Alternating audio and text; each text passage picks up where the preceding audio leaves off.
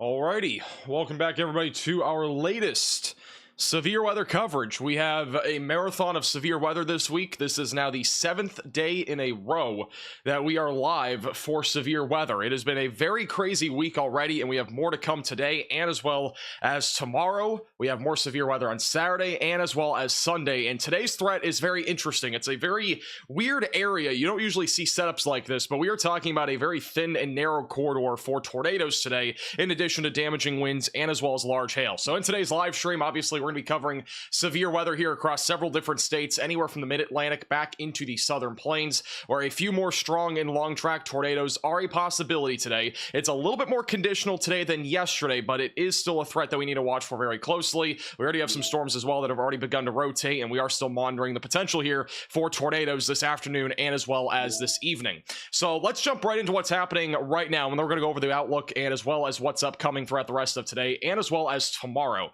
So we're going to go east to west. We'll begin with Kentucky, which is where we've had a few severe storms here over the last couple of hours, mainly between Prestonburg all the way back through Somerset, and this is where we're still dealing with some damaging winds, in addition to what we saw last night, in addition to a low-end chance for a tornado or two.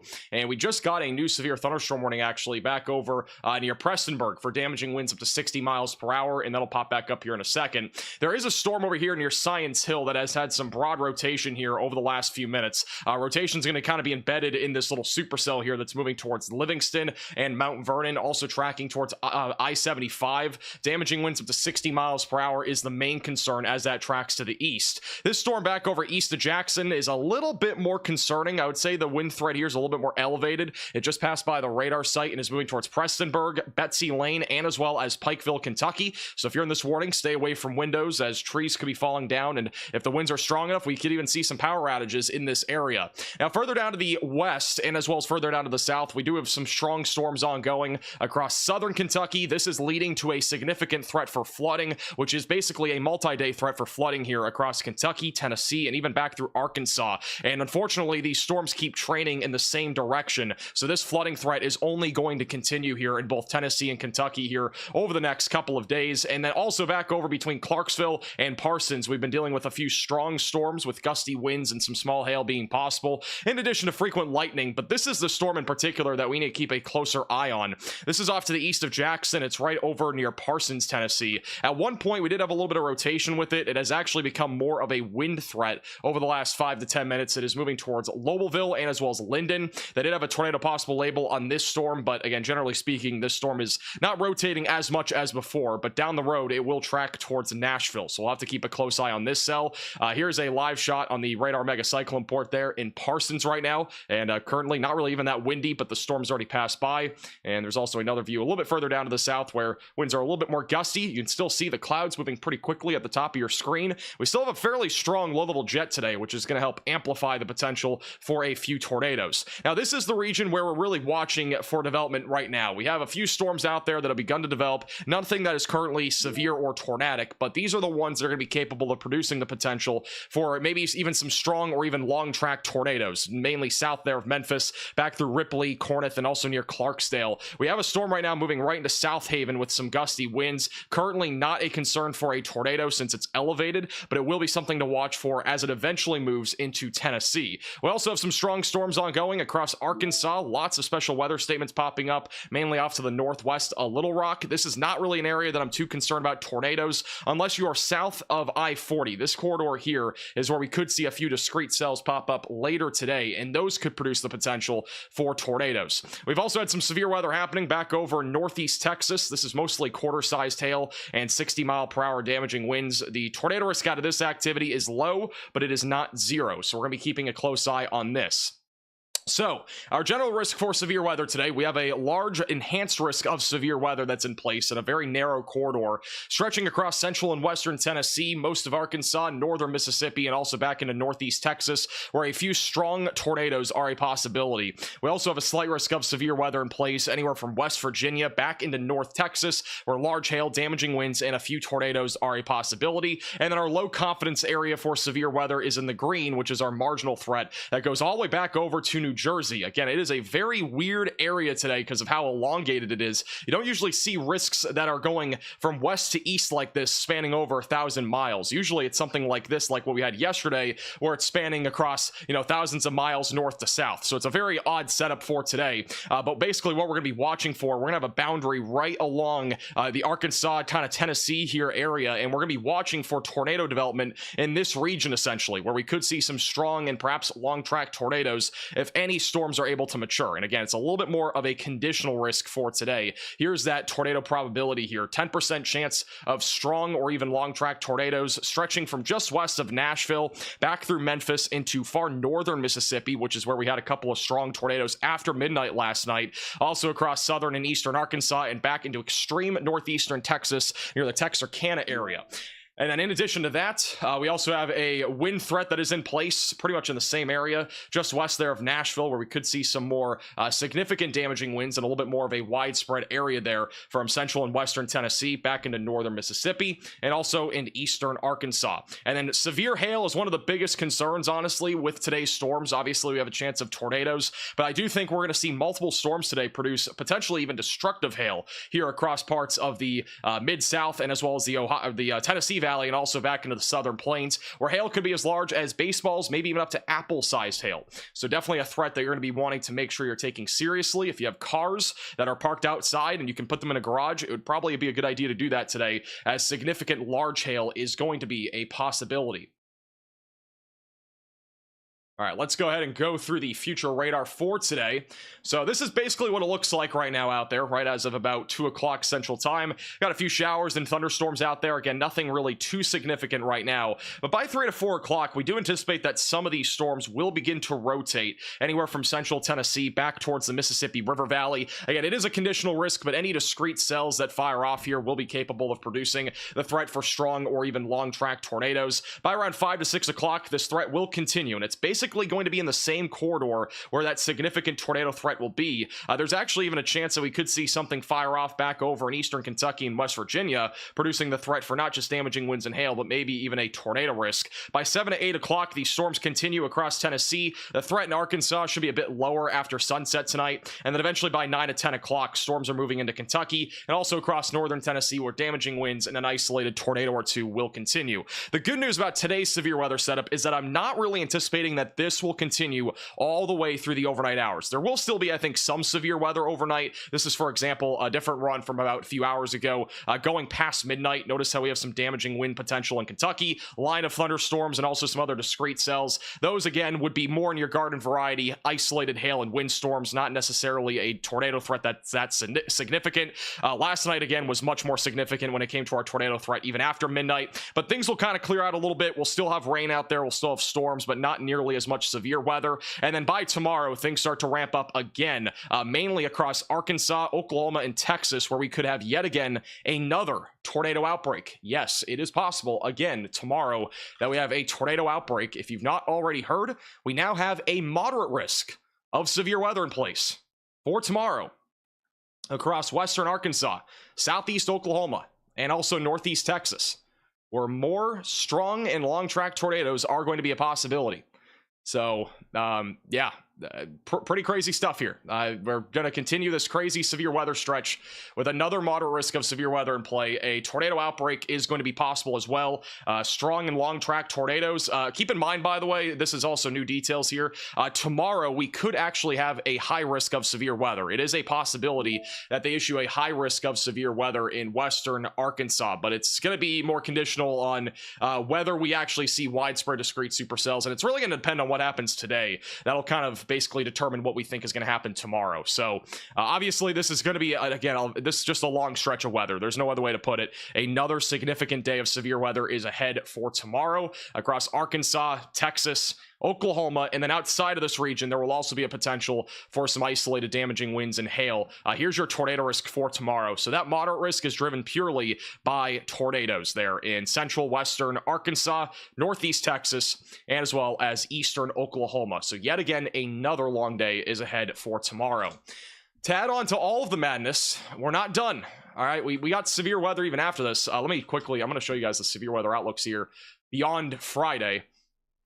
On Saturday, we have yet again another enhanced risk of severe weather in place in the same areas, pretty much. I mean, this is unbelievable, but we're going to continue to deal with severe weather in pretty much the same areas in Arkansas, Mississippi, and Louisiana, where more strong tornadoes are going to be a possibility. Significant large hail and damaging winds are also going to be a possibility in this area. And then as we go into Sunday, things start to quiet down a little bit and move into a completely different zip code back over in the southeast along the Gulf Coast, where some damaging winds, hail, and a few tornadoes are possible. But generally speaking, the worst of our weather is going to be really over the next couple of days. I think by Sunday things start to quiet down a little bit, and hopefully we do not have to go live on Sunday, because that would be a brutal stretch. I mean, again, if we went live including tomorrow, Saturday, and Sunday, that would be 10 days in a row of live streams. Also, they have just issued a severe thunderstorm warning here outside of Memphis. That is for damaging winds up to 60 and quarter-sized hail. This is what it looks like right now over in Olive Branch, Mississippi right now, far northern Mississippi. You can actually see the clouds pretty low in the horizon here. And this storm is not currently tornadic, but it is something we need to watch for in the long term, just to the south and east of Memphis. Winds are currently gusting, but nothing damaging quite yet. Again, we're still a few miles out from this actually being in Olive Branch. We'll keep a close eye on that. I don't know if we have Olive Branch on here. But yeah, let's see if I can get that. All right. Also, that's not it. All right, let's go to the flooding outlook for the next few days. Again, the weather is going to continue to stay pretty crazy. As we go into the rest of today, we are going to be dealing with a rare high risk of excessive rainfall across Kentucky, Tennessee, and Arkansas. This is an area that between the last couple of days and all the way through the end of the weekend, we are forecasting 10 to 15 inches of rainfall in this entire region. That is almost catastrophic for some of these areas, especially in low-lying areas. We are anticipating a significant flooding threat to take place here right near the Mississippi River Valley. So you're going to want to make sure you're ready for that if you're in Kentucky, Tennessee, or also back over in Arkansas. And it doesn't end there. By the time we go into tomorrow, we have yet again another high risk for excessive rainfall. This is a very rare situation, by the way. We don't get high risks of excessive rainfall that often, and especially in this many consecutive days, we do not see this very often. So we have another high risk of excessive rainfall tomorrow across central, western, northern Arkansas, and as well as southern Missouri, where again, more rain is expected, and it's likely going to be heavy throughout most of tomorrow, and it will likely lead to a lot of flooding, and it continues Saturday. We have yet again another high risk for excessive rainfall in Arkansas, western Tennessee, and western Kentucky, where we are forecasting a boatload of rainfall to fall in these areas. And I would honestly expect that we are going to see a pretty widespread area here, again, right around 10 to 15 inches of rainfall. In some locations, could actually be even higher than that. So let me see where we have the outlook here. So this is from the Weather Prediction Center. This does not already include what we've seen, but it is what is to come here over the next few days. And notice how right now there's a widespread area between now all the way through Sunday that'll pick up as much as 5 to 10 inches of rainfall, and even some localized locations as high as 15 inches of rainfall, which is absolutely bananas for this area. And again, this is just a forecast between what we're going to be seeing today all the way through the end of the weekend. This does not include what we've already seen. So what has already fallen for some of these areas is around 3 to 6 inches of rain. So we have even more coming for this area, which is just going to make this a very rare flooding event. In fact, this is about a 1 in 25, 1 in 50 type year flooding event that we are going to be seeing here across the Mid-South and in the Mississippi River Valley. And again, it's going to be a long next few days. Flooding is going to be a big concern. If you have any sort of friends or family in that region that live in low-lying areas, just make sure that they are, aware of this, and make sure that they have a plan ready to go in case they do have to evacuate beforehand, or even just make sure that they're aware of the potential for flooding and roadways that could be flooded over. Obviously, turn around, don't drown if you are on the roadways. So yeah, that's the general forecast, and once again, we are expecting more tornadoes today. We're gonna be live here throughout the rest of the afternoon and probably into the evening hours. Could easily be an 8-hour stream depending on how the severe weather goes. Probably will not be 12 hours or 16 hours, basically, like what we had yesterday, but it is still going to be a long afternoon and evening. We'll have a lot more time in this live stream to actually answer questions and as well as go over stuff that's happening. Since we don't have any active tornado warnings right now, we'll be able to kind of go over some questions and whatnot. Also, we are going to be getting some reports here very shortly from John regarding all of the crazy damage we've had yesterday and tornado stuff, so that will be coming up here shortly. All right, let's go to chat here. Hopefully everybody's having a good afternoon so far. Shout out also to Lay for the gifted memberships. Thank you, Bracken, for the super chat. Last night was my first tornado warning to seek shelter since moving to the south. That was insanely scary. Yeah, I'm going to show you guys something that's absolutely bananas. This was from yesterday. You might be shocked if you look at this, but this is all of our tornado warnings and severe thunderstorm warnings from yesterday. I'm about to tell you guys a crazy fact that I didn't even know was a thing. But yesterday, we had 728 severe thunderstorm warnings and tornado warnings across about 24 states. All right, 728. This is the map showing you all of those different warnings and as well as the flash flood warnings that we had in place. This was a historic day because the last time we had this many tornado warnings or severe thunderstorm warnings in a given day was April of 2011. So it's been 14 years since we've had something quite like this, which is just, again, bananas. So,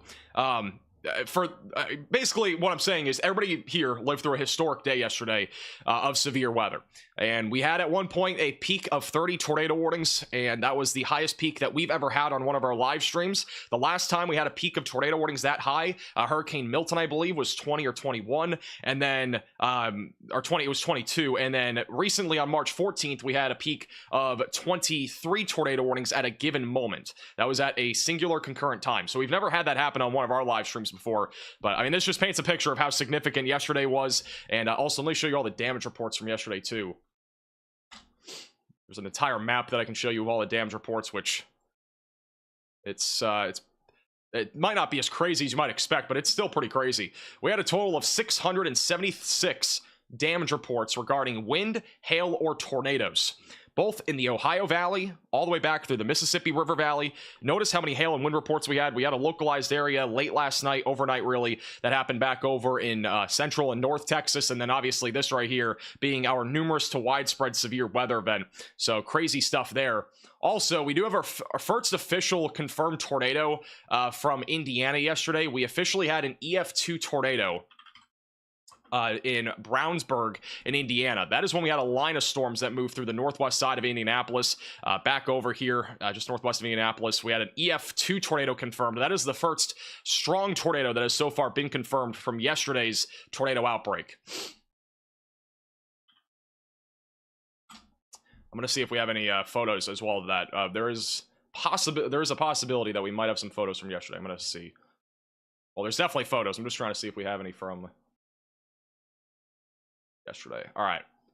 Yeah, okay, so far, just to give you an idea of all the confirmed tornadoes so far, again, this number is going to increase. Here are all the different tornadoes. We had a bunch over there in southwestern Ohio, a bunch of weak ones. We also had some south of Louisville, had one east of St. Louis, had a couple back over in western and central Missouri, had another one in southeastern Missouri, and we also had a couple back over here just west of Nashville, and some of these other ones are going to be from a couple days ago. So, yeah, we've had several tornadoes confirmed already. And I'm going to see if we have any sort of damage photos. We actually had an EF2 tornado, I believe. Okay, so we have a second EF2 tornado that was confirmed from yesterday. The latest EF2 tornado confirmed from yesterday was back over east of St. Louis. That was near Greenville, Pocahontas, and Mulberry. So this was actually an EF2 tornado. This actually was right next to the interstate. I'm pretty sure this almost hit the... was this the tornado? Yeah, this was the one near Greenville. This possibly damaged some businesses. Well, here's some damage of a home. We see there was like a McDonald's in this area, I think, that was near taking damage. We also had some EF0 damage. See some of the damage there. This is obviously this is not like significant damage, like not a home completely leveled, but it is still tornado damage. I'm gonna see. There was EF1 damage, okay, or EF2 damage. I found the EF2 damage. Give me 1 second.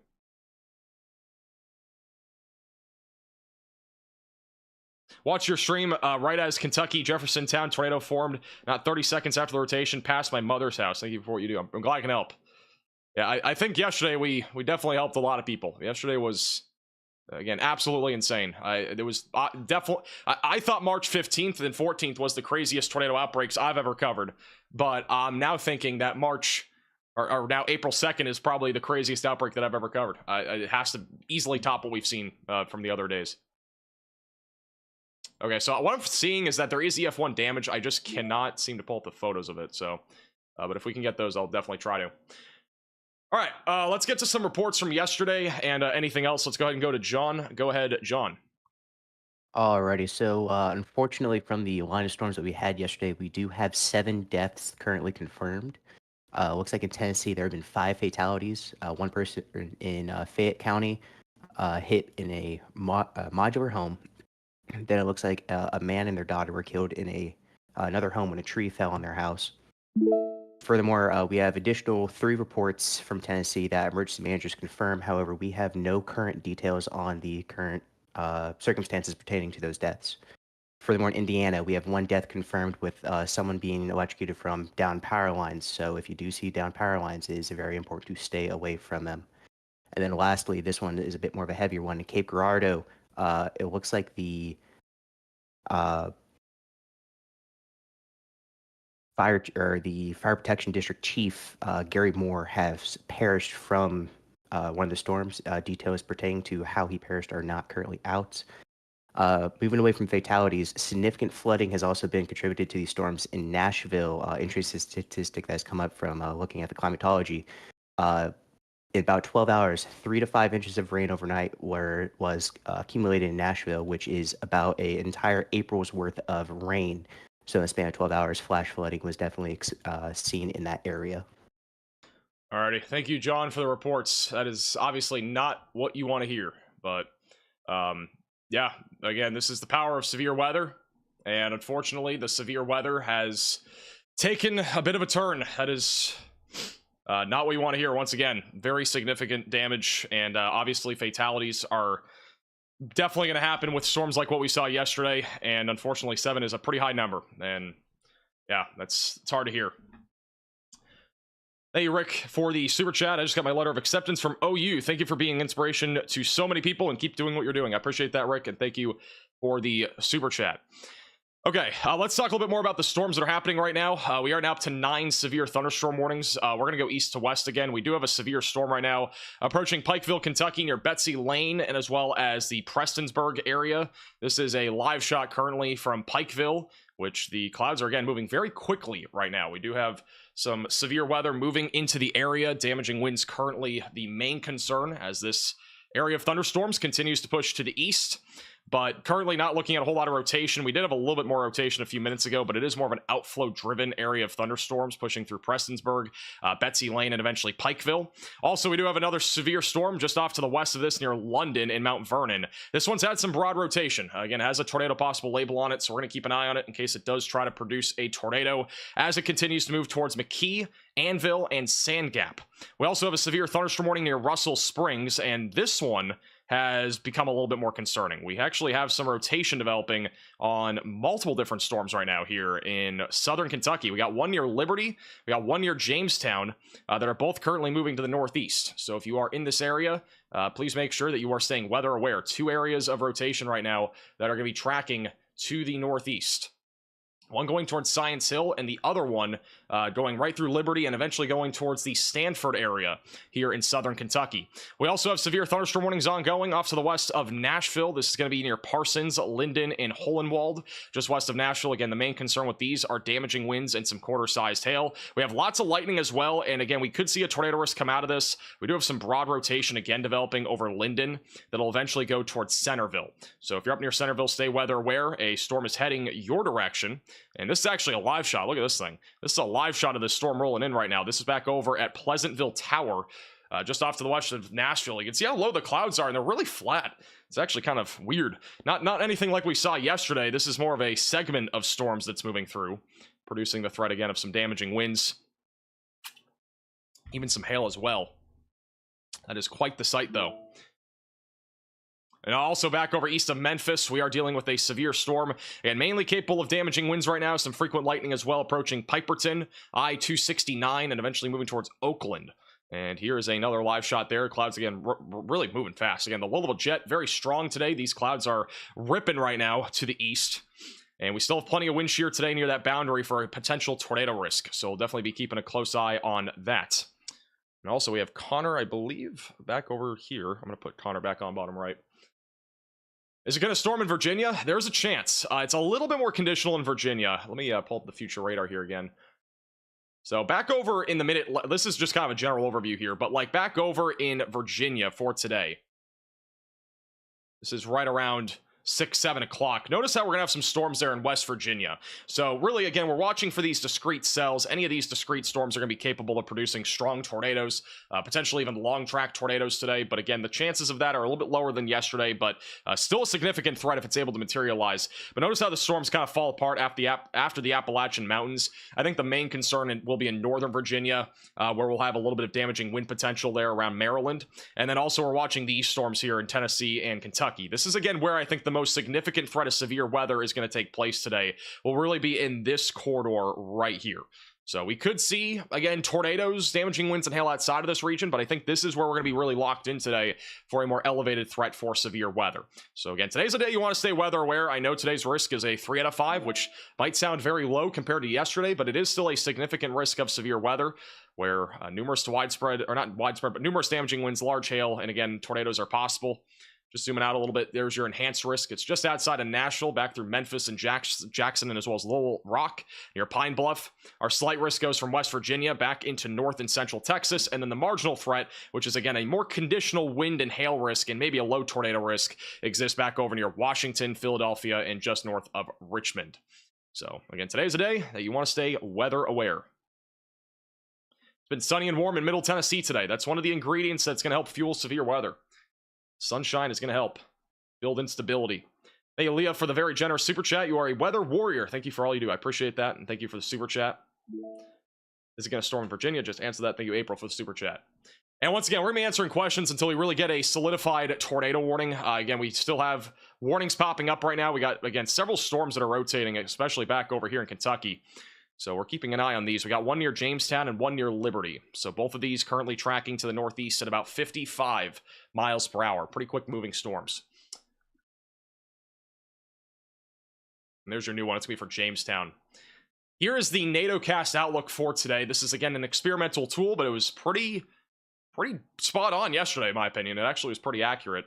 The NATOcast outlook here for today has our 15% tornado risk, which we don't have this in place, but our highest tornado risk essentially is in extreme northern Mississippi back into central Tennessee, just outside there of Nashville.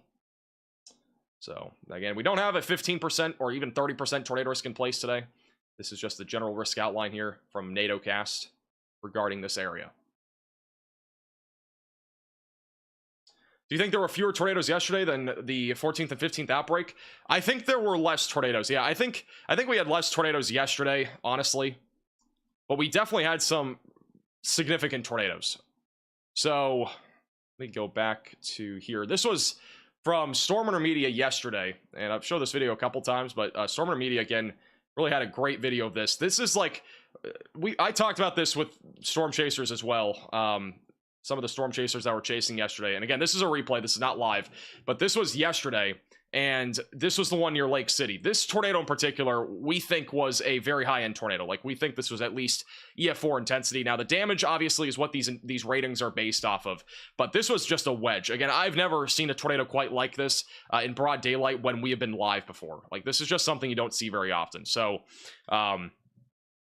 again, seeing something like this with yesterday's severe weather event really goes to show the power of the environment that we had yesterday, in addition to all the ingredients that were in play. We had so much wind shear yesterday, and just having a tornado like that appear out of thin air was absolutely unbelievable. I mean, that thing was tiny, by the way, to start.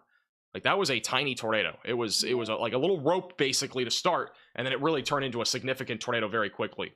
So, but in my opinion, I don't think we had as many tornadoes yesterday as we did on March 14th or 15th, but I still think we had a lot of tornadoes. Like, we probably at least had 2 or 3 dozen. So, we have a new severe thunderstorm warning going towards Centerville here in Tennessee for damaging winds up to 60 and quarter-sized hail. It's going to be moving to Centerville here over the next few minutes. And this is a live shot currently of that storm rolling in. Got a little shelf cloud here.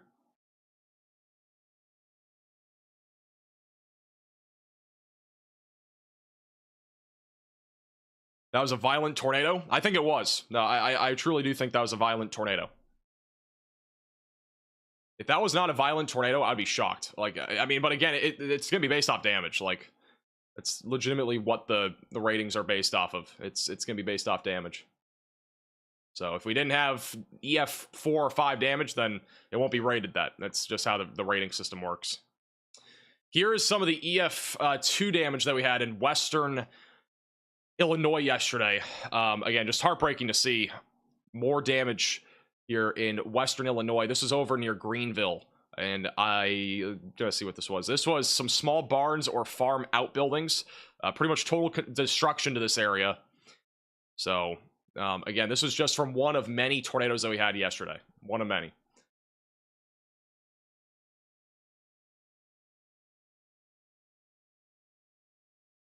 Did you see the CC drop for the tornado emergency after the live stream? I did, yeah.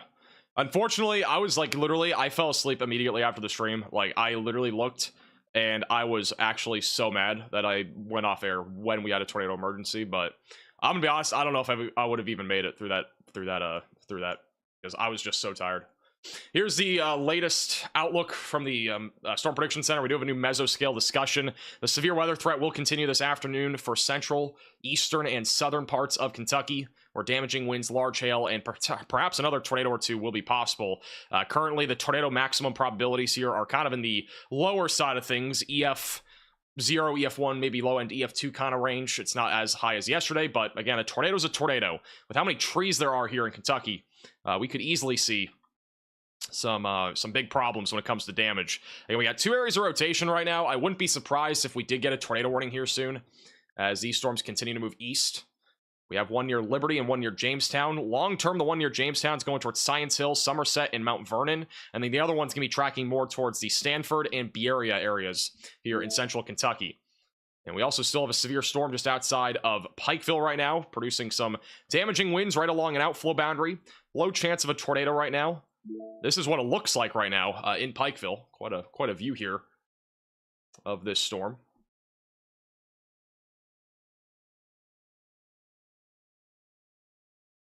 No problem, Donuts. Appreciate the generous super chat. Thank you also, Kunda Live, for the super chat as well. I appreciate that. Glad I could help you guys out. Also, shout out to Joseph with the PayPal donation. I really appreciate that. But yeah, this is a pretty good view of the storm. We'll keep an eye on it. I'm actually going to see... let's try to do this. We're going to go 3 cam view. And we'll have that at the bottom middle. And I'm going to put Connor on here. All right. Will it be bad in Alabama? I don't think Alabama is going to be that bad today. Again, I think it's going to be mostly off to your north and west. Again, these storms are along a very narrow boundary. That's basically what they're traveling along. Like, we basically have a boundary right here where there's a lot of wind shear available, and anything south of that boundary, we're going to have a favorable environment for tornadoes. So this is the general area of where we could see that more significant threat. But I don't think we're going to see much in Alabama today. It'd be mainly outside of Huntsville, near Florence and Moulton, where we could see some damaging winds, hail, and perhaps even an isolated tornado. But again, the risk overall is not nearly as significant compared to what we could see in Tennessee, northern Mississippi, and eastern Arkansas.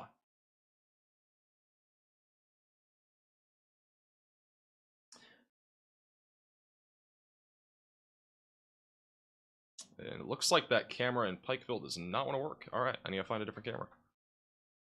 Let's see. We got Holden Wall coming up. Let's go Pleasantville.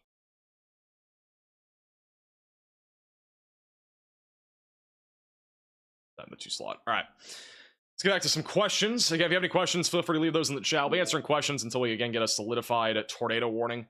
Actually, let's go over to Waynesboro real quick. I do want to go full screen to that. What it looks like right now in Waynesboro, Tennessee on the HazCam. This is a severe storm that's rolling in just to the north of Waynesboro. It looks pretty sketchy out there.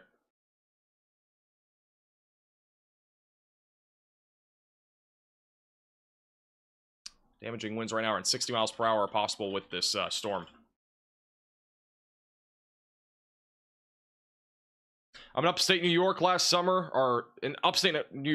we had a record amount of tornadoes. Is this something that'll occur to trend up, or is it just rare? I honestly think, generally speaking, tornadoes are going to continue to increase, especially since the surveys for tornadoes as well have continued to, like back in like 50 years ago or even 100 years ago, not every tornado was even able to be surveyed. So I do think the number of tornadoes that we've had and will probably continue to increase. Like, I don't think that number is going to, decrease or something like that.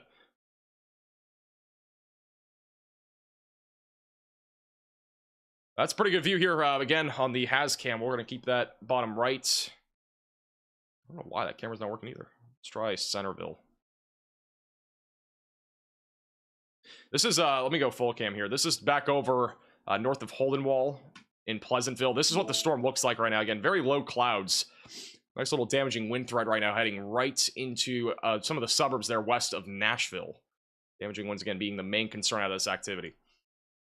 Sorry to recommend you to people after yesterday for weather info. People have been looking into you today. I appreciate that, and thank you for sharing our channel. Yeah, again, I've said this a lot. I said this the last few outbreaks that we've been live for. But guys, I really recommend, like, if you have friends or family that need weather coverage on any given day, honestly, YouTube's the place to go. Like, it's commercial-free weather. We don't have commercials on this channel. We run... But we do videos almost every day, other than the last 2 days, because I haven't been able to wake up early enough to do that. But we literally do weather coverage all the time for weather events. And I honestly think YouTube and these platforms are the places to go. I really do. I think the future of weather is going to be on social media. And I think YouTube is one of the best places to get your weather information. Like, I just think the coverage is, it's amazing. Now, I think news stations are still an important role. I think news stations need to still exist. I think, for localized events, like yesterday, for example, we had 30 tornado warnings. I can only cover a handful at a given time.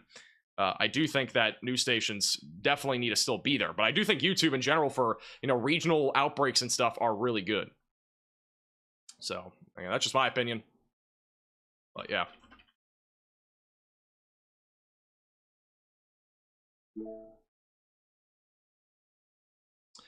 This storm over by Hickman County, that's going to be just to the south of Lowellville. This was just upgraded to ping pong ball sized hail. And there's, again, a lot of lightning on this storm approaching Hohenwald and eventually going towards Centerville and Pleasantville. So just north of Waynesboro. Again, a large hailstorm right now. There's a little area of rotation that we're going to have to keep an eye on. It's pretty broad. We got a little hook on this thing going to the north. Again, bottom right of your screen is a great shot of the storm right now in Waynesboro. Go back full cam to the Waynesboro storm.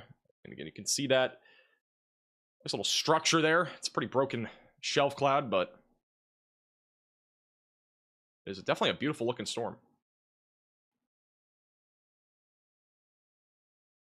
What is Oklahoma expecting in terms of weather over the next few days?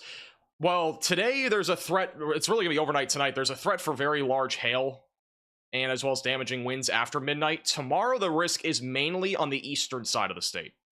All right, so let me just zoom out a little bit here. So again, today I'm just going to go day by day here for the severe weather threats. Because we have a threat of severe weather, again, every day for the next, 5 days. So for today, we have an enhanced risk of severe weather in place. Northeast Texas, Arkansas, Tennessee, Mississippi are included in that. Slight risk, again, goes all the way back over to West Virginia. Marginal threat back over towards the East Coast. Tomorrow's risk is probably going to be the most significant out of the next few days. If not, maybe even Saturday could be. But Friday right now looks like we could have another tornado outbreak. This would be across parts of Northeast Texas, Central and Western Arkansas, and Eastern Oklahoma, where strong and long-track tornadoes are going to be a possibility. And then further off to the west, we're mainly talking about hail and wind. So for those in Oklahoma, not really expecting much of a tornado risk unless you are either in the enhanced or moderate risk. And again, I know this looks crazy. I know we just came off of a high risk of severe weather, and you're probably thinking, how in the world do we have another moderate risk of severe weather? Are they just going crazy? No, the environment is just that favorable. I mean, again, this storm system in general is just insane. Like, I've never covered anything like this in my lifetime, and I don't know if I've ever seen something like this in my lifetime, where we have multiple days in a row of significant severe weather possible, and then also adding onto that, we also have a threat for a ton of flooding.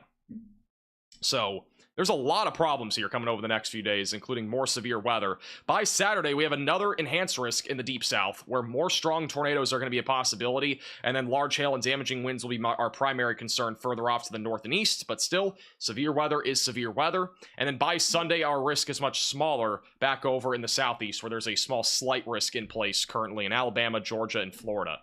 So I would fully expect that we're going to be live here again every single day, all the way until at least Saturday. If not, we could even be live on Sunday. It's going to be a very long stretch of severe weather. And I I don't know what to tell you guys. I mean, again, I've never covered anything quite like this. We're going to be running for possibly 10 days in a row of being live on this channel, which would be insane. So, being live 10 days in a row would be quite something, to say the least, because we've never done that before. I don't think, at least. I don't know the last time we went live for even a week straight. It was probably last spring, if I had to guess. Maybe 8 days is our longest consecutive coverage days, and I think that might have been May of last year. I'm not 100% sure.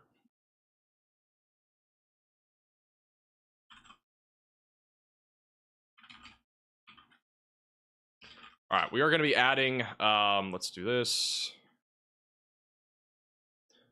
All right, Pleasant. Oh, actually, let me go back up here to the north. I do want to check back in. The Pikeville storm was kind of interesting. Look at the Pikeville storm. Holy cow, look at that thing. This is a storm right now rolling into Pikeville, Kentucky. Got a huge shelf cloud on this thing. Wow.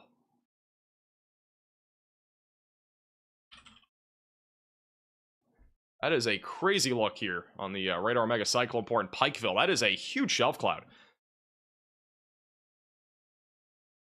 I want to put this full screen here.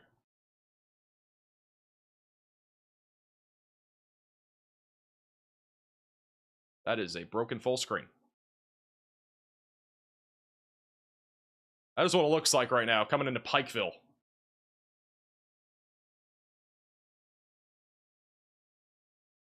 It's a massive shelf cloud. That's probably the largest shelf cloud that we've seen in the last couple days. We had some big ones back in mid-March with the other outbreaks, but that's pretty crazy. Thank you, Bernie, for the super chat. What's better, YouTube super chat, Venmo, or PayPal? Venmo and PayPal are the best ways to donate. Do you think Clarksville, Tennessee will actually get tornadoes? It's possible today, but it's a lower chance, I think, for Clarksville. I think really our greatest threat is going to be between, it's really going to be between areas from, like, Nashville, back in, like, northern Mississippi, and eastern Arkansas. It's, like, the main areas to watch for.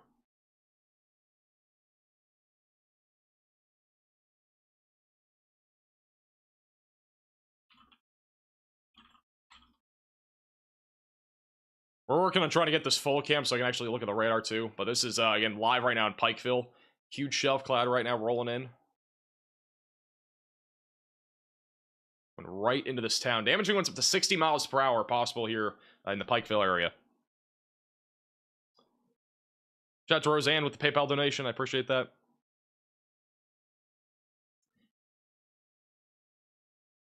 Thank you, Kat. Appreciate that. Cheese Curd is happy sometimes. He's only happy when I'm not live streaming.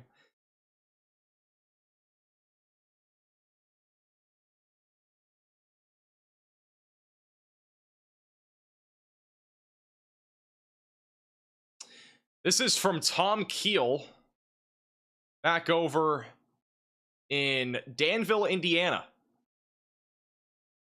This is from yesterday's storms. We had a flying trampoline. Tossing trampolines on Tacos Tuesday is coming a day late.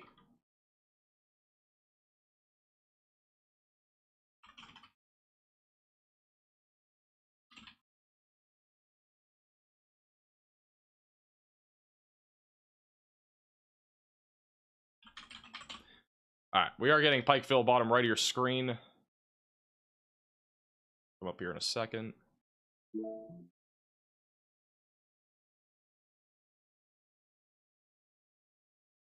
All right, let's go back over to these storms as well. The severe thunderstorm warning actually was canceled for that storm going towards Pikeville, despite there being a massive shelf cloud rolling in. Again, that shelf cloud will be bottom right of your screen here once it pops up. There's a huge shelf cloud rolling in, and this storm is no longer even severe. With that said, it has a little hook to it, and as it moves into West Virginia, there could be a little tornado concern with this as it moves to the east. So I'll have to keep an eye on that. All right, back over to the west, south of Danville. Again, we do have severe thunderstorm warnings here in place. We got multiple storms that have been rotating. Nothing that is currently tornado warned, but we do have a couple storms just to the south and west of Jamestown. Another one off to the northwest of Somerset, and another broad area of rotation going towards Stanford, Berea, and eventually towards Sand Gap. So a few areas of rotation that we need to keep an eye on. And no tornado warnings actively, but I do think we're going to start to see some pop up here pretty soon. And as we go throughout the afternoon hours, the tornado threat will begin to increase.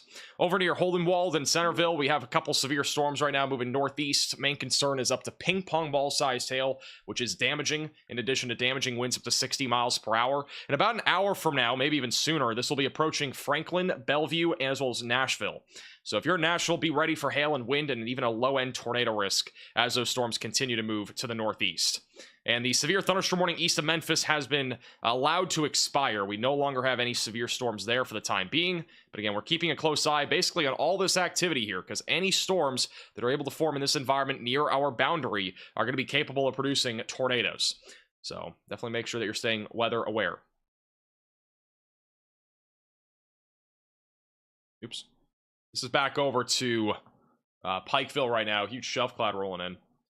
Shout out to Nikki for the Venmo donation. I appreciate that.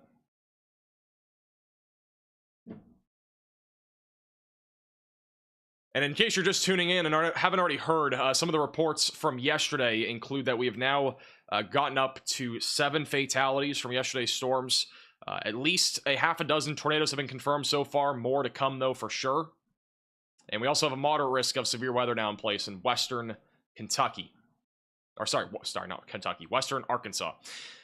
And also, I didn't really point this out, but we do have a tornado watch in place, in case you have not already heard. If you live in this area, you would probably already know by now, but if you're in southern or eastern Kentucky, central, southern, western Tennessee, northern Mississippi, and eastern Arkansas, you are included in a tornado watch. This rolls all the way until 10 p.m. Central Time, with a few tornadoes being likely. Damaging winds up to 70 miles per hour being likely, and then ping pong ball sized hail is really our main concern right now for hailstone sizes. And if anybody wants some good news, I know we've had a lot of bad news recently, but I just want to give you all a little bit of good news just for a moment, because I think we all need some good news after everything that's been happening and what's to come here over the next few days.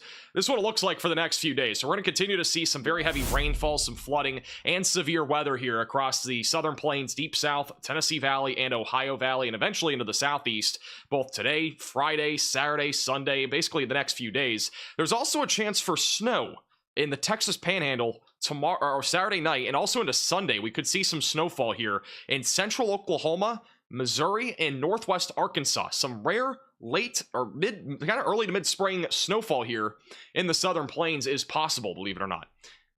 But the good news really is what comes as we go into Tuesday and Wednesday. Look at this. The weather is somewhat quiet. There's very little to no severe weather really coming next week, it looks like. And then our next big storm system will be sometime a little bit later into March, probably around March 15th to 22nd. So there's some good news on the horizon. It's not all bad news here, all right? I know we've had a lot of bad news, but there is some good news. But it's just going to take some time. It's going to take some time.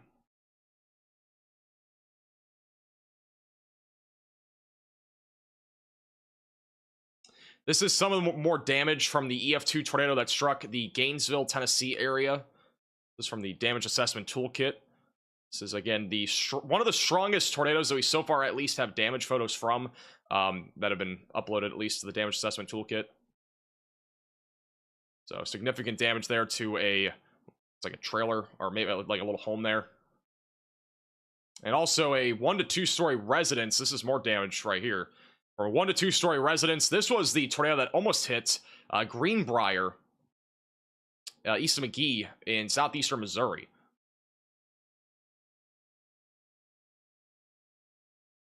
And this is definitely not what you want to see. But that is more significant damage there from the tornado in southeast Missouri. A car heavily damaged, a little building here completely destroyed pretty much. And I'm pretty sure this was a trailer home park, but again, there was major damage yesterday. That was the tornado that struck. I'll show you the map here. This was, again, your Greenbrier, east of Shook, south of Marble Hill here in southeast Missouri. West of Cape Girardeau, this was our PDS tornado. So this was not the tornado that was about to hit that animal hospital, but there was definitely some significant damage.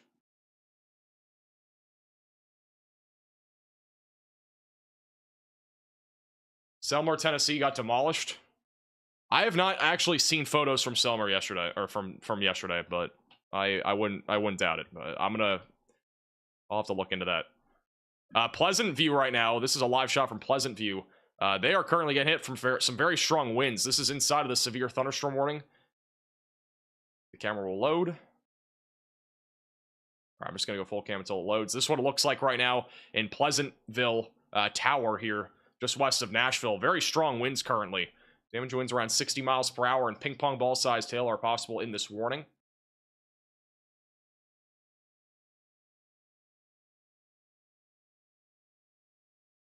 Visibility's dropping pretty quickly too.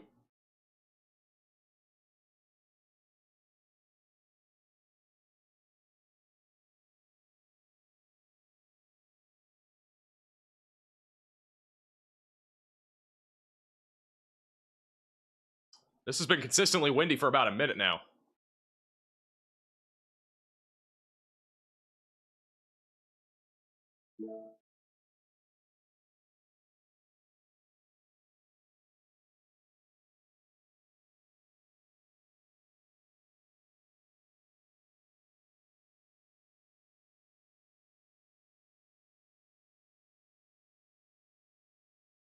Shout out to Michelle with the very generous super chat. Great coverage as always. So many thanks. When you say the environment is favorable for severe tornadic weather, can you explain what that means for us weather newbies? Basically, there's a lot of ingredients when it comes to tornadoes and severe weather. And there's a lot of complicated ones that are going to be hard to teach in just one simple, sentence. But generally speaking, some of the most key ingredients include things like, steep lapse rates. That's one of them, basically meaning our temperature is decreasing rapidly as we go higher up into the atmosphere. Basically creates more instability, which instability is what fuels severe storms. Also, before I keep talking about this, I want to go to Decatur real quick. This is in Decatur in Tennessee. It looks like we have some hail coming down. Question will be if the camera loads, which right now it is not. Alrighty. Oh, there you go. Looks like we got some small hail currently falling in Decatur.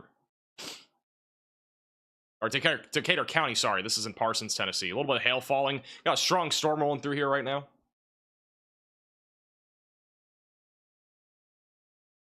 But, yeah, what I was saying basically is, again, the wind shear is one of the more important things, though. We need wind shear for tornadoes, and one of the other things you need is the winds basically changing as we go throughout height. So yesterday we had really impressive hodographs, basically a lot of wind shear in the atmosphere. So winds at the surface, for example, might be coming out of the southwest, and then as you go aloft, they continue to change directions, and that is going to help to spin up tornadoes with any discrete supercells. So, yeah, there's a lot of different things that go into severe weather, but those are some of the basic things. I could go all day about, storm relative helicity and a bunch of other stuff, but I don't want to overcomplicate that type of answer. Apparently the Selmer, Tennessee tornado preliminary is an EF3 tornado, maximum sustained winds of 150 miles per hour. So that is at least what I'm seeing in the chat, which I honestly would not be surprised by. We had a significant tornado last night, in case you've not already heard, back over there near Selmer, which is this town right here west of Savannah. Unfortunately, a lot of damage in that area. And just to give you some perspective on what that storm looked like last night, we were still alive when this was happening. It was very late last night. Actually, I don't think I can show you because this radar will not go far back enough. I'll pull it up on the other end here. Pull it up on my live stream from yesterday.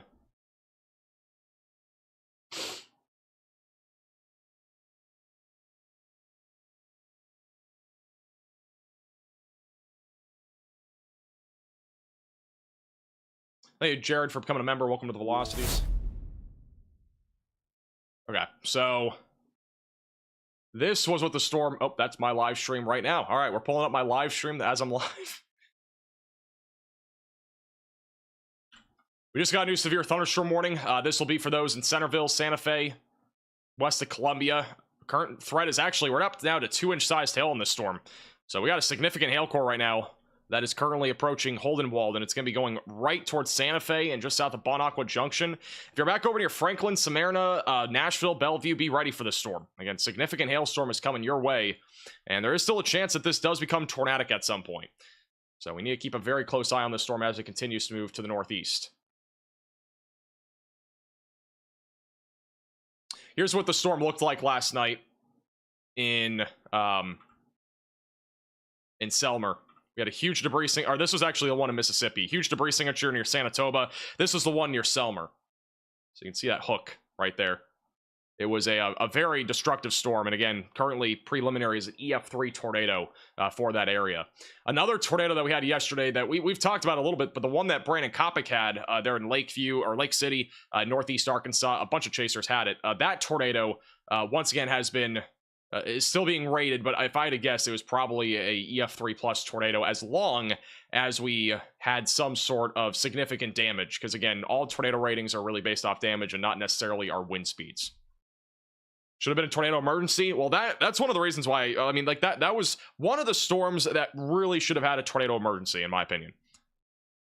The one there in Selmer, that should have been a tornado emergency, in my opinion. It had everything there for it to be a tornado emergency. The one that began south of Memphis and then eventually crossed into Tennessee here, that one did have a tornado emergency, which the other one again should have had one, but hopefully everybody in that warning is okay, but I'm not sure if we've had any fatalities in that area yet. If John figures that out, we'll let you know.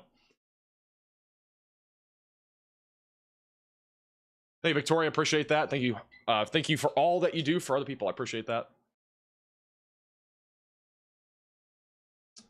Actually, we might actually have a damage report. South of Jonesboro, the tornado that happened south of Jonesboro, so this one was not the tornado emergency, but we did have a tornado south of Jonesboro that was confirmed, and this was an EF1, I believe, or EF0. So we've at least had a tornado confirmed in that area. You can see that tree completely snapped there. So that's just one of the examples of one of the tornadoes that we had yesterday. More than anything, tree damage it looks like in this area. A little quick EF0 through just east of Fisher, near Brushy Lake in Arkansas. Look how those trees just snap. So that was from a tornado yesterday, but that was again on the low spectrum of things. Our more significant tornado again was the one near Lake City.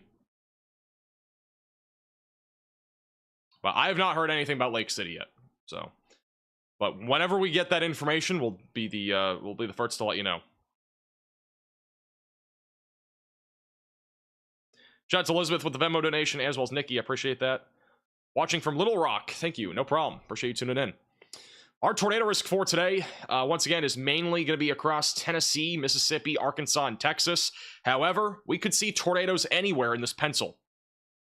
Anywhere from Pennsylvania and Washington all the way back towards Dallas. So expect the severe weather threat again to be increasing over the next few hours. I do think our peak for the tornado threat today will be from about 4 to about 8 o'clock. It's kind of a broad time, but I think that'll be kind of our ideal time for severe weather, including the potential for tornadoes. And Connor is on a cell, bottom right of your screen. He's on a little storm. Looks like the one that's just to his north. We got a little cell right now heading towards Holly Springs. Currently not severe, but this will be one of the ones to watch for a long-term potential for a tornado. And we'll also have to watch the one just west of Bolivar. These are the kind of storms that are firing up right now that are going to be capable of producing tornadoes if the environment is going to come together. We don't know if we're exactly going to see tornadoes again today. It's a little bit more of a conditional risk. I think we'll see at least a couple, but generally speaking, strong and long track tornadoes might be a little bit harder to have happen today, just because the environment is not nearly as favorable. It's again a very thin corridor. We also have had a lot of cloud cover out there, so the instability is lacking a little bit. But these are the types of storms that here over the next few hours we need to watch for very closely. Back over into Kentucky, we do have severe thunderstorm warnings in southeastern Kentucky near Somerset. We've had some rotation with these storms over the last little while. The most rotation that we're seeing on any of these storms is the one right now near Route 150 approaching Berea, going towards Sand Gap and Irvine. So potential tornado threat out of that right now has a tornado possible label, and this is currently tracking to the northeast, eventually going towards Irvine, just south of Richmond. So if you're in that severe thunderstorm warning, I definitely recommend staying away from windows. Damaging winds is likely in this area as well.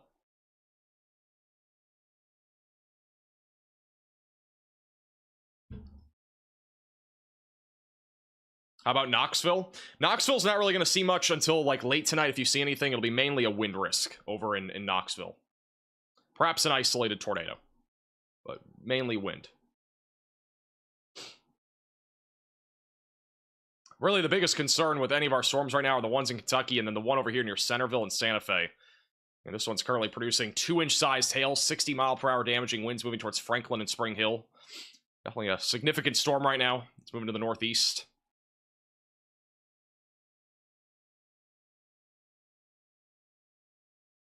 We'll have a couple more cameras coming up here, so we'll keep a close eye on this.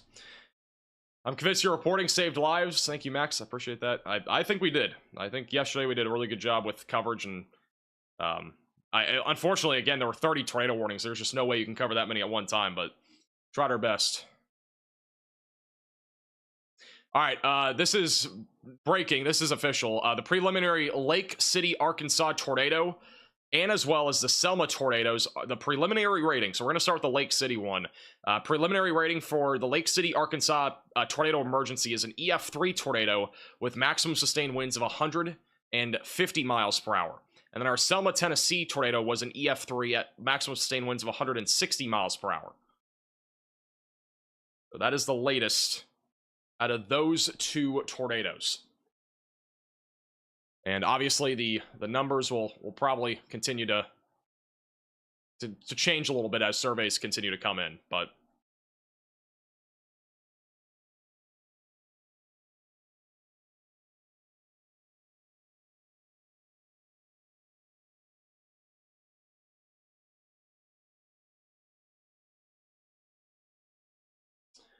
hey, Pineth, for becoming a member. Welcome to the Velocities. Welcome back. Will Dallas get anything today? It'll be mainly a evening to overnight threat. I don't think we're going to see anything really until after midnight. It's going to be kind of like last night where storms fire up really late and then they produce large hail and maybe a very low tornado risk, but it'll be mostly large hail and damaging winds out of those storms. Hey, Jessica, for becoming a member. Do you agree with those ratings? I can't really argue with ratings. I'm not gonna lie. Like, guys, I think the rating system is like, it's literally based off damage, right? So all the tornadoes that we have, if let's say like what we saw yesterday, let's say that wedge tornado that happened in Lake City hit only a field and there's nothing there, it's just dirt, they would have probably rated it EFU, basically meaning they couldn't even rated it, because everything is based off of damage. It's not based off of what the winds are. So it's very difficult nowadays to actually get an EF5 tornado compared to, you know, back in the 2000s when we had the F scale. It was way easier because it was more based off of, you know, different things. It wasn't just based off damage. So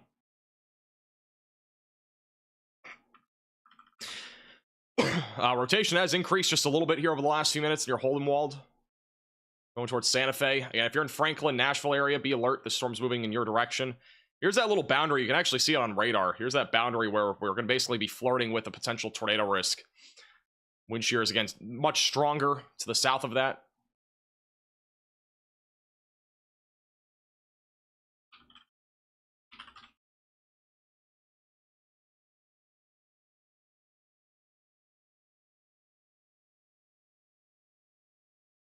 Largest tornado in recorded history was an EF3 because it was mostly in fields.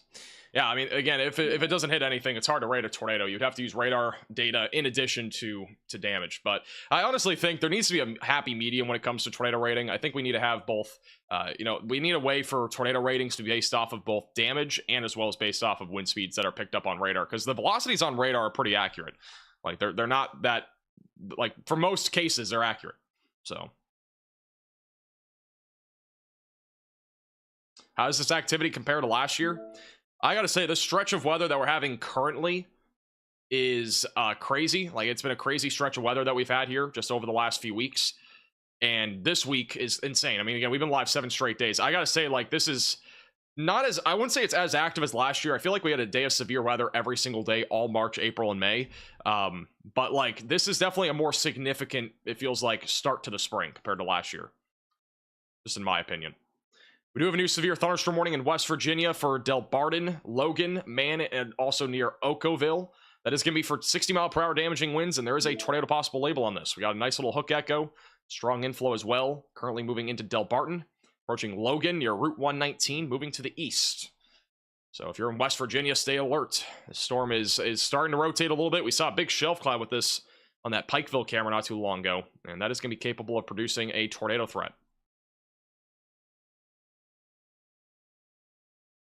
Tuning all the way in from Brazil and South America, yesterday's outbreak shows how things can go from calm to chaos in a matter of minutes. Never underestimate the atmosphere. Thanks for all your amazing work and stay safe. Yeah, there was so. I mean, I don't really care too much about this, but there was a lot of people like at 5 p.m. when we were, I still felt like an hour or two away from our peak of severe weather happening. A lot of people in the chat were saying, "Oh, it's already a bust, like nothing's happening." Like you got to be patient sometimes with these outbreaks, especially with the one we had yesterday, because again, it can change in the flip of a dime. Like with how favorable the atmosphere was, it really only took a couple of storms for things to go absolutely bazooka. Like it really got crazy. So, I mean, we literally had one tornado warning at 5 p.m. Central Time, and then we had like 20 at 6 p.m. I went back and watched my stream from yesterday, and that's what ended up happening. So, John, I did not. I don't think.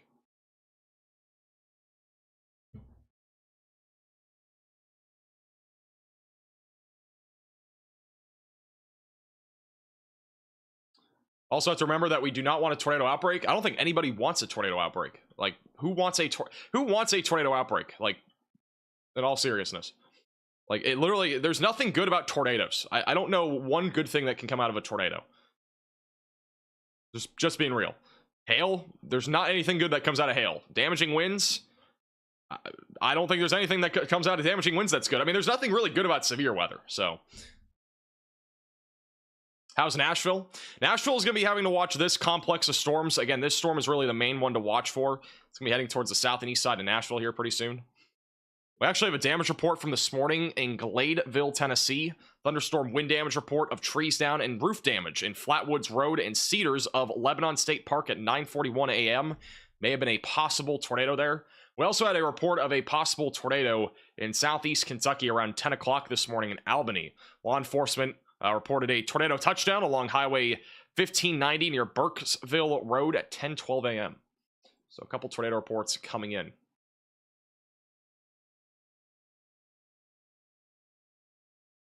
Should I be concerned in Tyler, Texas tomorrow? Well, I think really for tomorrow's threat, I'm going to pull up the risk here. This is tomorrow's threat. And so essentially, I mean, if you're in Tyler, you definitely need to be on alert. Fort Smith, Conway, Hot Springs, Pine Bluff, Little Rock, Shreveport, Jonesboro. Again, this is an environment where more strong and long track tornadoes are going to be possible. I could see this risk growing a little bit. I think the enhanced risk will be more like this in tomorrow's outlook. And then our moderate risk could even be pushed back a little bit more to the east. And we might even have a high risk. Again, tomorrow could be another high risk day. We'll have to wait and see. But the environment tomorrow looks extremely favorable for another tornado outbreak. So just for comparison, this is our environment for today. So let me go to Ohio Valley here. So this is our environment for today. Again, we have a boundary today. It's a very different tornado setup compared to what we had yesterday, because basically all the tornadoes that are going to be trying to form today are going to be in a very narrow stretch. I mean, this is basically our stretch by around 5 o'clock this afternoon. It's a very thin area, but it will be shifting. So it's going to go from south to north, north to south, that sort of thing. So this is by around 6, 7 o'clock. Just notice again, this boundary is very consistent. That's where our significant tornado parameter values are the highest. That is where strong tornadoes are going to be a possibility. Notice what happens as we go into tomorrow. Look at how there's not a boundary. Instead, we just have an area where we have a very strong area of low-level winds that's going to be dipping down here into Arkansas, Texas, and Oklahoma, and that's going to amplify our threat for strong and long-track tornadoes. And again, tomorrow's environment for our tornado parameter values are pretty high. This is not far off from what we just had yesterday here in Arkansas, Texas, and Oklahoma. The difference really is that it's not as widespread of an area. This is much more localized. So, yeah, again, this is going to be another significant day, I think.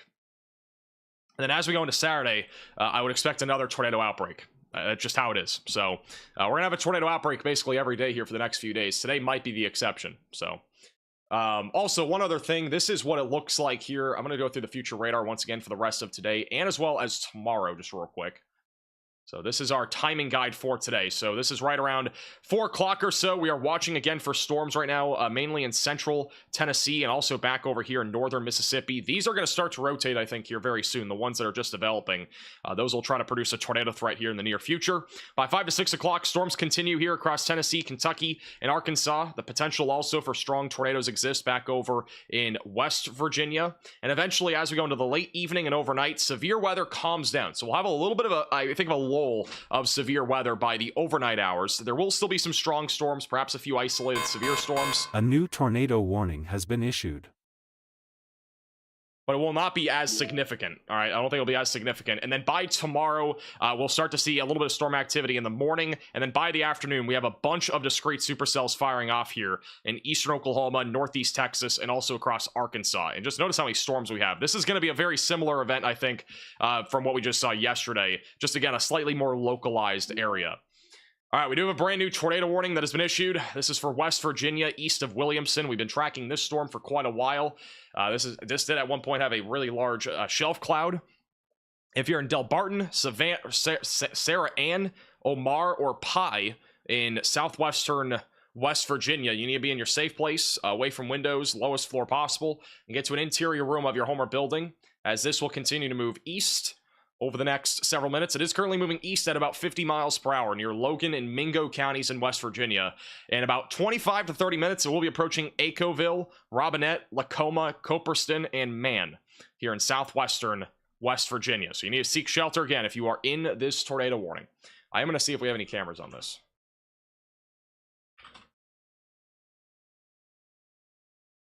But this is the first of many tornadoes or tornado warnings to come today.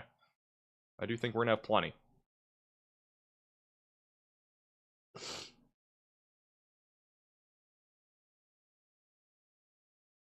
All right, there is a camera back over near Holden, so we'll keep an eye on that, but it's a little bit further up east.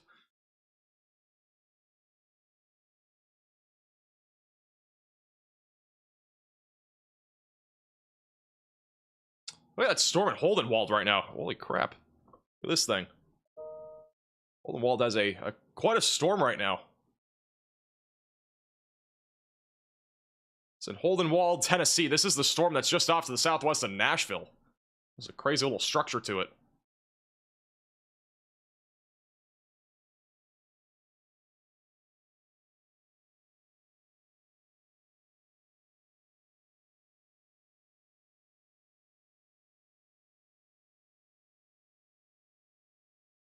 Keep an eye on that storm. I'm going to keep that bottom middle. This is the storm that's near Centerville in Tennessee, moving towards Franklin. It's a big hailstorm right now. Again, the tornado threat is possible with this as it continues to move northeast.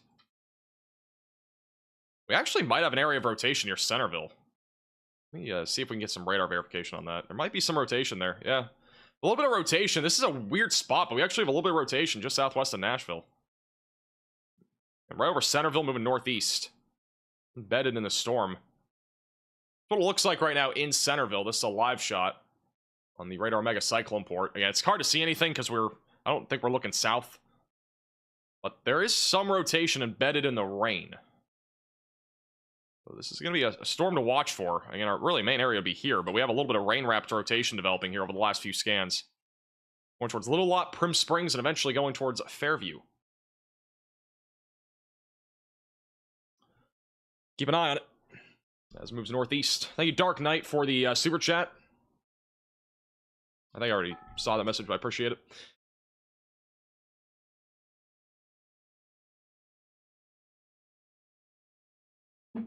Memphis, Tennessee, can't catch a break. I'm really struggling with anxiety. Flooding is already catastrophic. Thank you so much for what you do with keeping us safe and keeping us informed. I'm completely misreading this message. You saved so many lives with your dedication. I appreciate that, and thank you, Rescue Angel, for the super chat. Yeah, again, anxiety is a tough thing to overcome with severe weather. You know, I don't really I think one of the best things just to do when it comes to severe weather is just, you know, just be prepared. I mean, if you're prepared, I think you'll be fine. Like that's the biggest thing. If you're watching like this stream, for example, I think that's a pretty good indication that you're prepared. If you're not watching the stream, then I mean, there are people that don't watch the stream, and those are the people that are usually not prepared. Right? Or either that, or they're just, you know, watching some other source for weather, which is fine. But if they're not watching any source of weather, you know, it doesn't have to be my live stream. If they're not watching any source of weather on like a big day like yesterday, even today, that probably means they're not prepared and they don't really care. So as long as you're prepared, you're fine. I don't think there's any, I don't think you have to be scared about it. All right, let's go to John. He has some reports from yesterday's storms. Go ahead, John. Alrighty, so we now have more reports coming in. It looks like we now have 2 more tornadoes that have been confirmed. The first one coming up is in northern Indiana. This storm was tracking southeast of Rutland through the town of Bourbon and ending in Etna Green. This tornado was on the ground for 18 minutes, covering 18 miles. And the peak winds recorded was 105 miles per hour. So fortunately, that is in that EF1 rating. Damage was most significant in Bourbon. However, it does seem that the reports indicate that it intensified mostly on the northern side of town. So thankfully, it did not pass through the town of Bourbon at maximum strength. Debris was scattered everywhere. Garage doors compromised, scattered trees, power poles damaged. But overall, thankfully, no injuries reported. And then the second tornado report that just came in was an EF2. This struck Ballard, McCracken counties in western Kentucky. This was the Paducah storm that was interacting with that radar site. It touched down near Gage, traveled 19 miles, reaching up to 1,000 yards wide in peak winds, estimated at 114 miles per hour. Tornado caused significant damage, structural damage to several barns and outbuildings, and hit a church that was heavily damaged. And unfortunately, 4 people were seriously injured. Fortunately, however, no fatalities were reported of that. This storm also clipped the Paducah Airport, or Barkley Regional Airport, where the National Weather Service office is at. So they had to take shelter for that storm. So that's the current update with all of our tornadoes. Alrighty, thank you, John, for the updates. So that was the Paducah tornado. That has been rated EF2. Here's a path, by the way, for those that are wondering. This is the path. This is actually a pretty sizable path, too. You can see west side of Paducah, north side of Paducah, starting near Gage. Look at all those different damage reports and tallies and stuff like that as well. So a long-track EF2 tornado right near Barkley Airport. That's what he just mentioned here. EF2 tornado damage, and this is one of the photos there from that airport of significant damage. Looks like to a building, and it looks like it may have just narrowly missed like actually hitting the airport. But that was one of the damage photos here, and then some trees snapped as well. But yeah, that was from, again, yesterday's storms, or last night's storms, if you will. Real quickly, I do want to go back to the 3. I'm actually going to go full cam to this. This is back over this camera right here in Waynesboro, Tennessee right now. That's not Waynesboro. This is Waynesboro. This is what it looks like in Waynesboro right now. Look at that shelf cloud back there. This is a really crazy looking storm. This is the one just off to the north of Mount Pleasant, northwest of Columbia. Very impressive looking storm here. Right near the boundary. So again, this is one of the storms that we are monitoring for a potential uptick in a tornado risk as this continues to move northeast. It's going to be approaching Santa Fe and Spring Hill here pretty soon. That is an impressive looking storm right now.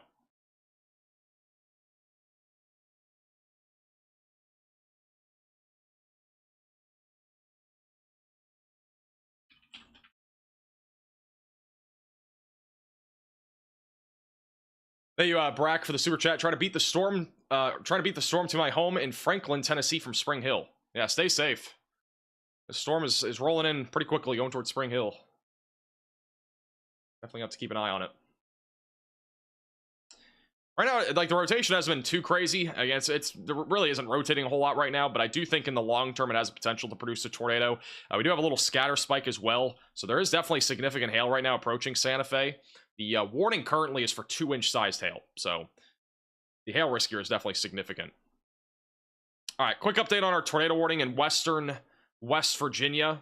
Rotation's actually been a bit weaker here over the last few minutes. Our main area of circulation is right over Del Barton, approaching Sarah Ann, and currently tracking to the east. This is the other radar site. This actually might be a better view of it, but the velocities have been a little bit broader over the last few minutes. If we had a tornado, it'd be approaching Omar, Sarah Ann, and eventually approaching Man in McConnell. So if you're in this area, make sure that you're staying away from windows. All right, another report from John regarding flooding. Go ahead, John. All right, so this is a new flooding report coming out of Western Tennessee this afternoon. In northwest Germantown, located in Shelby County, we're getting reports from amateur radio that there's flash flooding. There was a report of 4 feet deep water at an intersection of Humphreys Boulevard and Kirby Road, with multiple cars submerged. So just as a remember for everyone watching that's in the area, turn around, don't drown, do not go into standing water, especially if you cannot see the bottom of that pond.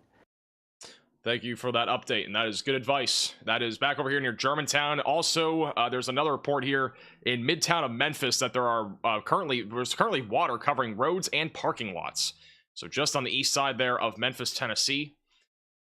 And this is also a look right now in Collierville, Tennessee, right near where that flooding is. And there's obviously a lot of water already. I mean, it's obviously raining, but it's pretty wet out there. And it's not going to take much for flooding. Again, we have a lot of rain coming here over the next few days. And in case you've not already heard, we have a high risk for excessive rainfall today. It's a very rare situation. I know that we always talk about high risks of severe weather being rare, and that's obviously rare.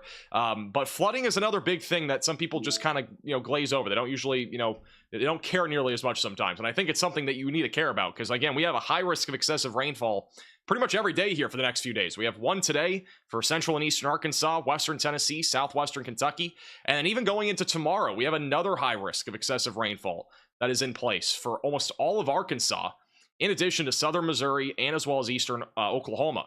So this is obviously a very serious situation, and even if you're not in that high risk, you can still see flooding and excessive rainfall in the moderate risks, and even in some cases the slight and marginal risks.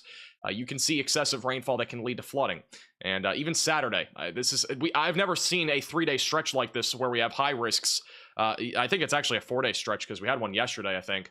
But even as we go into Saturday, there is another high risk for excessive rainfall in almost all of Arkansas, western Tennessee, and western Kentucky. So that is quite the stretch here of lots of rain. And again, most of those areas in the high risk will see at least an additional 5 to 10 inches of rain on top of what we've already seen. So we're definitely uptrending in that regard. We do have an area of rotation developing. This is off to the east of Memphis near Whiteville. A little area of circulation right now, crossing right over Whiteville here over the next few minutes. It's going to be approaching Vildo and eventually going towards Toon and Mendon, or Medon, currently moving to the northeast.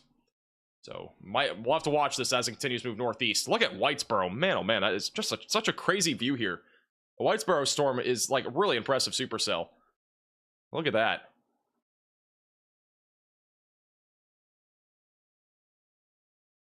That is stunning. This is the supercell just to the west right now of Nashville. You're back over near Nashville, you're probably going to see something like this.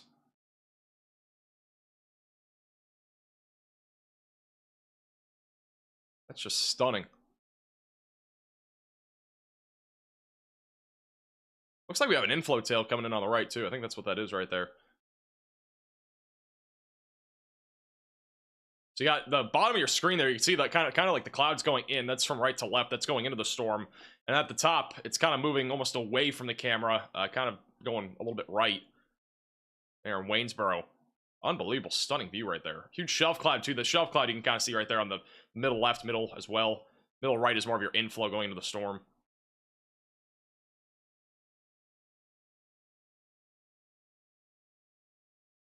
Thank you, Matthew, for the generous super chat. Thank you, Sandy, for becoming a member. Once again, we do have one tornado warning in place, and we're expecting more of these as we go into the afternoon, later afternoon and early evening hours. Our current tornado warnings back over in southwest West Virginia near Omar and Sarah Ann. It's going to be approaching Acoville, Man, and Bruno here over the next 15 minutes. The rotation has been a little bit broader. We have a small area of convergence right over Highway 13, and if we had a tornado, it'd be moving into Omar as well as Sarah Ann. So if you're in this warning, again, make sure that you are in your safe place. They have issued a severe thunderstorm warning as well. That is for 60-mile-per-hour damaging winds, which, again, trees could easily be knocked down with a storm like that as it moves to the east. And then currently in southeastern Kentucky, we've had some rotation with some of these storms, but it is still on the broader side of things. Nothing tornado warned as of right now, but a couple areas of rotation that we're keeping an eye on, one near Mount Vernon, and another one near Sand Gap. That'll be going towards Irvine, just west of Boonville. This warning has just been updated. It is still 2-inch sized hail that's approaching Santa Fe, Tennessee. So a significant storm right now moving to the northeast.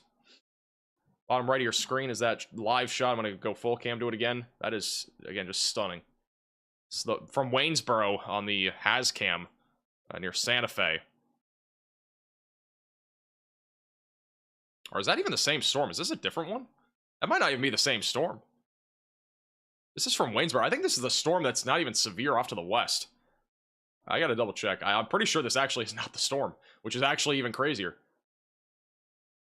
Yeah, this is Waynesboro, so this isn't even the same storm. Wow.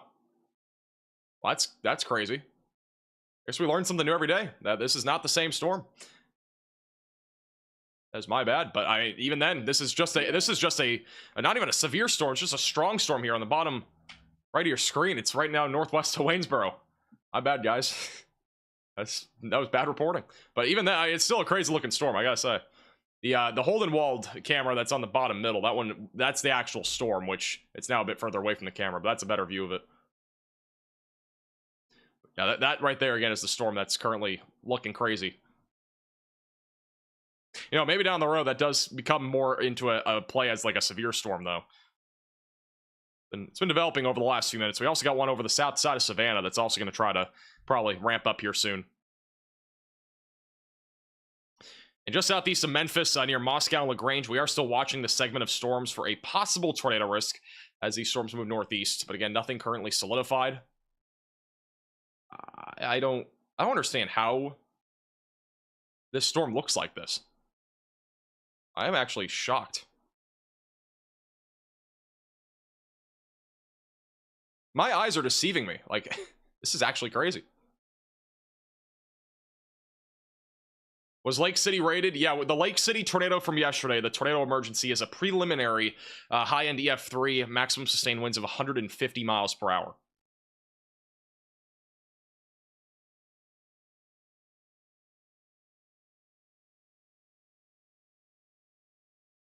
This is the storm again just northwest of Waynesboro.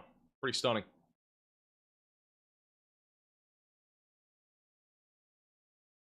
If you don't have a storm shelter or basement and a neighbor invites you to wait out the storm in theirs, drop your ego and take the offer.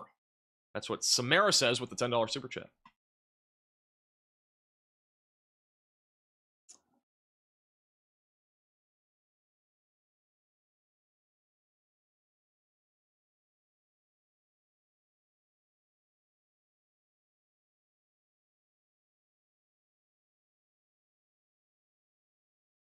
You also pulled for the super chat. How bad does it look for Arkansas over the next few days? Arkansas is going to be hard hit. All right, there's just no other way to put it. Like, we have a moderate risk of severe weather tomorrow. We even have an enhanced risk of severe weather today. And then Saturday, we have another risk of severe weather, mainly on the south and east side of the state. And we have also a ton of rainfall. You can see all the showers and storms out there right now. Just tons and tons of rain right now out there. And so this is going to be an area that is going to be hit hard by lots of rain, lots of severe weather. There's really not much of an end in sight if you are in Arkansas, unfortunately. It's going to be a long next few days. So buckle up. It's going to be a busy stretch of weather. And at least by Sunday, things start to clear out. But even then, it's still going to be pretty active. There's a storm down in southern Arkansas, just south of Little Rock, right along, I believe this is Highway 167. Currently moving northeast towards Pine Bluff. There's a little area of rotation that we are going to have to watch for as that moves to the northeast. Keep in mind, we do have a tornado watch in effect here anywhere from northeast Texas back into southern, eastern Arkansas, northern Louisiana, back through Tennessee and Kentucky. That goes until 10 o'clock tonight. Our main concern being damaging winds and large hail, but there's also a chance for a few tornadoes, and a strong tornado threat is also going to be possible. We have just gotten a new severe thunderstorm warning for Rutherford, Hickman, Williamson, Davidson, as well as Maury counties in Tennessee. It'll be for 60-mile-per-hour damaging winds and half-dollar sized hail just to the south here of Nashville.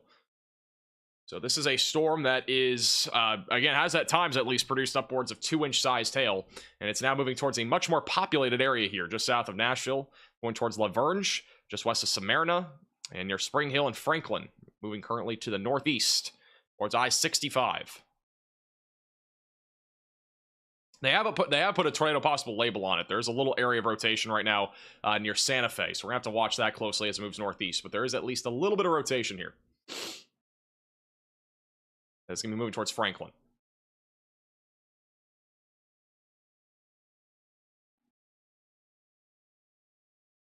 This is unbelievable. This is what the storm again looks like near Waynesboro. This is the one back off to the west. What a storm. Not severe right now. It's honestly been struggling to intensify, but actually has a little bit of spin on radar. Hey, Jeff, for the super chat, thank you for what you and your team does for all the people that are in the path of these storms. I appreciate that, and thank you for tuning in. Thank you for the generosity as well.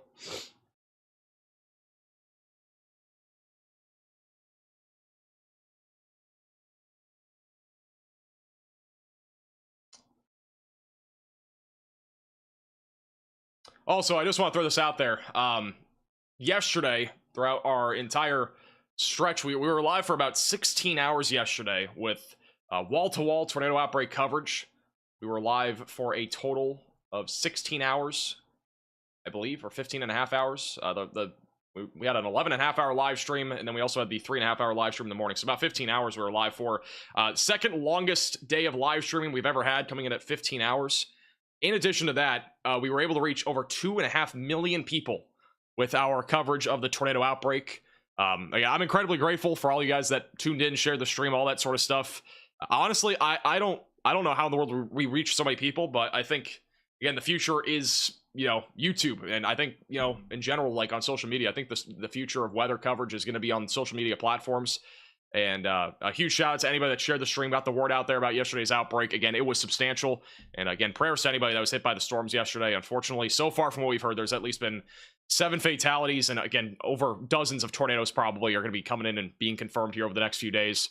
But I do think one of the most powerful reminders to all of this is that, YouTube is a good place.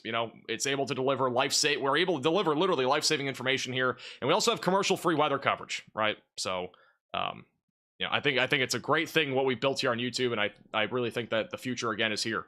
Now, maybe not for local coverage. Again, it's hard to do every single little place when we have a bunch of tornado warnings, but just in general, I think the future is definitely here on YouTube.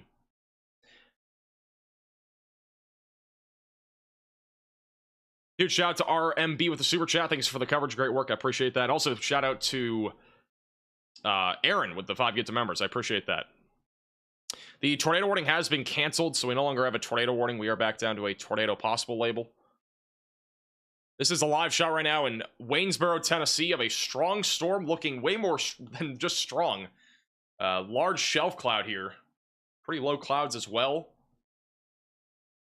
This is the one that's going to eventually go towards Nashville, but it's still far off to the southwest.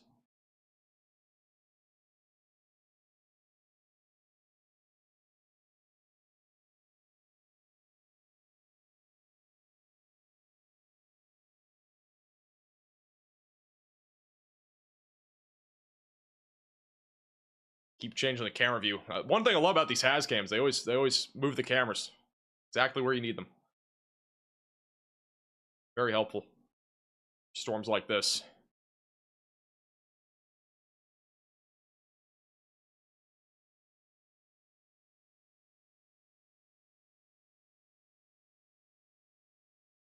We do have a new severe thunderstorm warning that has just been issued. This is going to be back up in West Virginia. So this is going to be the storm that did have a hook echo, but has been weakening a little bit here over the last little while. It is now warned for damaging winds up to 60 miles per hour. Still a broad area of circulation aloft. So we may see a tornado risk come out of this again at some point as it moves towards Beckley and Oak Hill in southern West Virginia. And we also have some severe storms right now moving into eastern Kentucky, on top of what we've already seen. We got a couple areas of broad rotation, one just to the south of Mount Vernon, another one near Livingston, and another one near Sand Gap. We do need to watch for a localized tornado risk out of these storms as they eventually move into London, Hazard, Jackson, West Liberty, Paintsville, Prestonburg, and Pikeville, Kentucky. That's kind of the long-term trajectory of that storm. Our most significant severe storm right now is the one that is just to the south of Nashville, where we are dealing with a significant threat for damaging winds, hail, and a potential tornado threat. This camera, look how fast the clouds are moving. Look how fast those clouds are moving right now in Waynesboro. Those clouds are moving so fast at the top of your screen. That's actually crazy. The low-level jet is still ripping today.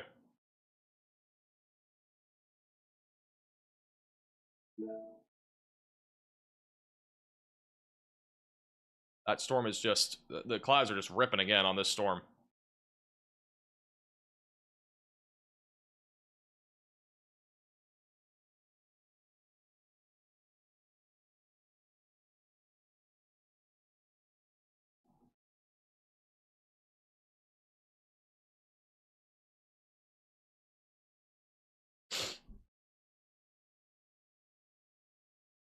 Hey, Sky, appreciate you tuning in from Europe. We do have some international viewers, believe it or not, here sometimes. We do have international viewers. Actually, we have quite a bit of international viewers. I think like 95% of the people that watch on like live streams on this channel, I think are US viewers, but 5% are not. They're international. This is another view of the clouds moving fast. This is a slightly better view of that. See how fast those clouds are moving.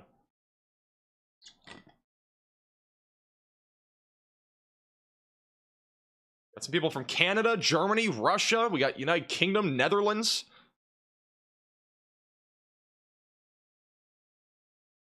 We actually have way more international viewers than I thought. There's a lot of people in chat talking about how they're living in different countries. We even got Portugal in here. We got Italy, Rome.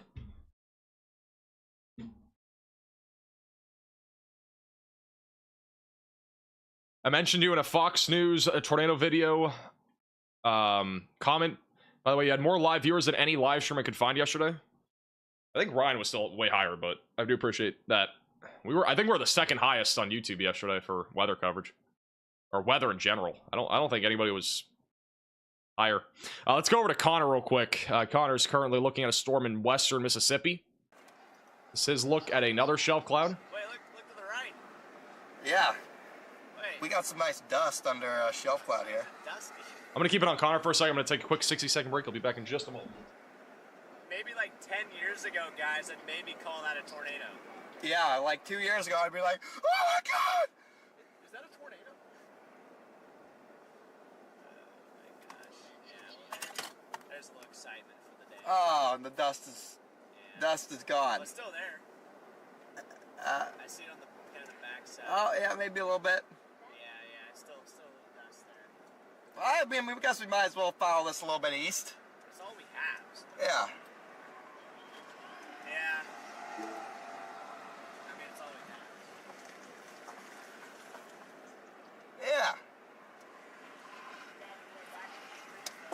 I mean, we have a little bit of time. Up until that town, it hates me. Yeah. All right, I'm back.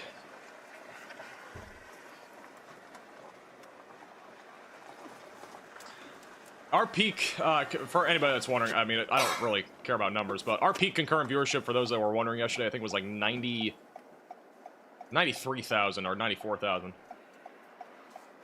We got some time. And that Tornado Outbreak live stream alone reached 1.8 million people, I believe, 1.9 million people.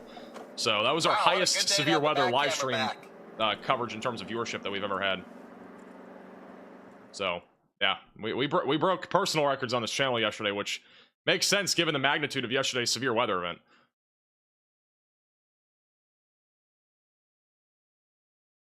Brandon's video was everywhere.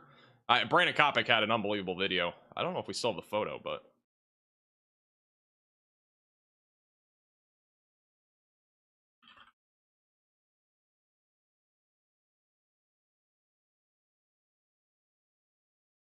all right, we got a quick update from John. Go ahead, John.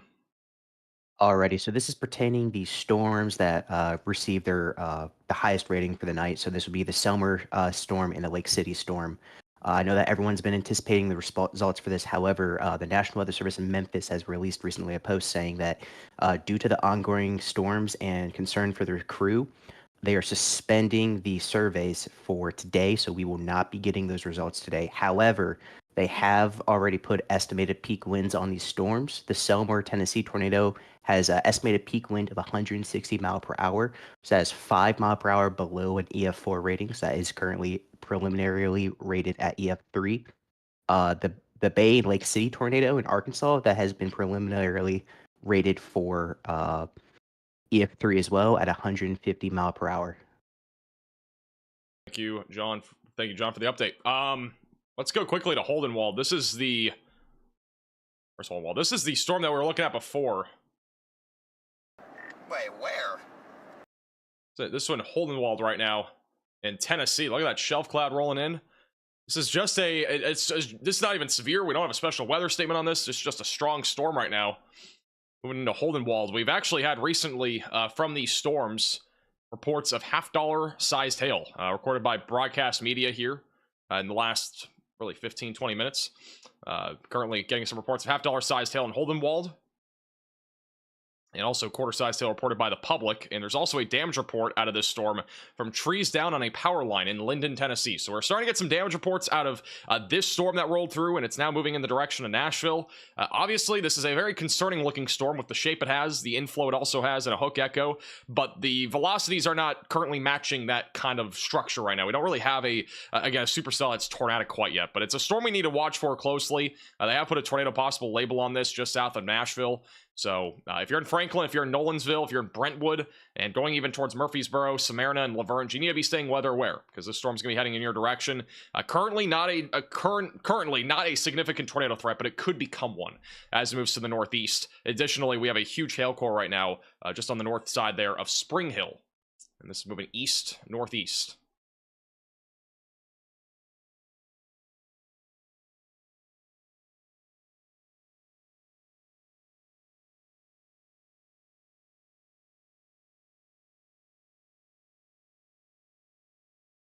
Yesterday's tornado emergency was not an EF3 tornado. The system rating system's a joke. Well, again, it's based off damage. That's how they do it. I don't have control over that. All right, I just am relaying the information. Like, if we were to factor in the wind speeds and everything else on that storm, it would have probably easily been a violent tornado. Now, again, it's preliminary, so the rating will probably change, but we'll see.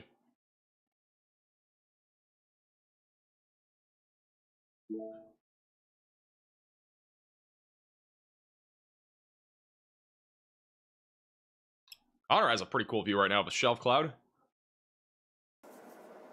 It's back over in western Mississippi. We're going to be keeping an eye on these storms as they are going to try to rotate here soon, we think. I'm pretty sure the 19ZH-RRR doesn't even initiate convection along the boundary anymore. Well, that's what happens when your boundary shifts freaking 30 miles south.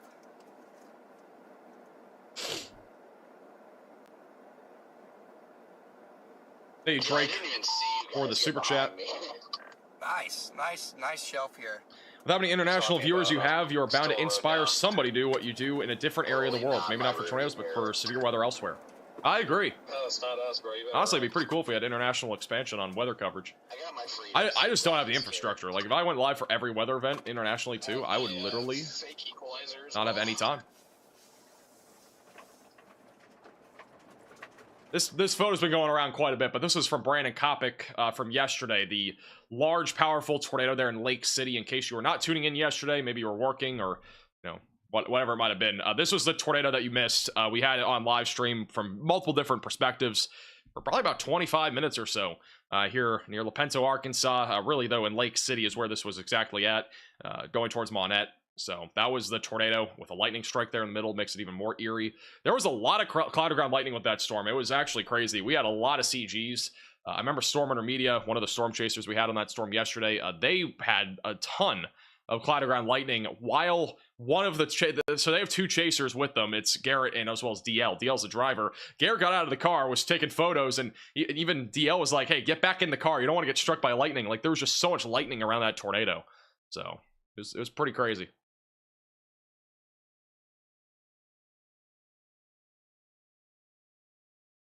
No, you're good, Zach. No, I mean, I agree with you. I'm not disagreeing. I do think that was a violent tornado yesterday. I don't see how it wasn't. The only thing that it's based off of, though, really is damage.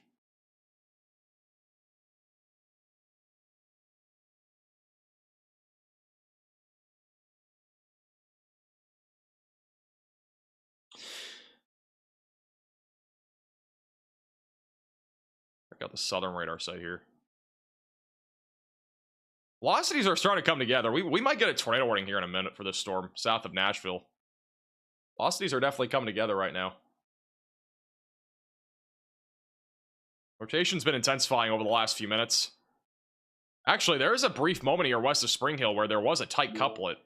So we may have actually already had a brief tornado with this in the last few minutes west of Spring Hill. There is a small CC drop. Not fully sure that might be a tornado, but the other problem is we have a huge hail core, so it's hard to verify that. But obviously, if you're in this warning, you should be away from windows lowest floor possible, as the wind threat here is significant, and then add on to the threat here of damaging winds and a potential tornado. It's a pretty dangerous storm here just south of Nashville. Wow, look at Connor. He has still a crazy looking shelf cloud. That is a beefer. This is in western Mississippi. That thing is massive. A new Beefer tornado shell for all warning of a has sudden. been issued. It's huge. All right, they have issued a tornado warning on this, unsurprisingly. This will be for those in Franklin, Spring Hill, south of Nashville.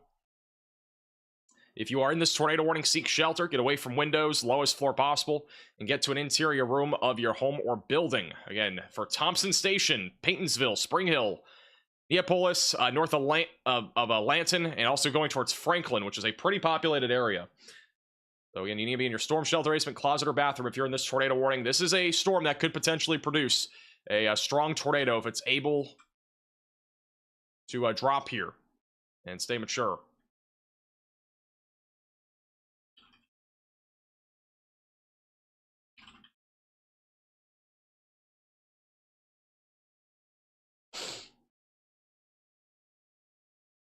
Trying to get the information here on the total count of people in this warning, but obviously a lot of people are in this warning. I think we already had a brief tornado again just a moment ago on this storm.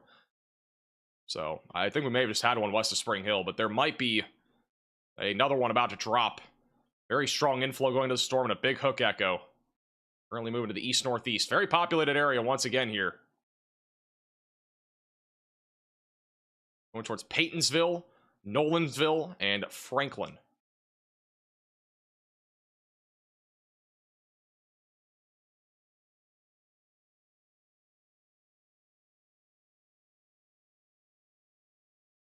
Just made it home in Franklin. It's starting. Yeah, we got big hail core in addition to the potential tornado threat there. There's a lot of stuff happening there. Do have a little bit of rotation trying to develop back over near LaGrange and Middleton. We're still watching that closely. And obviously the big shelf cloud right now in northwest Mississippi we're currently watching. Again, this is our tornado warning. Very populated area that's in this warning.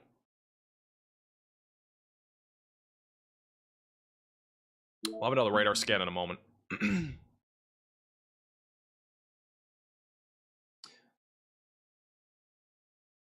This is in central Tennessee, just south of Nashville. If you're in the tornado warning, again, you got to take cover. Spring Hill and Franklin are in this warning. Doesn't look like we got a tornado warning count on this for some reason. I do want to point out, there's a storm further back to the south and west. This is back over in Arkansas. This is going to be back over near, just south of Pine. It's near Pine Bluff. This storm has begun to rotate quite a bit over the last little while. They have added a severe thunderstorm warning here for ping pong ball sized hail, but we've had some upper level rotation developing on this. After we get some storm mergers, this could become a big problem near Pine Bluff. So we're going to need to watch that storm closely. It'll be going towards Stuttgart and as well as Clarendon, DeWitt. You guys are in the path of that storm that is going to be potentially tornadic. So we're going to have to keep an eye on that storm as that continues to move to the northeast.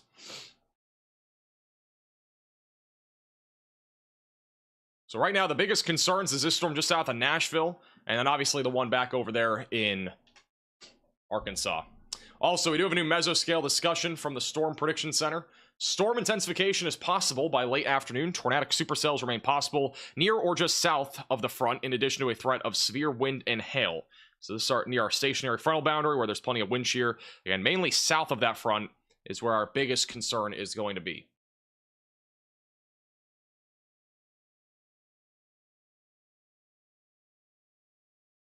And also the chances of a watch are, or there's already a watch, but the maximum peak probabilities are currently in EF2, EF3 tornado range. So just a little under what yesterday was. I do want to throw it out there. The storm that's south of Little Rock, I just want to throw this out here. This is north of the boundary. So I don't know if this is actually going to produce a tornado. It would have to be surface based. It is a 55,000 foot tall storm, so the cloud tops are huge on this thing. But the only problem, look at this thing, like the cloud tops are 55,000 feet. The problem is it's an elevated storm. So despite this having rotation, the chances of it actually producing a tornado are probably very low because of it being elevated. So I'm not as concerned about a tornado risk with this. It's definitely going to be a big hailstorm because of how high the cloud tops are. We have very big updrafts. But I'm not anticipating, again, too much of a tornado risk. And they actually just upgrade this to golf ball sized hail. But this being very north of the boundary, again, the wind shear is just not there, like at the low levels, and it's also, again, elevated. I want to correct what I just said there. All right, let's go back to the 3-cam view.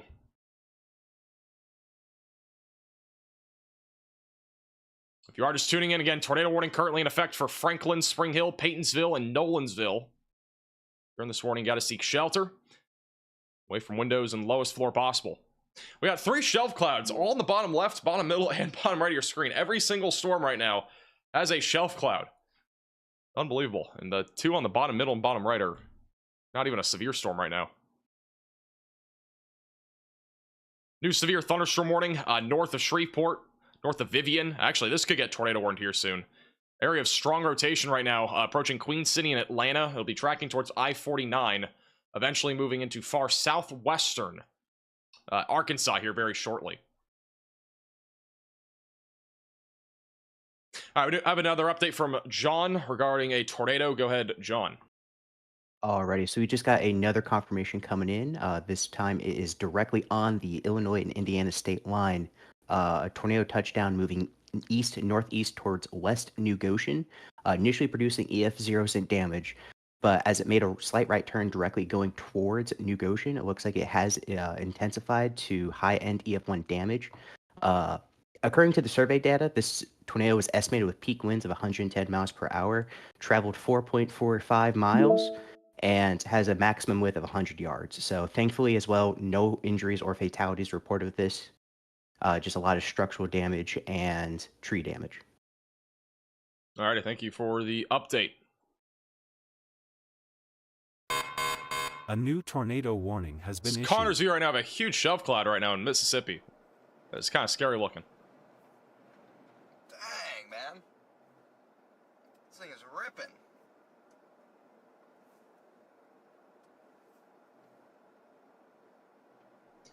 All right, we do have a brand new tornado warning. This is going to be for Texas, Louisiana, Arkansas. We'll pop up here in a second, but it's going to be for this storm. The velocities, again, are intensifying just to the west and northwest of Vivian, moving towards Ida. I-49 is also in the path of this, north of Houston, just west of Bradley. So if you're in this tornado warning, seek shelter, get away from windows, lowest floor possible, into an interior room of your home or building, going towards I-49. Velocities, again, have been intensifying over the last few minutes. And definitely a chance here for a tornado. Could even be on the stronger side of things as it moves towards Highway 77, and Bloomberg, east of Queen City, is in the path of that.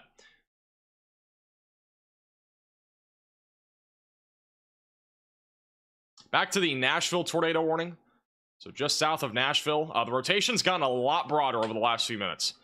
So this thing's fallen apart a lot just over the last 5 to 10 minutes, but it is still going to produce a potential threat for very large hail damaging winds and maybe a tornado. But I do think the tornado that we already had with this was about 5-10 minutes ago west of Spring Hill. I think we had a brief tornado, but it's been falling apart a little bit here over the last few minutes. Cool thing. So look right now in Hohenwald, Tennessee. Look at that shelf cloud rolling in. Unbelievable view here. Bottom right of your screen is what that storm is. It's, again, it's not tornadic. There's a little mezzo on it, so there's actually a little bit of rotation.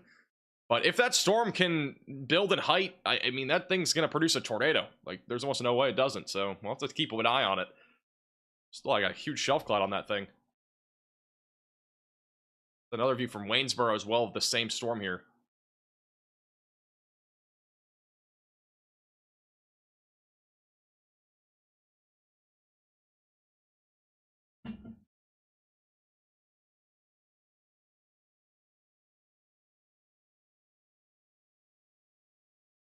One concerning trend that we are currently witnessing back over really in Louisiana and even southern Arkansas, we have a loaded gun sounding.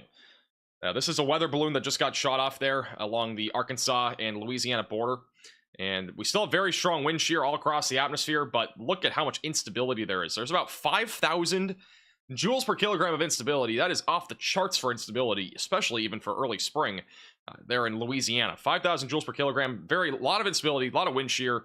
The only thing that could limit those storms will be a little bit of a little cap here that's in place a little bit higher up into the atmosphere, probably about 10,000 feet off the ground, 15,000 feet off the ground. But if storms develop in that environment down there in Louisiana and southern Arkansas, they could easily be tornadic. So we're going to have to keep an eye on that.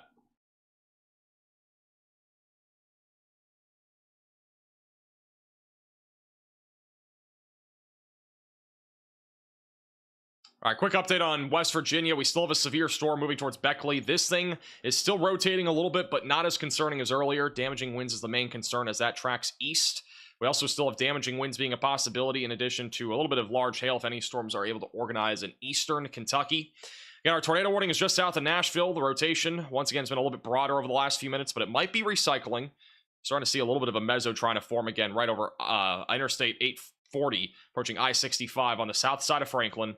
Large hail and damaging winds remains the main concern, but a tornado potential still exists with that.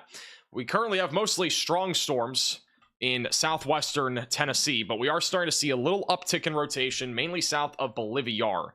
So a little area of rotation there near Middleton. That'll be moving in the direction of Bethel Springs and Henderson. And then also a line of storms just to the south and east of Memphis, producing some gusty winds. The storm for Pine Bluff, once again, I'm not as concerned with this storm about a tornado risk because it's elevated. It should be mostly large hail. As long as it stays elevated, which it should, this will be mainly a large hail threat for those in Pine Bluff. Our tornado risk increases more as we go later into the afternoon hours. And then, once again, we do have a tornado warning northwest of Shreveport here in East Texas. That's approaching Highway 77, moving towards I-49. Bloomberg in Texas, and also Ida, just north of Ida there in Louisiana. You're included in this tornado warning. Again, rotation is the strongest right now over Highway 43. We'll be approaching Highway 77, and then eventually moving towards I-49. So tornado threat is increasing on this storm, so seek shelter if you are in this tornado warning. Huge shout out to Razor's Edge with a very generous $50 super chat. Thanks a lot for hanging out for us in Ohio last night. It means a lot to me and the family. I knew you were tired. I was tired for the last 2 hours of that live stream.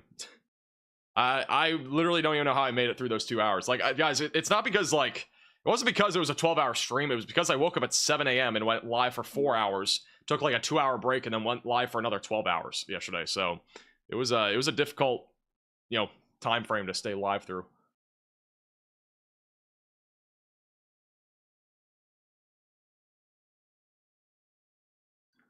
A live shot right now in Waynesboro, Tennessee. Large shelf cloud, and honestly, looks like, again, this storm here, if it's able to mature, could produce a potential threat for a tornado. Well, very impressive looking storm here.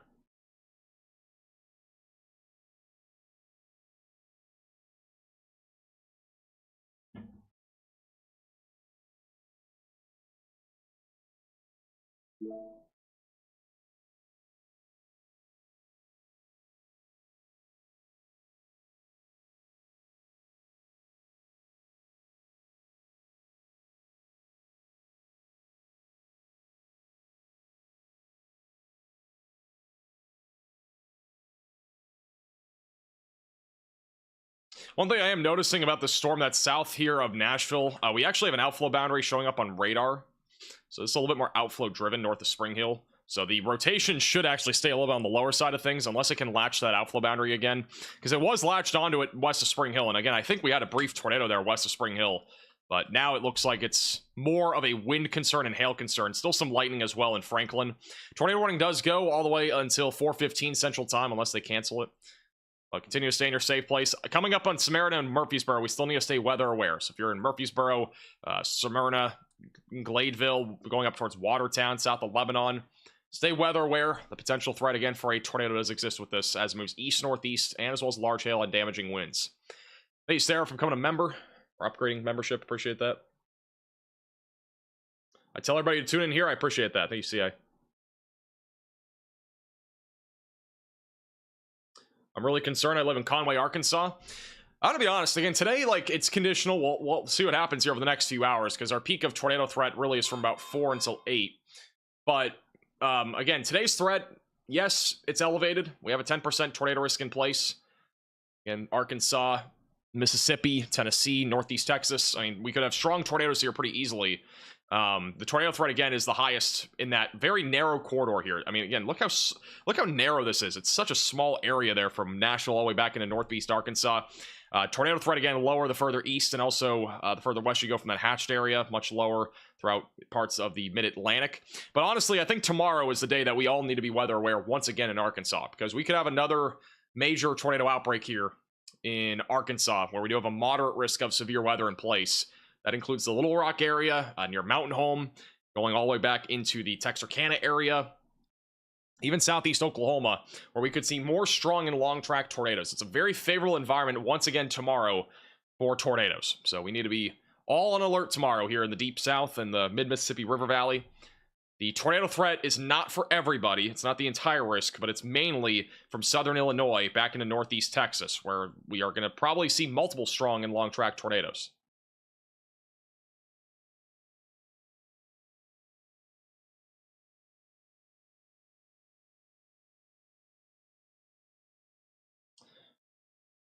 Currently got some strong storms, again, rolling through Kentucky. Nothing currently severe.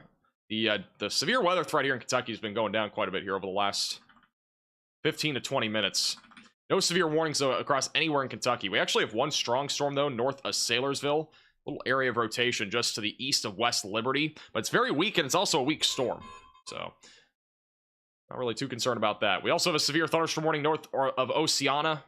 Currently moved towards Oak Hill and Beckley. It's for damaging winds up to 60 miles per hour. Lots of flash flood warnings in effect across Kentucky, by the way. We have flash flood warnings almost in a widespread area, stretching from central and southern Kentucky back into central Tennessee, where we have a lot of rain that has already fallen and more is to come. And then also we have flash flood warnings in effect right around Memphis, and then one back over near Hot Springs. Again, the flooding concern is one of the biggest things that we are tracking here over the next few days, in addition to the severe weather. So turn around, don't drown if you are on the roadways. The tornado warning has updated here just to the south of Nashville for Nolensville, south of Franklin near Paytonsville. And we have a little, again, outflow boundary right now and a hook echo on this storm. The velocities have been a little bit weaker over the last few minutes, but it could still produce a tornado if that area of rotation is able to latch on the outflow boundary as it moves towards Smyrna, Murfreesboro, and Lavergne. So continue to stay in your safe place if you are in this tornado warning. 2-inch sized hail and also damaging winds up to 60 miles per hour are possible. Nate is tuning in from Murfreesboro. Appreciate the super chat. Thank you, Teresa, for becoming a member. Anything in Ohio? I'm not expecting anything in Ohio. If you're on like the southern, very southern part of the state, like near Cincinnati, just southeast of Cincinnati, we could have a strong storm, but I'm not expecting severe weather up there today. We have a small area of convergence near Middleton, Tennessee, and possibility for a tornado threat with this in the long term going towards Bethel Springs and Selmer. Selmer, again, was an area that was hard hit from an intense tornado last night. A confirmed EF3 tornado hit Selmer a little after midnight last night.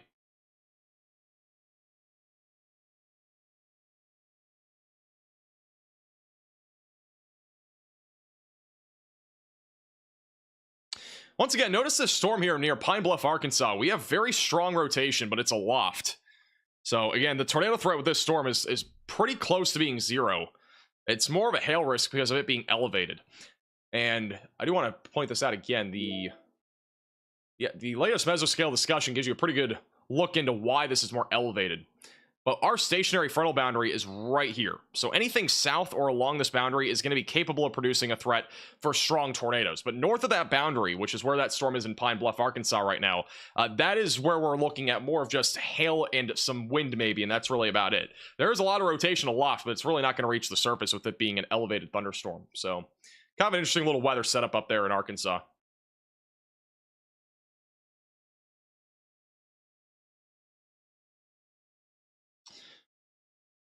Tornado warning does continue for Bloomberg, east of Queen City here in Texas, moving towards southwestern Arkansas on I-49. This is the latest radar scan coming in. Little area of rotation. Actually, it's strengthened in the latest scan. Strong area of rotation just east of Highway 43, approaching 77. Stay in your safe place again if you are in this tornado warning. Strong area of rotation. Could drop a tornado here in the next few minutes as it approaches I-49 in southwestern Arkansas.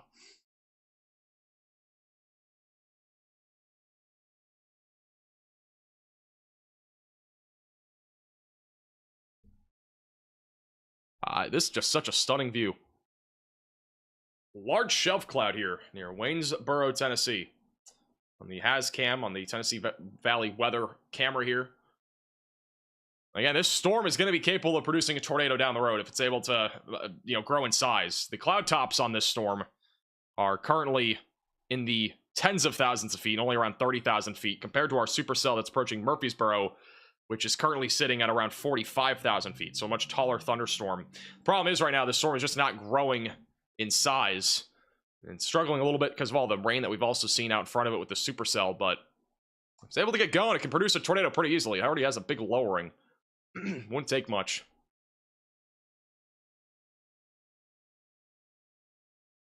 Shout out to Curtis with a $10 Venmo. Appreciate that.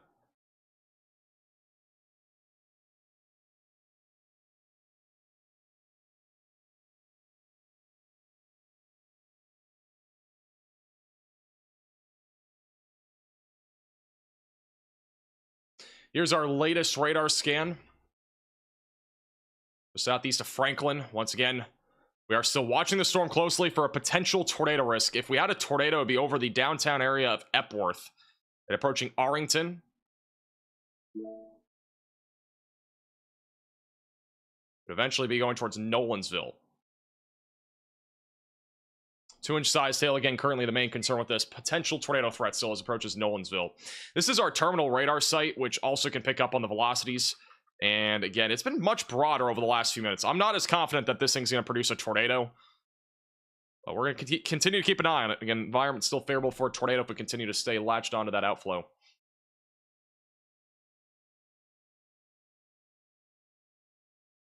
How's Eastern Kentucky? It's currently gusty winds and some small hail. Again, nothing severe right now in Kentucky. A lot of rainfall as well that'll lead to flooding. Two little segments of storms here that are producing some gusty winds and small hail. But again, nothing currently tornadic with really any of this activity. Might have to keep an eye on this little segment that's near Oneida right now. It'll eventually go towards Jackson and Prestonsburg. Maybe a low-end chance for a tornado in about half an hour, but nothing imminent. Also, the severe thunderstorm warning that we had here in West Virginia has been now canceled. So we actually have no severe weather anymore in West Virginia. It's just some strong storms. They have a special weather statement there. And our main corridor of severe weather is shaping up to be this entire region here. So we're really watching for strong and long track tornadoes in the white circle.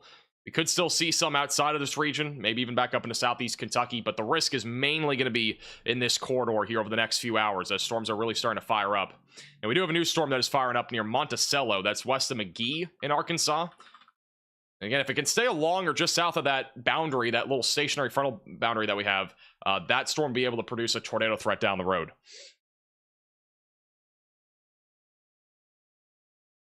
We have a lot of flood reports currently coming out of the Memphis area.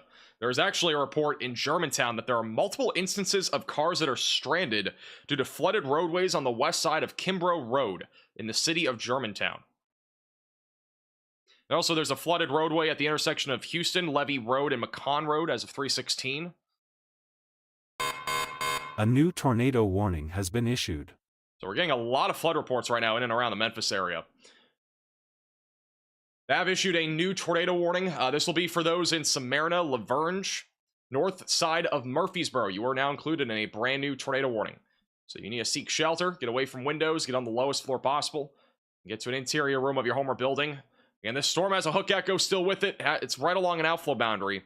So there's still a chance that we get a tornado with this as it approaches Nolansville. And it'll be going right into LaVergne and Smyrna here over the next 15 to 20 minutes.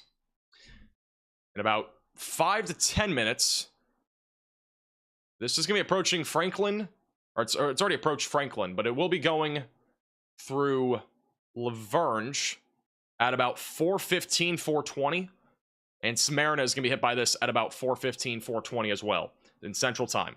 North side of Murfreesboro, if this hits you, which it might, it will be impacting your neck of the woods at about 4:20, 4:25. Unless it's an emergency and you get to your safe place for any of these areas right along I-24. Thank you, Ellie, for the 10-month membership. You gotta stop eating cheese curds. I agree. Still don't, but I mean, I do agree. The severe thunderstorm warning in Jefferson County in Arkansas has been downgraded. That is back down to quarter-sized hail for Pine Bluff. And really significant supercell here, right, moving right over Pine Bluff, approaching Altheimer. Rotation, again, has been pretty strong, but this is an elevated storm, so that rotation's all aloft. It's well off the ground. We're not expecting much of a tornado risk, again, with that storm as it moves northeast. Just south of Texarkana, we still have a tornado warning. This actually looks like clear air, but we have a, again, strong area of rotation. Not far from having a tornado go towards I-49, just to the north of Shreveport. The environment, again, today here is very favorable for tornadoes with any discrete supercells. We do anticipate at least a few of those throughout the afternoon. So it should be a pretty active afternoon here, and as well as early evening. It's a live shot here in Waynesboro, Tennessee. This is on a strong storm, not even severe. It's a shelf cloud rolling in. You can see the clouds again really quickly moving.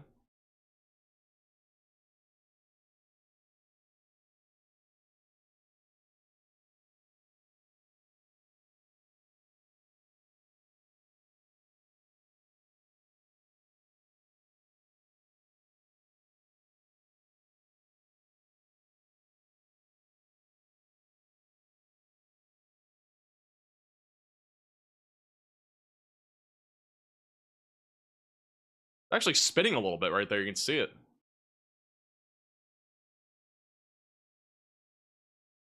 little bit of spin on this storm. It's not, again, it's not even severe. It's just a segment back over west of Columbia, but there is definitely a little bit of spin there.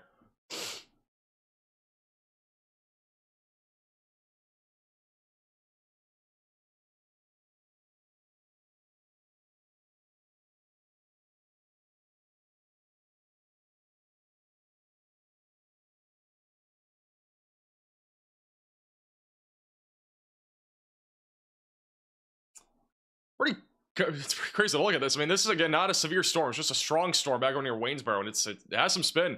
Gives you an idea there's a lot of wind shear out there today.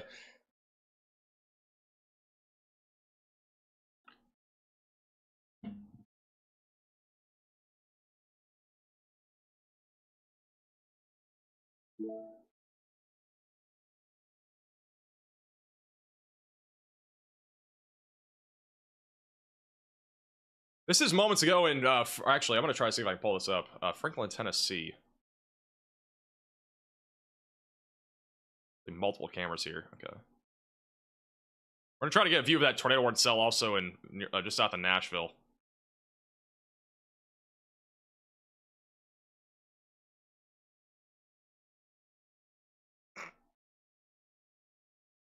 All right. This was from moments ago, back over in Franklin, Tennessee, as the tornado warning cell approached. This is a live cam chaser on Twitter as well.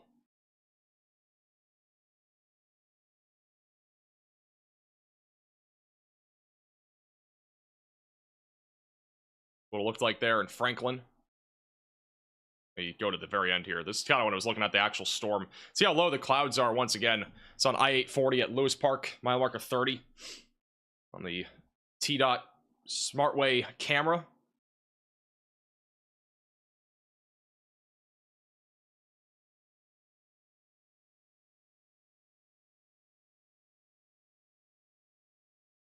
Once again, this is our tornado warning cell right now, moving into Smyrna. Again, rotation's been broader, but we still have an area of rotation moving to the northeast. And seek shelter if you are in this warning. Going to Laverne over the next few minutes. Still, again, a crazy view of this storm right now.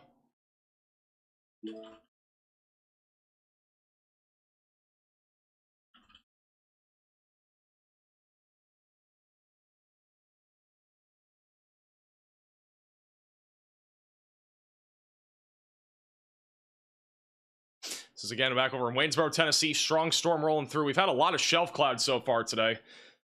Just another one. A little bit of spin there as well. It's actually kind of freaky to look at this. We're like kind of underneath this storm right now.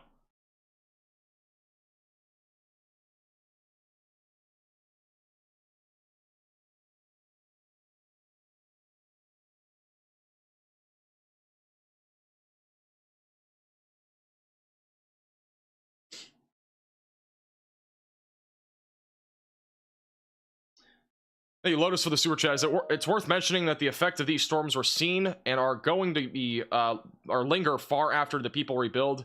These storms have left and will leave people traumatized, homeless, and with life-changing injuries. You're completely correct on that. And that is the power of the severe weather that we've seen over, you know, decades. People's lives have always been changed by significant weather events like this.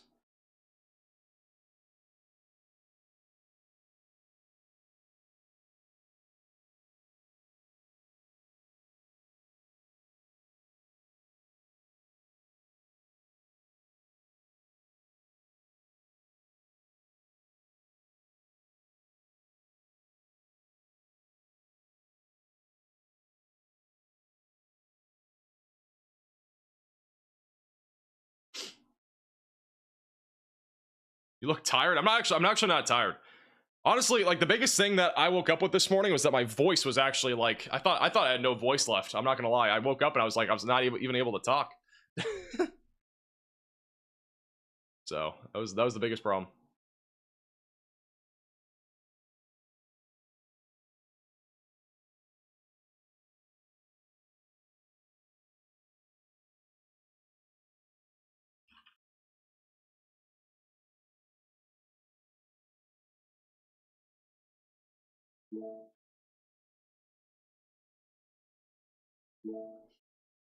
Is he really 36 in his early 20s? I am like 22 years old. I'm not that old. Here comes the rain.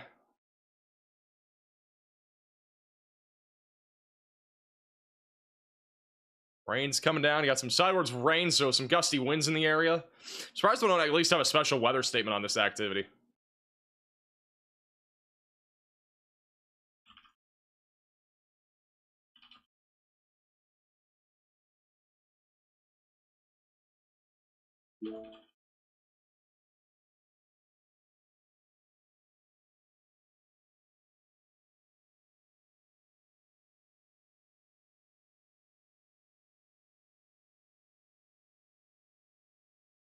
Alright, we're going back to live radar here.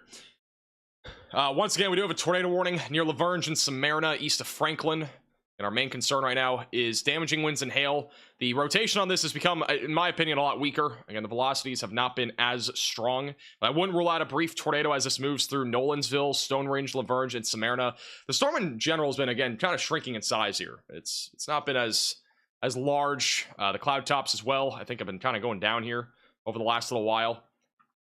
You can see the cloud tops near Spring Hill, for example. They were up at near 50,000 feet. But now they're down to like 35,000 feet. So the storm has shrunk quite a bit in size.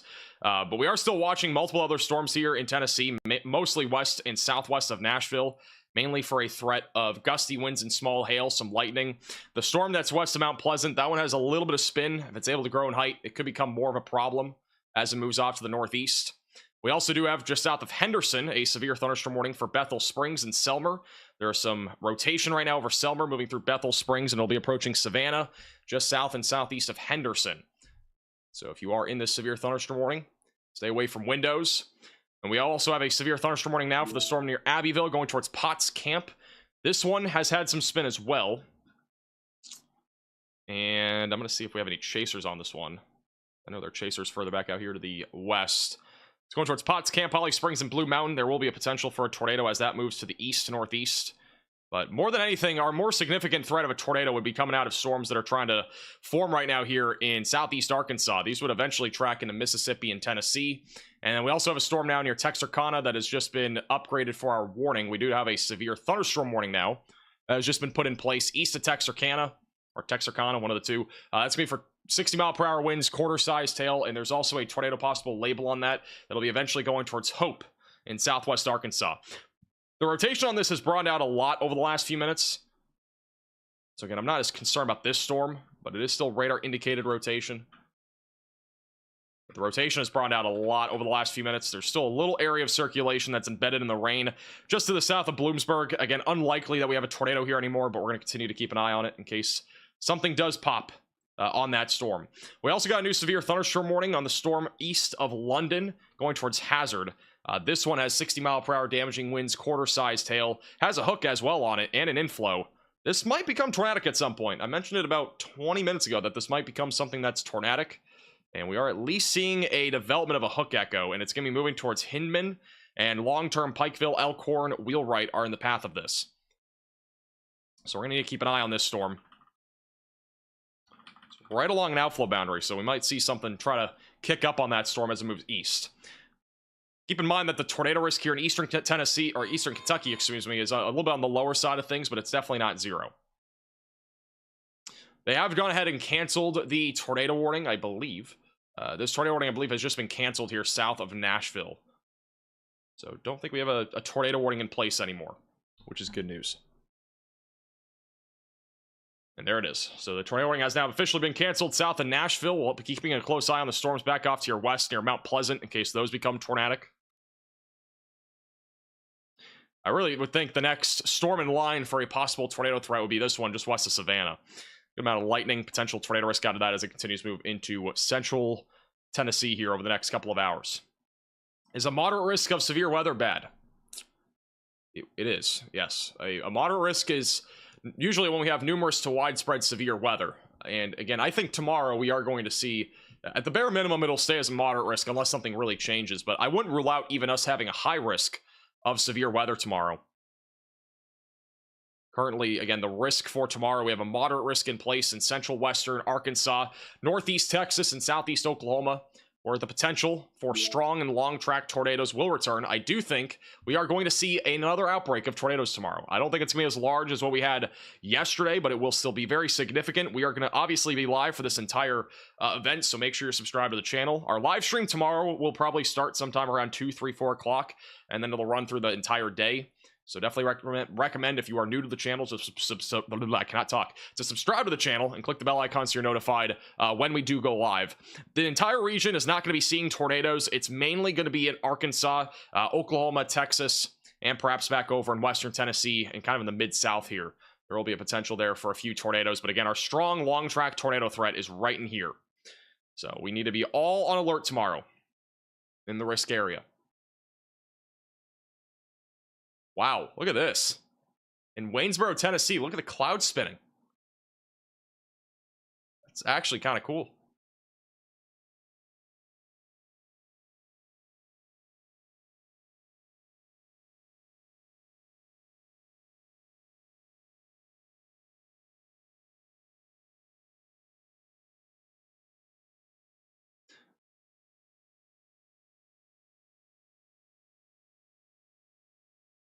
I'm learning a lot from Max on Weather. I'm glad I can help you learn some stuff. Thank you, Michelle, for becoming a member. How many tornadoes were there yesterday? We at least had a couple dozen reports. At least a couple dozen. But I would fully expect that number to obviously increase. I think we had a lot more than just 2 dozen tornadoes. I don't know if we had as many as the outbreak from March 14th or 15th, but we still had plenty of tornadoes yesterday.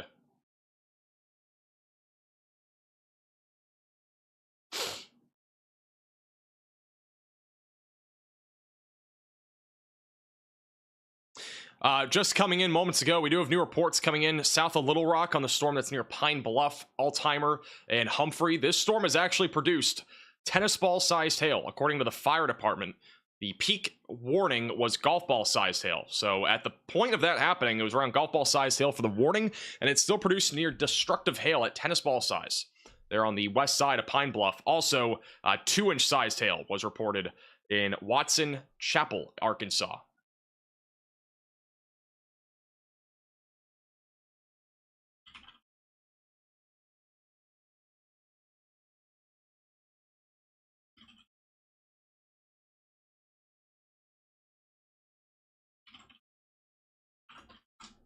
Thank you, Ray, for becoming a member. Welcome to the Velocities. I just watched Kopic's video from yesterday. Absolutely insane.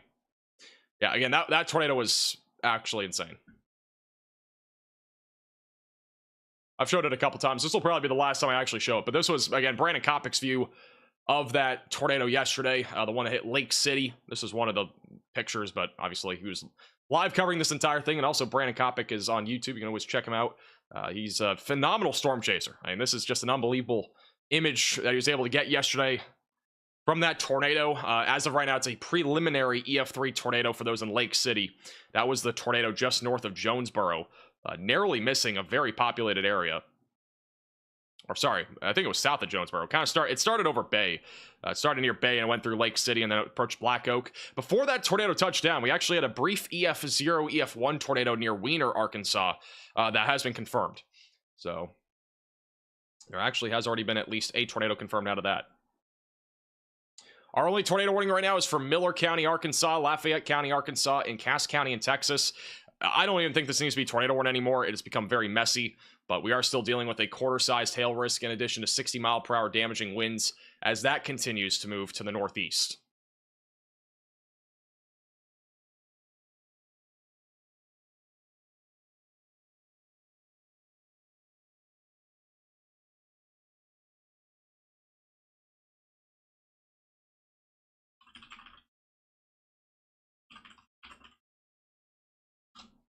All right, let's go to John with a new update on some tornadoes that we had yesterday. Go ahead, John.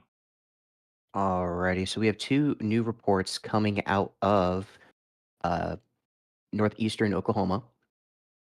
So we have a first tornado that occurred earlier in the day in Pawhuska, Oklahoma. It was an EF1 with a peak of 100 mile per hour winds. It was on the ground for 3.7 miles and reached a 250 yards in width. Mostly remote. However, there was a tornado debris signature, so that's how they're able to determine that a tornado was in the area. Survey teams have confirmed that multiple poles were snapped. However, because of the location it was, they can't access to get more information on this storm, but it currently is at the EF1 rating. Furthermore, in northeastern Tulsa, there was another tornado reported. This time that it was on the ground for 10.65 miles, and it was peaking at 110 miles per hour with a maximum width of 600 yards, so a bit more of a considerable storm in that aspect. With that, tornado continued through the neighborhoods of North Mingo Road and west of Highway 169. This is damaging several homes and infrastructure. Primarily, this is an industrial area. Fortunately for both of these storms, however, there is no injuries or fatalities reported.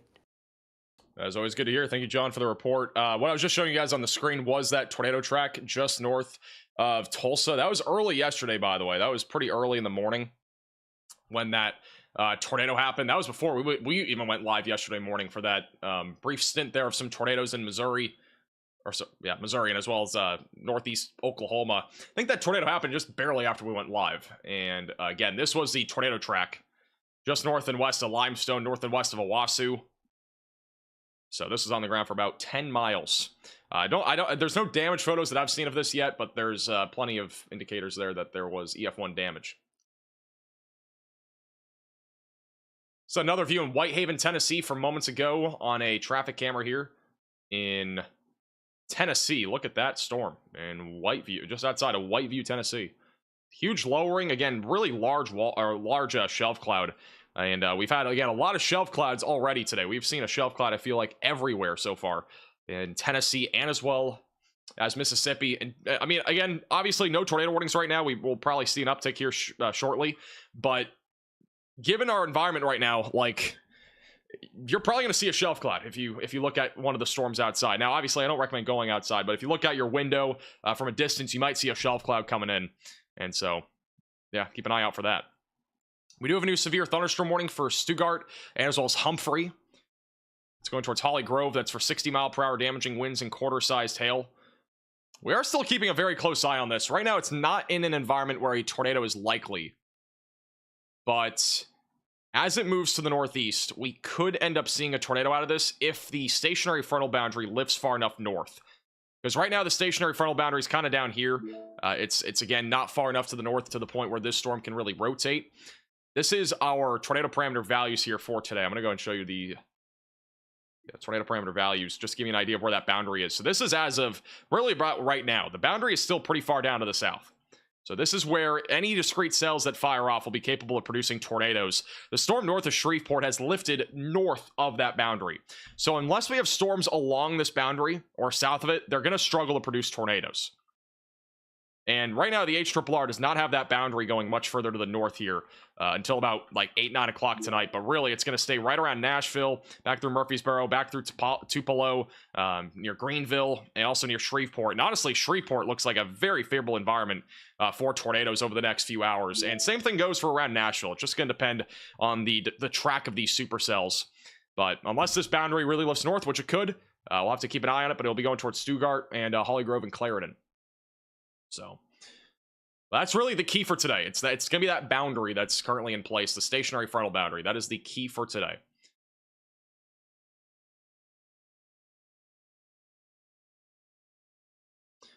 But we still do have a tornado warning in effect south of Texarkana. Again, this is currently going for 2 more minutes, and then it's done, and we'll be back all to severe thunderstorm warnings. Main concern, again, is quarter-sized hail, 60-mile-per-hour damaging winds that is tracking northeast.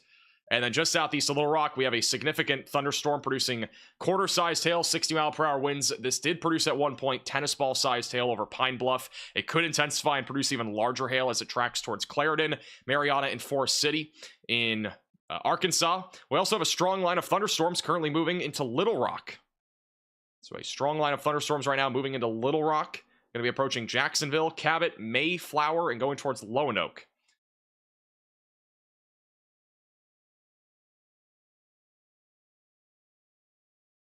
I would keep an eye on these storms that are right here in this path, near Corinth and the one southwest of Nashville. If these are able to grow in size, these are the ones that can become tornadic. So again, the stuff along the boundary is the stuff that we need to watch for a tornado risk. We have a lot of flooding happening right now across Nashville and back through Clarksville. Plenty of flash flood warnings in effect. And we also have a severe thunderstorm warning still in place off to the west of Pikeville. This is currently near Hazard with a large hook on this and a strong inflow. So this will be something to watch for going towards Hindon. Tornado threat may increase as it moves towards Pikeville. And then also in Luessa near Paintsville, we are currently looking at mainly a wind risk moving towards Chapman. But by far, this storm right here honestly looks the most impressive via radar for any of the storms that we have right now. Hey, Swamp Donkey for the super chat. When do you think things will start to ramp up? Thanks for everything that you do and your team to help us keep us safe. Appreciate that. I think overall, like the peak is 4 to 8 p.m. So we're basically watching for anywhere from now until 8. We'll still have a threat for severe weather up until about 11 or 12 o'clock tonight, maybe just after midnight. But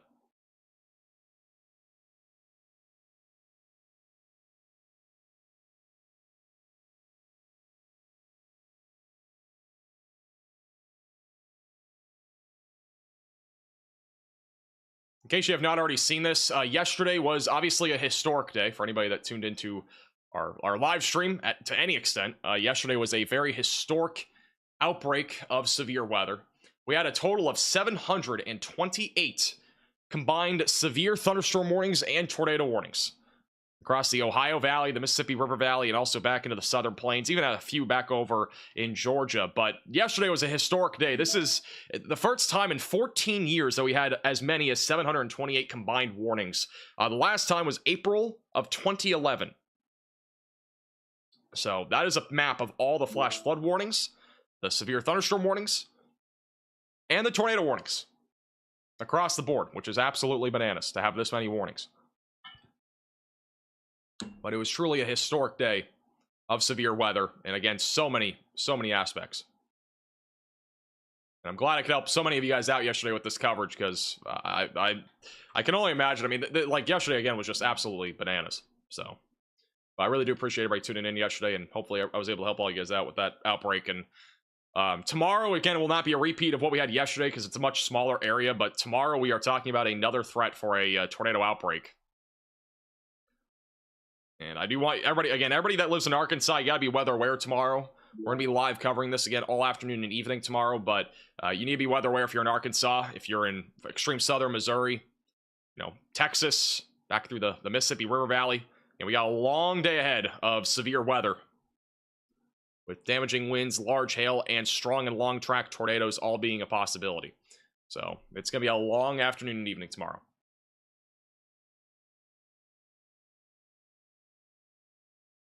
Will Waco, Texas see tornadoes tomorrow or Saturday? So tomorrow's tornado risk is mainly going to be east of Dallas. This is your general outline. So our tornado risk is mainly going to be east of Fayetteville, Fort Smith, back into Conway, Hot Springs, near Little Rock, Jonesboro, just outside of Shreveport, but even in Shreveport, Tyler, Texas. That's our general area of where strong and long track tornadoes are going to be possible tomorrow.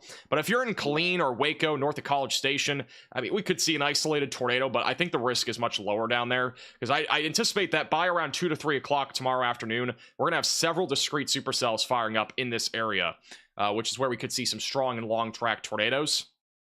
And then by Saturday, our risk of severe weather shifts further to the east. I don't expect much in Dallas-Fort Worth or even back over near Waco. Mostly a wind threat in my opinion. Then once we go into the afternoon, I think the threat for severe weather will increase once again, with strong and long track tornadoes again being possible. I don't know how in the world we've had this many days in a row of this potential for strong and long track tornadoes happening, but we have another chance for that as we go into Saturday. And then the good news is by Sunday, the risk really starts to die down quite a bit. It's a smaller, slight risk across the southeast, including Alabama, Georgia, Tennessee, or not Tennessee, sorry, Florida, near Tallahassee, with our main concern being damaging winds, hail, and then an isolated tornado or two possible. So it's a long stretch of severe weather, but after Sunday, there's good news. Again, the weather's going to be a lot quieter next week. There will still be severe weather. There will still be the potential for some small-scale severe weather events, but we are not looking at anything like what we've seen over the last few days. Rotation is beginning to increase on this storm near Corinth, northeastern Mississippi. We need to watch this closely. Again, this is the type of storm that will be able to produce the potential for a strong tornado. So this is a storm to watch for. If you're over near Walnut Grove, Savannah, Waynesboro, going towards Lawrenceburg and Pulaski in Tennessee, that is your long-term trajectory of this storm.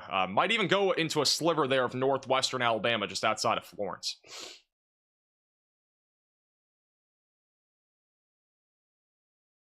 By the way, I do plan on having a video tomorrow. I know we haven't had one in a couple days. I will have a video tomorrow morning talking all about the outbreak and all that, so no need to worry about that. We'll have a video. I know some of you do watch our videos every morning. We have not had one recently, and the reason why is because I've been live a bunch. haven't really had an option. So, we'll have a video for sure tomorrow. Thank you, Doug, for the super chat. Congratulations, Max. Over 10,000 subscriptions yesterday alone. I don't even know how many subscribers we gained yesterday. I think we gained over 20,000 yesterday. We gained a lot of subscribers, though, yesterday. It was a big growth day. Just to put it into perspective, I'm going to get the exact number here. We gained about 25,000 subscribers, I believe, yesterday. Yeah, 25,000. 25,000 more people joined the Velocities. What a time to be alive.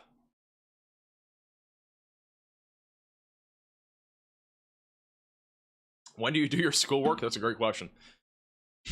I can't really answer that. I do my schoolwork. It's just I have way too many things going on. Like, it's a lot of projects this semester. Luckily, like again, I graduate in about 2.5 weeks. So after all the projects are done, you know, things will at least get somewhat more manageable when it comes to doing weather coverage and stuff. And again, this summer we're planning on doing a ton of upgrades to our weather studio. We're going to be doing a lot of upgrades to our overlays too. I think our overlays again are very dated. So overall, our stream is just going to look way better as we go into the summer. I'm really excited about the upgrades that are coming up. New report coming in from Harmontown, Mississippi as of 15 minutes ago. There's a tree blocking the Techville boat ramp. So if you're going boating over there near Sardis Lake today, there's a tree blocking the boat ramp. So be advised. Just west of Abbeville.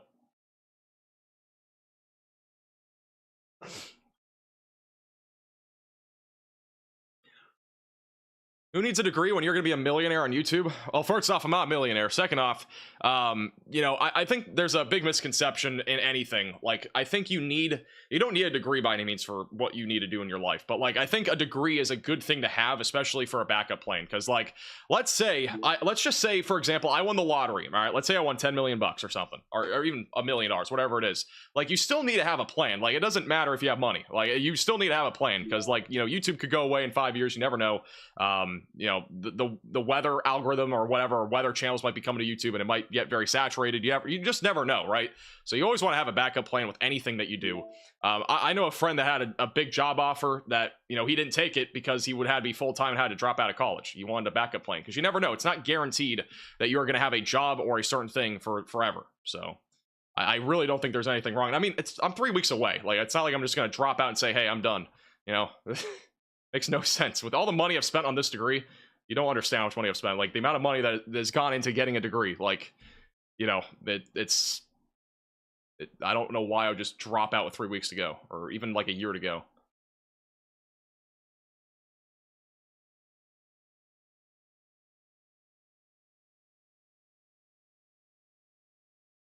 Got a wall cloud right now. Let's go to this.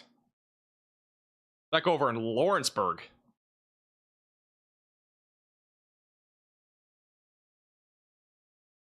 I believe that's a wall cloud. What is going on here?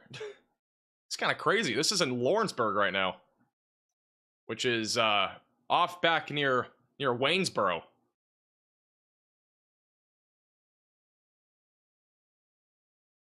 Hey, Fidelity for the super chat. Your YouTube coverage is your homework. Hey, Robert for the becoming a member. This is a very weird looking storm. These storms have been awfully weird already today. But this one near Lawrenceburg is, I think, might be taking the cake here for being a weird cloud structure. It's on the Tennessee Valley weather cam. You have some new damage coming in. This is going to be from our tornado in Coxville, Indiana from yesterday. This is on the damage assessment toolkit. Some of the National Weather Service survey photos here. Some more of the damage in that area. This was, I believe, an EF0 tornado, if I'm not mistaken. Here's another photo. Some trees down in the area. Oh, more damage there. Also, there's no tornado warning. Sorry. Forgot to change that.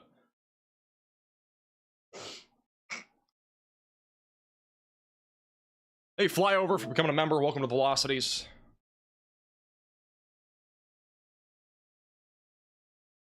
Max, I'm a firefighter and EMT. I always have a job without a degree. appreciate you being a first responder.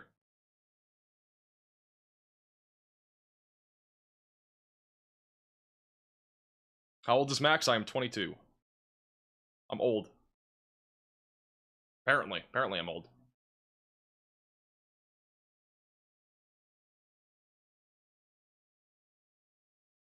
We have a new severe thunderstorm warning going towards Murfreesboro. This actually has a tornado possible label, and the reason why is because we have a large wall cloud bottom middle of your screen. So this warning's going towards Franklin, LaVerge, Smyrna, and eventually towards Nashville. Again, there is a large wall cloud on this. This is the live shot right now of that wall cloud. It's, again, just north of Columbia. I know we're a little bit further away. I think it's the wall cloud, unless this is a storm west of Mount Pleasant. If this is the one west of Mount Pleasant, then that one still has a wall cloud despite it being a really small storm.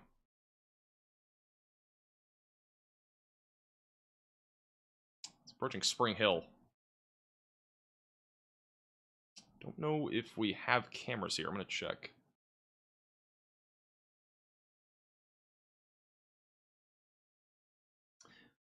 As a reminder, by the way, if you are new to the channel, make sure to subscribe. Don't forget, if you are on Facebook or Twitter, make sure to follow us on Facebook and Twitter at MaxVelocityWX. Again, we're posting a lot of updates regarding the tornadoes and such on those platforms. And also, you can join our weather community when we're on and off the stream on Discord. The link is in the description.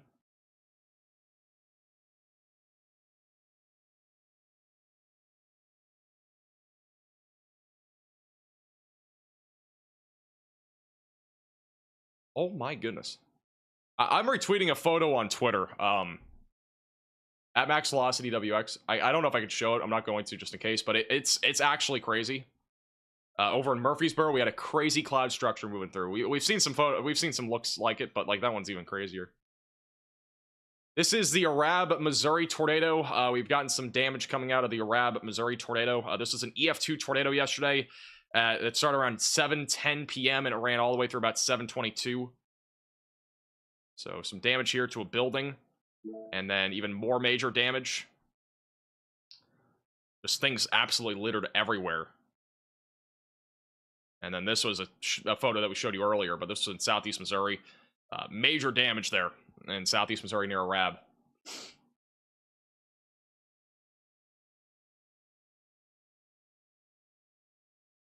Hey, Joe Hoff, the super chat.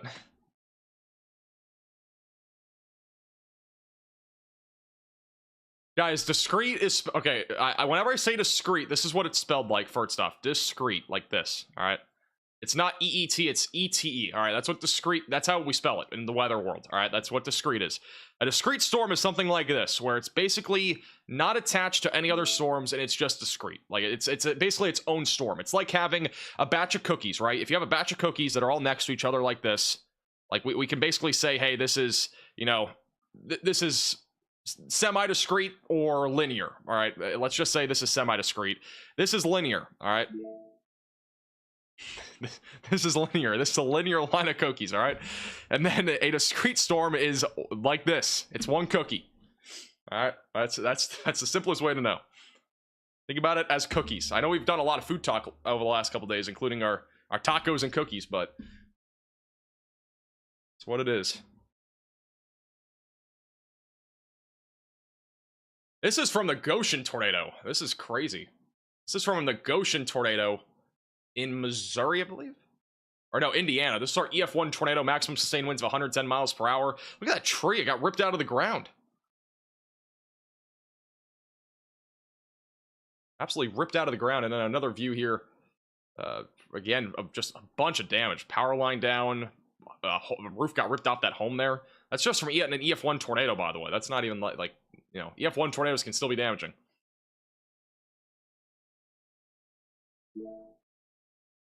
The SPC levels in Spanish translate to 1 minimum, 2 low, 3 moderate, high, and then extreme. You know, I have some differing opinions on the SPC and how they like word it, but I still think it's like okay. But I do think enhanced and moderate can be confusing. We do have a new severe thunderstorm warning for Perry, Knott, Floyd, Pike, and Letcher counties in Kentucky. This is going to be back over between Elkhorn City. It's near Hazard. It's going to be for 60-mile-per-hour damaging winds and quarter-sized hail moving to the east. Hinman Wheelwright in the path of this, just south of Betsy Lane and west of Pikeville. Will there be a high risk for severe weather tomorrow, or will they keep it moderate? I think it's in play for a high risk. It's going to depend on confidence of there being long-tracked and strong tornadoes. They have mentioned already, though, that we are probably going to have a... we're at least going to keep the risk that we have right now, but there's a chance also that we end up getting an upgrade in the long term. You know, this storm here in eastern Arkansas is still somewhat of a concern. Again, not currently tornadic, but the velocities on this are quite strong.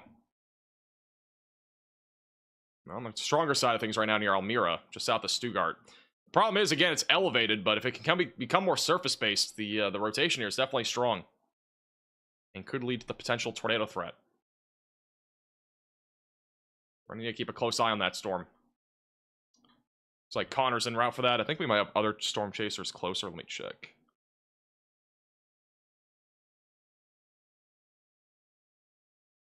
I'm honestly more curious just to see the structure of the storm. That's really what I'm curious about. Thank you, Baker, for the super chat. Appreciate it.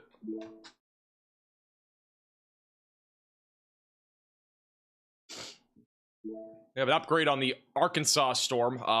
That's going to be back over in near Texarkana. They have upgraded the storm to $half sized hail. And then also we have a new severe thunderstorm warning. Little Rock is in a warning, by the way. That's for 60-mile-per-hour damaging winds.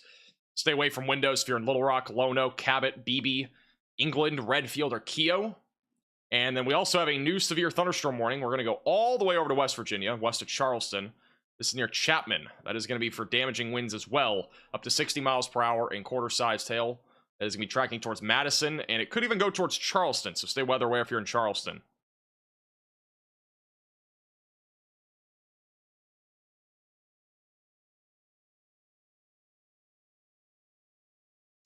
The storm over here near Wheelwright continues to look interesting. I'm actually curious. What are the... Let's go to the significant tornado parameter values here and see if this is in the environment where we have our boundary. Below the boundary. Yeah. This storm here that's going towards Pikeville, I mean, it's right near the boundary and just east of the boundary, so we do have a slightly higher tornado risk out of a storm like this, as it's not really going to be as elevated. The same thing goes for the storms right now, like the one near Corinth, the one near Murfreesboro, south of Nashville. Again, these storms are in an environment right now where we could see a tornado, since it's riding right along our stationary frontal boundary. And as long as it stays south of that, the tornado threat will be a bit more elevated.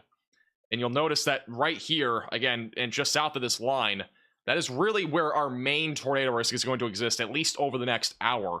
And it might lift further north. We'll have to wait and see. But as I've mentioned a few times, the storm that's off to the east of Little Rock, it is elevated. So it's going to struggle to produce a tornado, but it's going to have probably at least some sort of lowering with it as it moves northeast. It will probably not produce a tornado. going towards Holly Grove and west of Marble.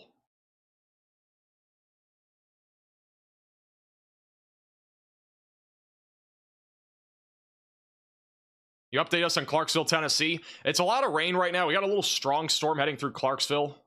It's going off towards I-24, eventually going towards Russellville and Adairville in Kentucky. I'm not expecting any severe weather out of this. If we were to get any, it would be wind or maybe some isolated hail. Again, it's another elevated storm. It's north of our boundary. A new tornado warning has been issued. It's not as concerning. All right, we do have a new tornado warning. This is going to be the storm, I believe, near Corinth.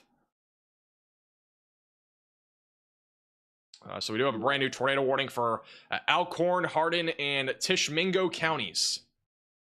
So if you're in this tornado warning, seek shelter, get away from windows, lowest floor possible. Get to an interior room of your home or building.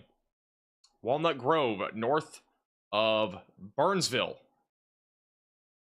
are included in this warning. Again, this is just south of our boundary. This is a pretty favorable environment, again, for a potential tornado threat.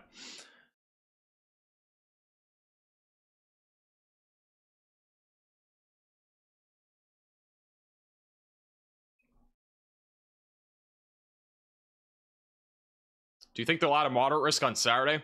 I think it's too early to tell, but I do think a moderate risk is in play on Saturday as well. So we could have another moderate risk in play.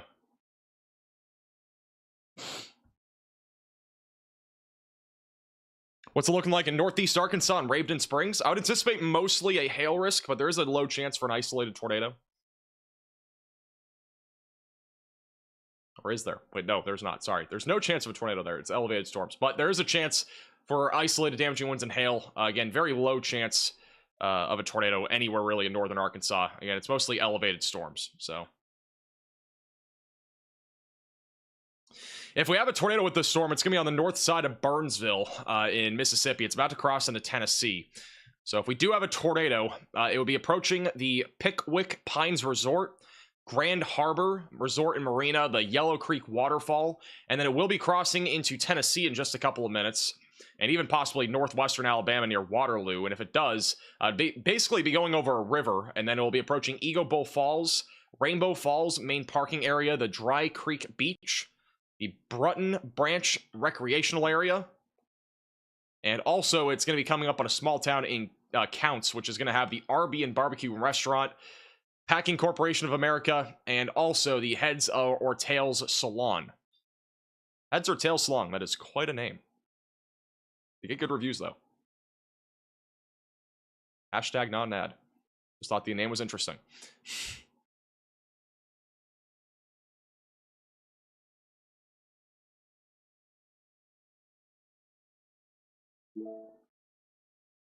I see Connor's at it again.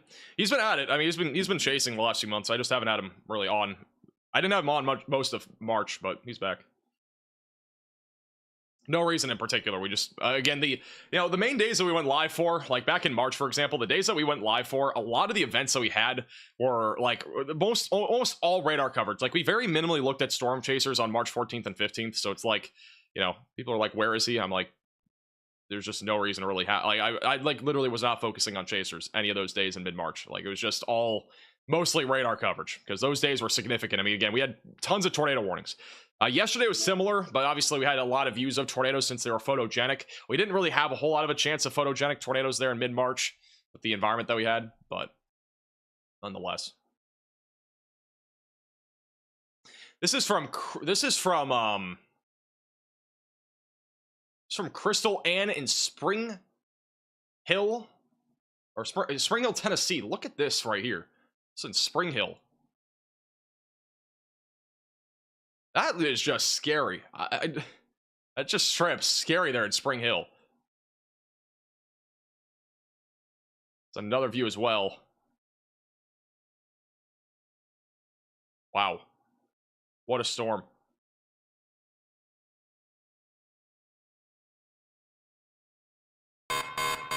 This is an urgent alert. A tornado is on the ground. Seek shelter immediately. Okay, this is apparently a confirmed tornado. So we have a tornado in progress right now on this storm near just outside of Waterloo, Alabama. But Lauderdale County, Alabama, you're included in a brand new tornado warning. This is a confirmed tornado that is going to be heading into Wind Springs here pretty soon.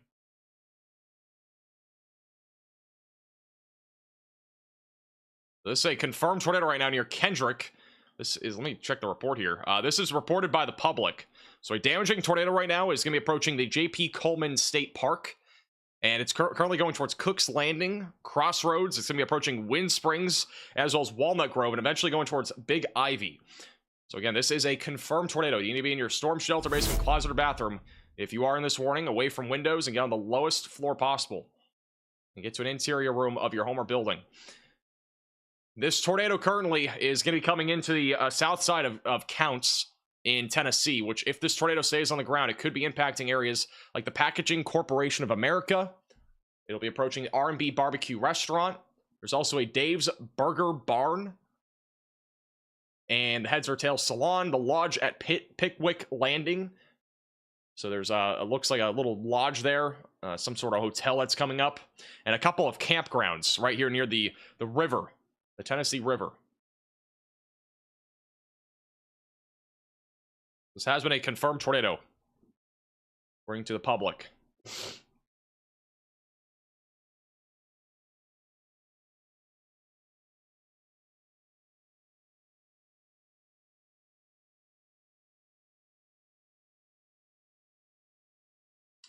This storm continues to look interesting. Again, the one in eastern Arkansas approaching Holly Grove still have some area of rotation, but it's been all aloft. Again, it's really far north of our stationary frontal boundary. We do have, again, a significant threat of damaging winds moving through Little Rock right now. It's going to be approaching Lone Oak. Be prepared for the potential of power outages as this continues to move to the east.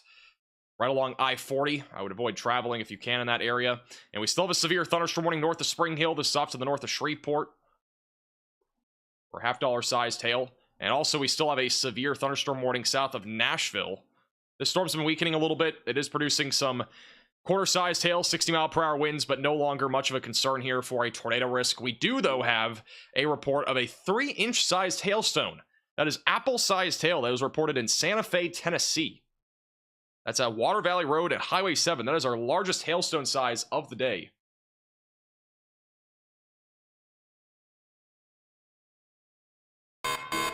A new tornado warning has been issued. All right, well, they have issued a tornado warning on the Arkansas storm, which is actually quite interesting. So they have issued a tornado warning for Nevada, Lafayette, and Hampstead counties in Arkansas, and I believe it's this storm.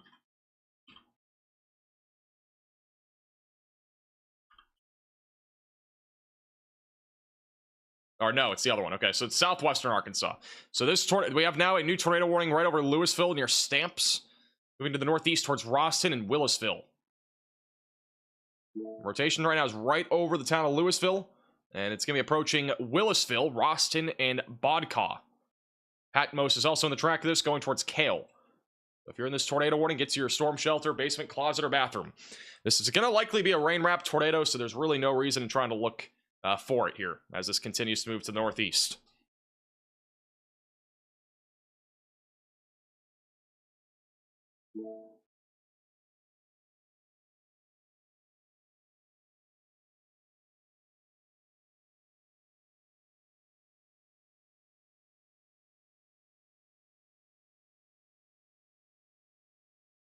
This is another photo from Crystal Ann on Twitter from, again, Spring Hill in Tennessee not too long ago. Another crazy view of this storm. That's just crazy. Look at the clouds flatten out here. You got the huge lowering. You'd almost think for sure this is producing a tornado, which I'm pretty sure this storm was tornado warned when those photos were taken. Bananas.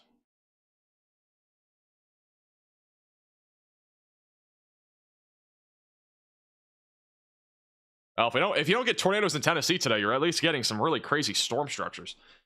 Which I'd rather have crazy storm structures than tornadoes. I think anybody would take that any day, because if a crazy storm structure does not mean a tornado. This is over at Holdenwald in Tennessee right now. It looks like we got a little, and low clouds once again on Holdenwald. We've had this multiple times now.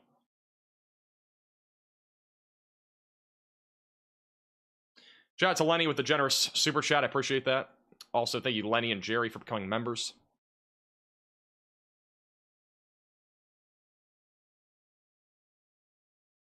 Once again, this tornado warning is a public observed tornado. There was no upgrade to our other warning that's in Tennessee, but they did have this as a confirmed tornado for the Waterloo area. This tornado would be going right over Wind Springs and approaching Big Ivy now. So if it is still on the ground, it's going right through Wind Springs, and it'll be going through Big Ivy in a few minutes. Eventually, approaching Walnut Grove, as well as Counts. You're in the path of this again if you are in the Counts area, which is a bit more of a populated town here in southern Tennessee.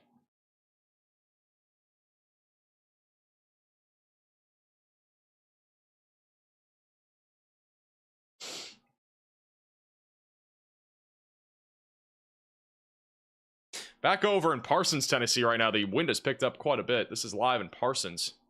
Rain and wind is picking up. A little storm rolling through. Very low visibility. And again, you can expect that today if you're traveling. Any heavy rain that we get. This is from...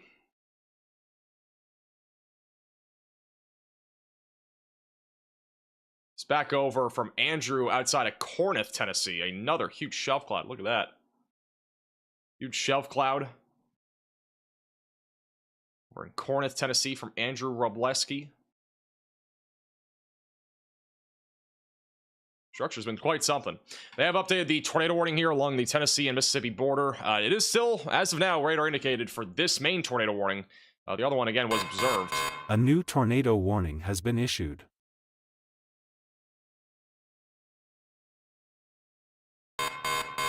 This is an urgent alert. A tornado is on the ground. Seek shelter immediately. Okay. So we have a new tornado warning in Arkansas. We also have a new one that is again confirmed in Lauderdale County in Alabama. The tornado warning was running out of time, so they issued a new one here, which is, again, still a confirmed tornado. So this is still in progress near Waterloo. The tornado itself, though, is likely over Wind Springs and State Route 57. It'll be coming in on Bruton Branch. So this tornado is, again, it's definitely rain-wrapped if it's still on the ground. It'll be going right into Bruton Branch in Tennessee and eventually approaching Lowryville and Big Ivy and Gillisee's Mill. So you need to be in your safe place if you're in that tornado warning. We have another tornado warning on a different storm in southwestern Arkansas. This is going to be near Magnolia, so an area of convergence approaching Waldo and McNeil on the north and west side of Magnolia, Arkansas. And it will eventually head towards Stevens and Camden. So be in your safe place if you're in that tornado warning. That is right along an outflow boundary as well that is pushing to the east.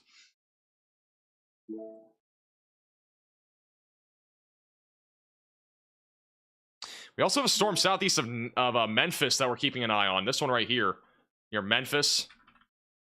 This is going to be right along again, the stationary frontal boundary. A lot more wind shear here. So the tornado threat could increase with this as it moves to the northeast. We'll be keeping a close eye on that. But once again, this is our confirmed tornado via the public. And actually, it looks like that's it right there. So we actually have it looks like a debris signature right now over Wind Springs. So that is your tornado. It would be hitting the, if it's still on the ground, it'd be going right into Wind Springs right now.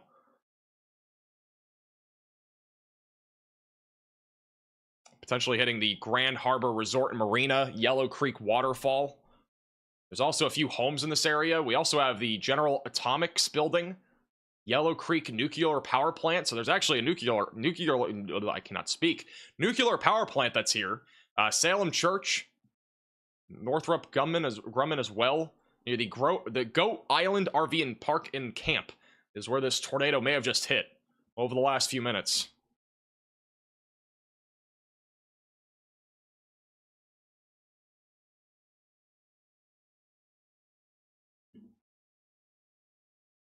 Thank you, David, for becoming a member. So yeah, if this tornado, I mean, again, this is public confirmed. This tornado would have just been off to the I think just off to the.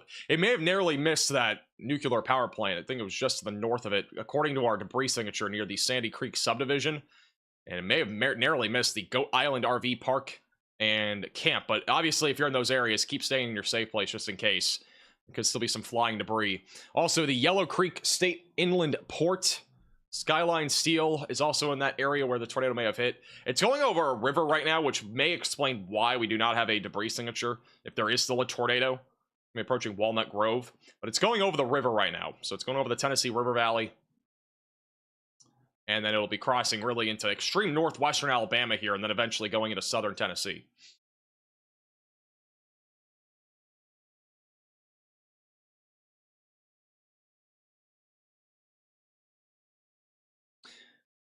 If you guys do have any photos or videos of any of the storms that we're seeing today, you can feel free to at me on Twitter at MaxVelocityWX, one of the best ways to send in any reports as well. Additionally, you can do that on Facebook. The link is in the description to that, at MaxVelocityWX. Apparently, we have a record-breaking high temperature today at Montgomery in Alabama. Also, the Tri-Cities Airport today had a record-breaking high temperature. And also at Tuscaloosa, we had a record-breaking high temperature. So in addition to seeing tornadoes and other stuff, we are seeing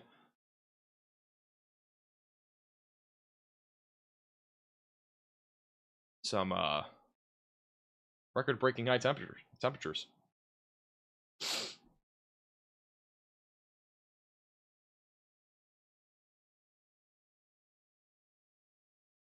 Benton County, tornado near Memphis. Sucks.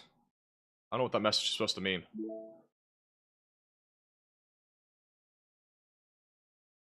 I believe it was 90 in Knoxville today.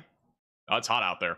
We have a new report coming out from this tornado-worn cell. 2-inch sized hail has been reported in Corinth. This is also the general area where a tornado was reported by the public. Again, this is coming up on Walnut Grove.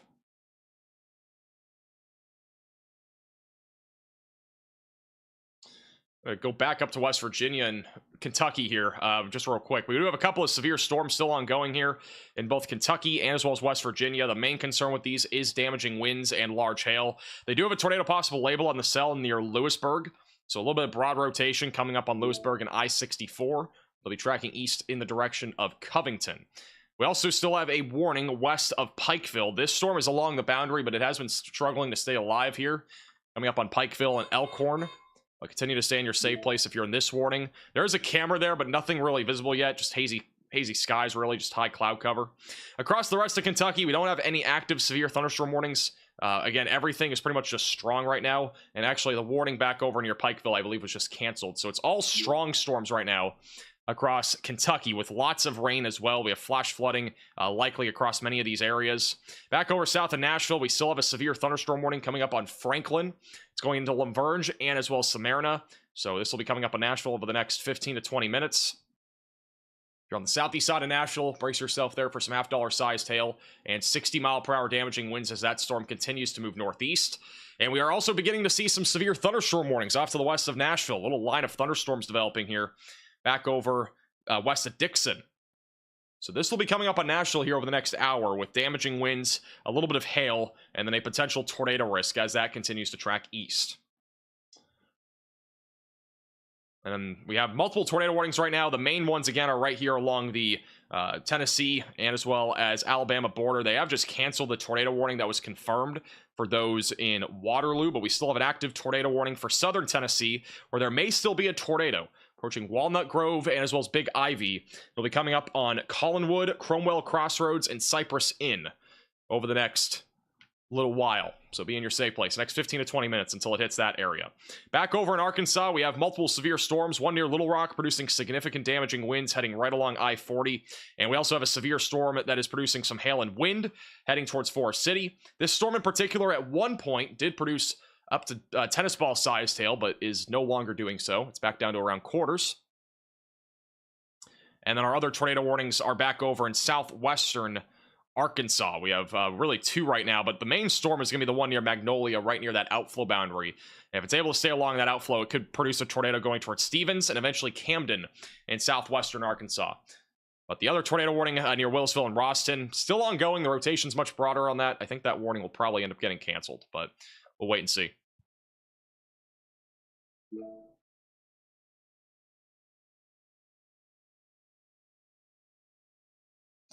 Hey, Spooky for the super chat. Will this affect Maryland? Maryland has a low threat of severe weather, really late afternoon, early evening. I don't really expect there to be a whole lot of significant severe weather. There's a low chance for hail and wind and maybe an isolated tornado. Those are really our main concerns.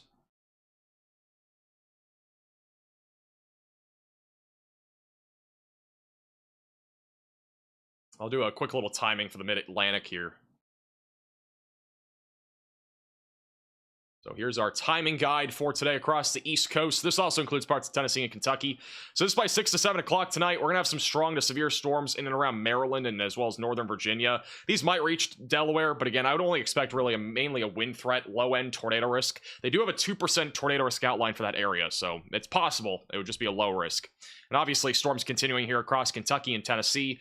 This HRRR model run does not do a great job at showing the potential threat for discrete cells here, but this is a better look at that. So this is over the next few hours. Potentially a few discrete cells here across Tennessee and Kentucky producing a tornado threat. Mainly, though, Tennessee, not really as much as Kentucky. And then overnight tonight, lots of rain. Even some wind potential there around Delaware overnight tonight if we have a little complex of storms, which the HRRR is showing a little segment there right around 3 in the morning, 4 in the morning.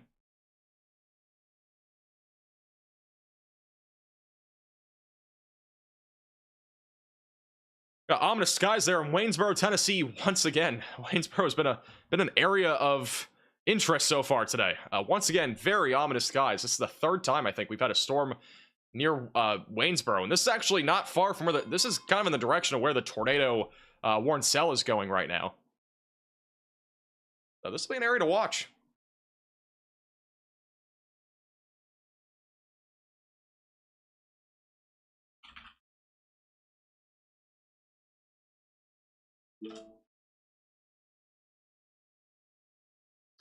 There is some significant damage right now coming in from Owasso from this morning's storms.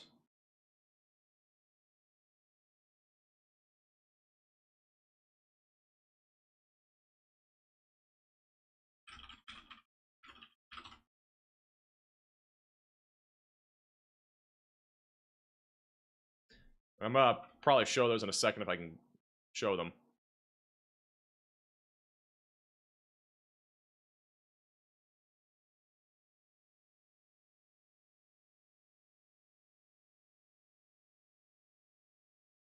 This is some photos in Spring Hill, Tennessee. Again, we've had a lot of crazy photos out of Spring Hill. This is just some more. This is just incredible. I'm in awe. This is from Molly Ferry on Twitter.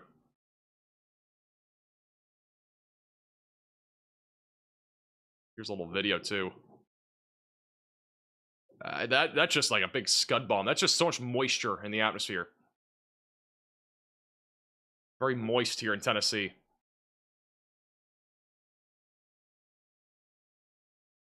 Tornado warning has been condensed. No longer includes Mississippi, but Walnut Grove, you're still in the tornado warning. We still have a rotation area right over Big Ivy. So if we still have a tornado with this, which again, there was a public reported tornado about 15 minutes ago, no longer any reports on this, but if there is a tornado still, it'll be approaching Collinwood and as well as Waynesboro, which bottom middle of your screen is the live shot in Waynesboro, so we're going to keep a very close eye on that. They have issued a new severe thunderstorm warning for 60-mile-per-hour damaging winds, quarter-sized hail, and there is another tornado possible label on that storm heading in the direction of Waynesboro.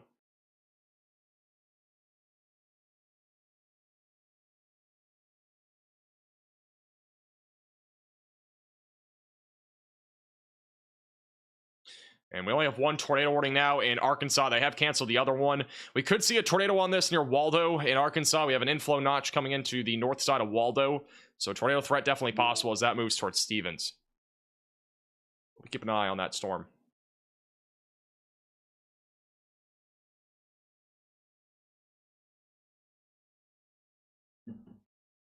Thank you, Michael, for upgrading to becoming a moderate member. Also, shout out to Lori for becoming a member. Will Dallas be affected? Yeah, if you're in North Texas, our main concern, again, is going to be late tonight. We're talking really into the overnight hours for large hail and damaging winds. So there is a threat. It's really not going to be today. It's not really today. It's going to be like overnight. So large hail, damaging winds, and also maybe an isolated tornado. It's basically the same as last night, by the way. I don't think Dallas-Fort Worth saw anything really. It was mostly to your west, but it's going to be similar to what last night was, but it will likely impact Dallas-Fort Worth tonight more than what it was last night.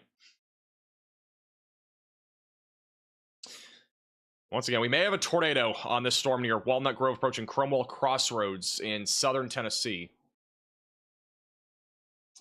I'm going to find the map here. If we did have a tornado on this, it would be coming up on Collinwood. So Collinwood has a Piggly Wiggly, Hassels, Hughes, and Lumber. DG Market, and as well as a 931 custom store, and also the Collinwood High School and Elementary School. So be well aware if you're up in Collinwood, you do have at least a severe storm coming your way, but I would assume they're going to issue a new tornado warning on this here shortly.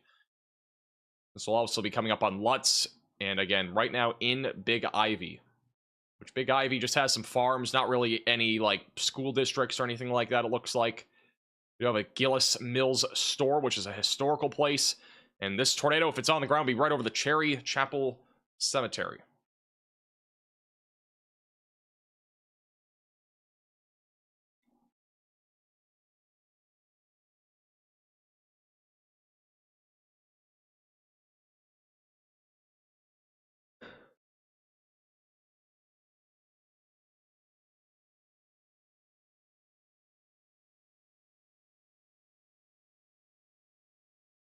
Let's go to the Waynesboro camera here. This is a look at that tornado warned cell. We're actually getting a better view now of this storm that is tornado warned. So we got some rising scud. We might have a lowering trying to develop there, maybe a wall cloud.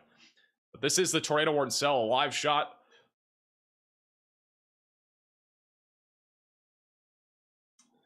Susan asks, can tornadoes go up mountains? They can. It's not super common, but they can. That's why there's problems like in the Appalachian Mountains, for example, like eastern Tennessee. We have problems with those setups because you need storms to really come out of like the south and southwest, basically kind of paralleling almost the mountains. Because otherwise, if they go over mountains, they do struggle. They can. It's just it's a bit more of a problem. Higher terrain and stuff can cause problems for tornadoes. But once again, it's just not as common. It's the biggest takeaway. This is a live shot again of the tornado warning. We have a direct view right now of this tornado warning cell here. Near Walnut Grove and Big Ivy.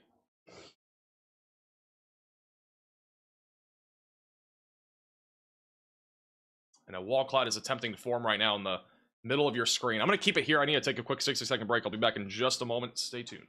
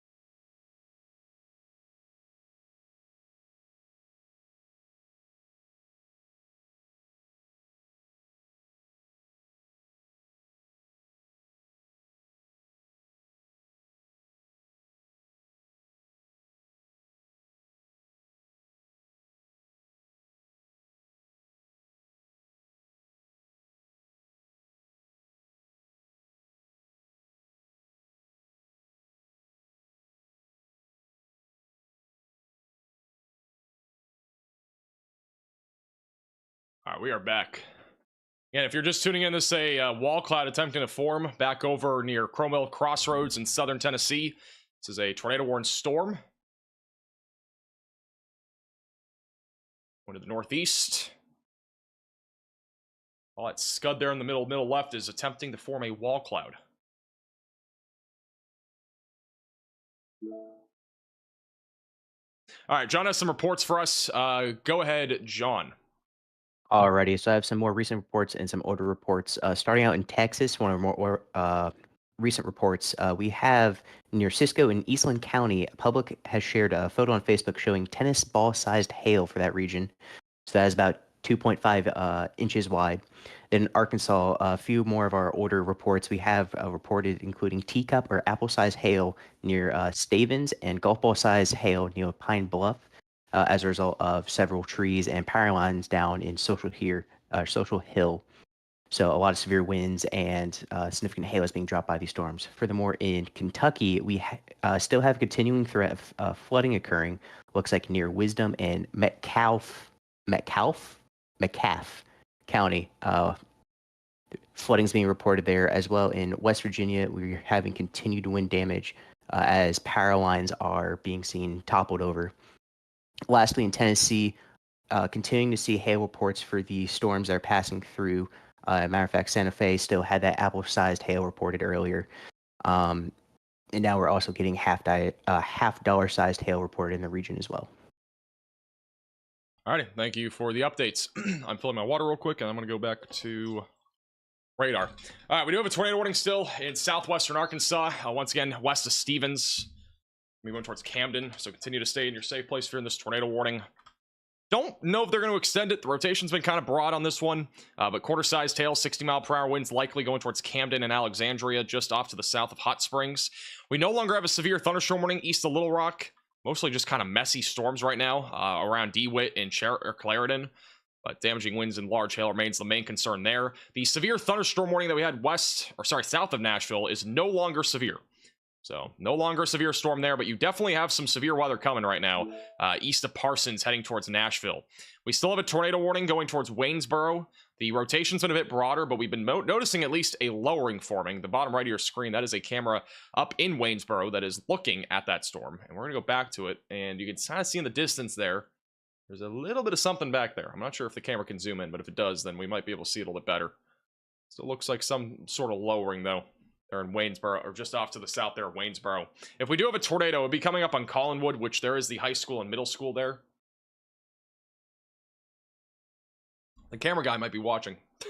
Said to zoom in. Thank you also, Shez, and as well as Sandra for becoming members.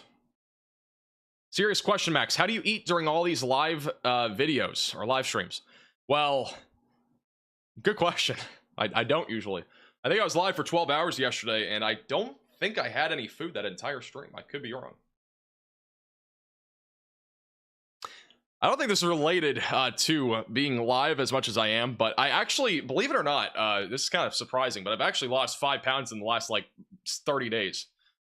I don't think it's because of all the live streams I'm doing, but it's just been generally, it's been going down a little bit every single week pretty much. I've gone down like a pound a week. You had a waffle ice cream cone thing. That was on the Friday stream. Yeah, it's 5 pounds I lost was over 30 days. It was not because of the live streams. Trust me. It was a pound. It's been a pound a week. It's not like I've lost 5 pounds in 4 days or something.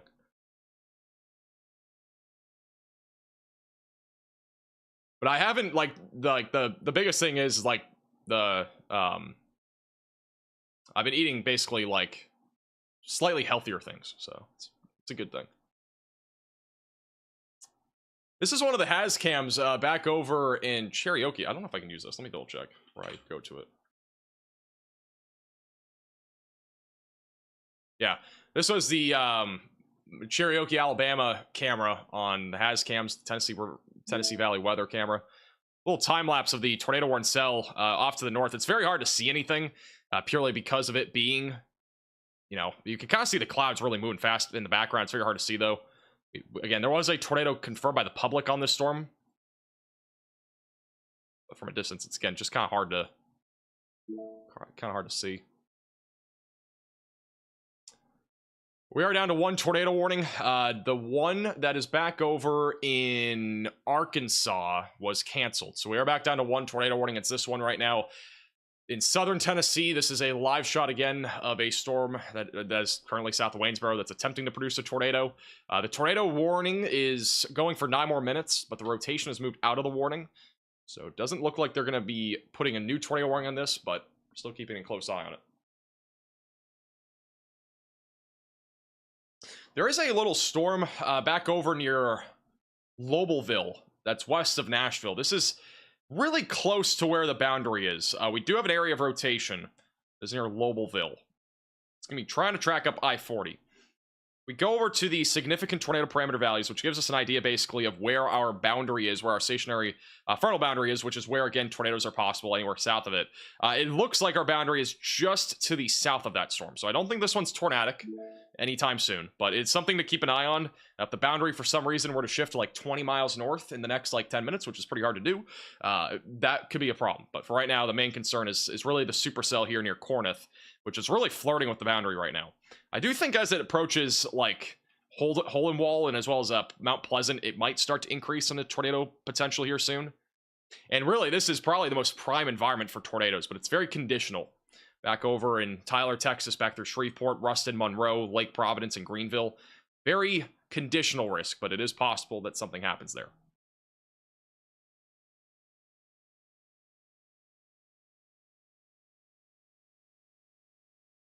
And we are back to that tornado warning, I believe, is going to be let to expire.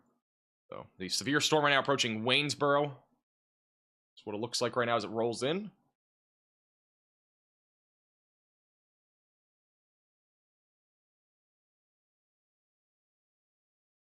Thank you, Missouri, for the super chat. If you're watching the stream, move the camera up and down. They don't need to do that. Thank you, Andrew, for the 5 gigs of memberships.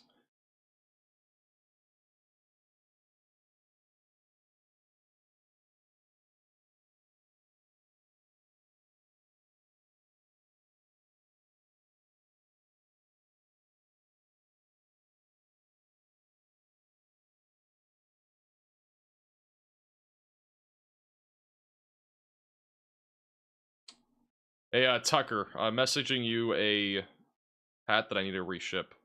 Apparently, I did not sign it. We were selling signed hats for 1 million subscribers, and I somehow did not sign somebody's hat. I don't know how that actually happens.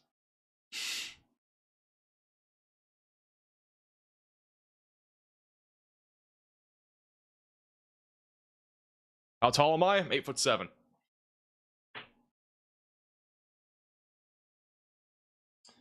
Tornado warning has been canceled, so it's no longer ongoing, even though it says tornado warning counter is 1 on the right. Basically, the warning is at the point where it's just going to be let to expire anyway in like 6 minutes. The tornado warning was in effect over here near Savannah. So we are back down to a normal severe thunderstorm warning, but it does have a tornado possible label on it.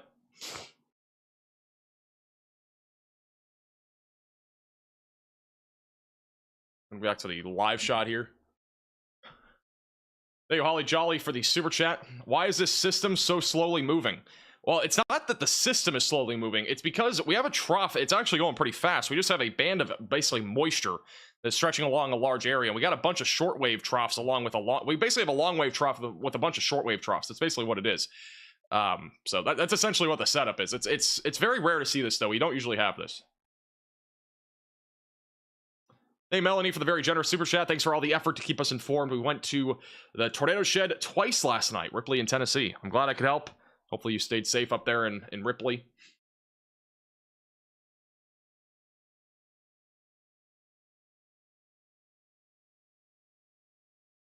Do I have a girlfriend? Yeah, I absolutely have a girlfriend. I work like 12 hours a day. There's like no way. No way I could have a girlfriend. This is brand new information. Kind of breaking news here. We now have an EF3 tornado that was confirmed in Potosi. Potosi, Missouri. This was the tornado that nearly hit the animal shelter, by the way. If you guys remember from yesterday, we had a tornado in EF3 that almost hit that animal shelter back up near Old Mines. This was at EF3, maximum sustained winds of 165 miles per hour. And you can see how significant the damage was, too. Look at all the damage here. You even got like a dog bed, it looks like, there in the debris. John, I don't know if there's a better way to get this zoomed in on the photo. I don't know if you can find it on the assessment toolkit. The tornado was on the ground for about 20 miles. Maximum width was 200 yards. So a pretty significant tornado there. All right, these are the photos here. So this was in Potosi, Missouri, from the Damage Assessment Toolkit, National Weather Service photos here. This is one of those photos of that EF3 tornado. I hate seeing this. This is like looks like some sort of kid bike or something. And all the rubble. This home just got ripped off its foundation by the looks of it, which makes sense why this is an EF3. A new tornado warning has been issued. This is just devastating. This home is just gone, literally. It's just destroyed. There's at least still stuff sitting there, but man, that's a devastating and destructive tornado. They have issued a new tornado warning on this storm for Lawrence, Wayne, and Lewis counties in Tennessee. Seek shelter if you're in the warning. This is a live shot right now of this tornado warning cell. This is, again, what we're looking at. This is the area of interest, would be the leading edge of this storm. It's going towards Waynesboro, Collinwood, and Lawrenceburg.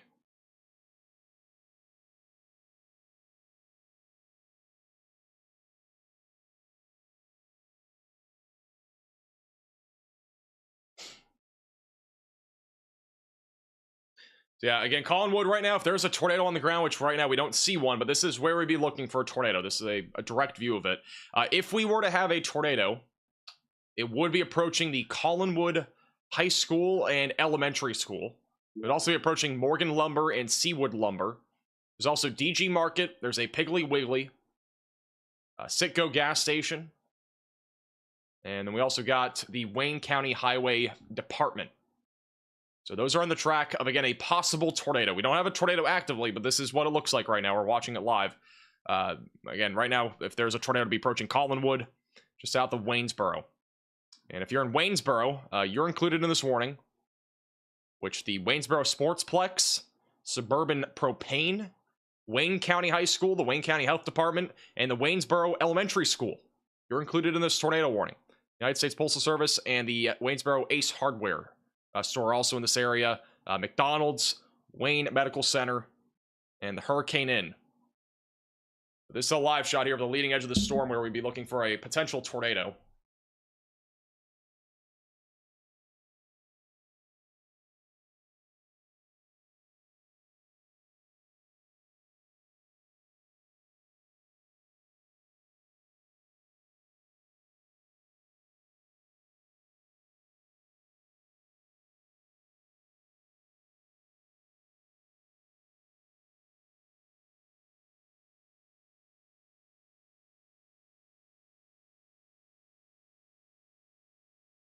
Definitely moving in pretty quickly here.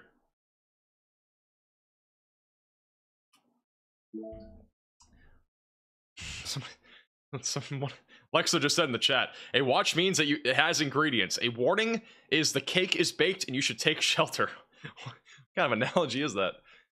All right, here's the you can actually see it rotating right now. We got rotation here in Waynesboro, or coming up on the south side here, Waynesboro, Tennessee, near Collinwood. There's some spin there. Very scuddy.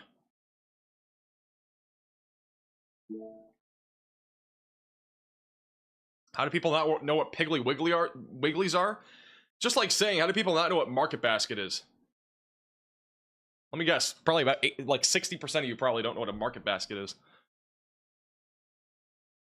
Because it's a regional food store.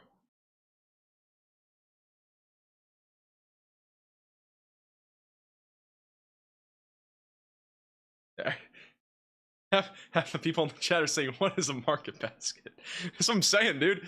Piggly Wiggly's not widespread, I don't think, is it? I never heard of it until I went to, like, South Carolina. A new tornado warning has been issued.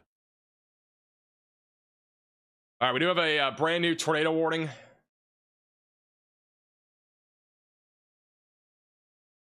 That's again a live shot right now. It's starting to get rain wrapped. We might have a tornado dropping there.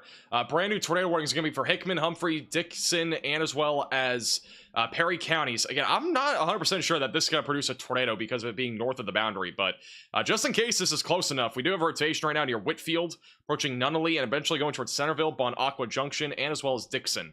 So seek shelter if you're in this warning. I want to go back to that live shot in case we do have something here. It is becoming a lot more rain wrapped here. This is again the camera from Waynesboro that's looking at this. If I'm not mistaken, I think there's another camera coming up. Yeah, there's a camera in Lawrenceburg that we're going to keep an eye on for this storm. If there was a tornado, it'd be back in the middle left. Could even get a non-condensed tornado with something like this. Has that kind of look to it. It feels like a Louisiana type tornado here.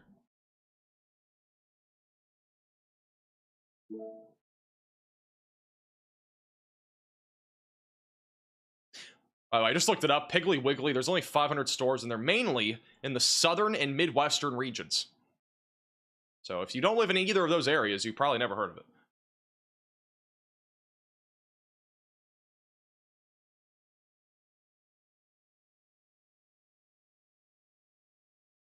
I'm looking closely. Again, there might be a little tornado in there somewhere. But I'm not seeing anything as of now. Clouds are ripping to the east, by the way. They're moving so fast.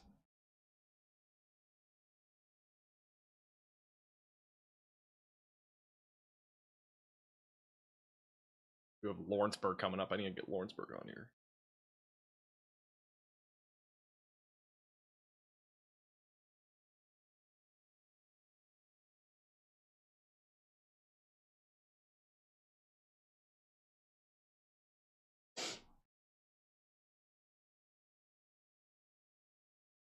All right. Well, we don't really see much. Again, it's just very fast clouds moving. There may have been a brief tornado again somewhere back in there. But if there is a tornado again, it would be approaching the north side of Collinwood, which there is the high school and as well as the elementary school right now. They're on the north side of Collinwood, which might be where the tornado is. It's going to be crossing over Highland and Highway 13, and we'll track up... what road is this? This is going to be tracking up the Natchez Trace Parkway, moving to the northeast. Rotation has been coming together quite a bit here near Only, Whitfield, and going towards Nunley, and it's going to be approaching Bon Aqua Junction. And you got to be in your safe place here in this tornado warning. We're keeping an eye on another camera up near Centerville. We might have that up here in a minute, but this is again moving to the east, northeast, and northeast. You can be in your safe place if you are in this area.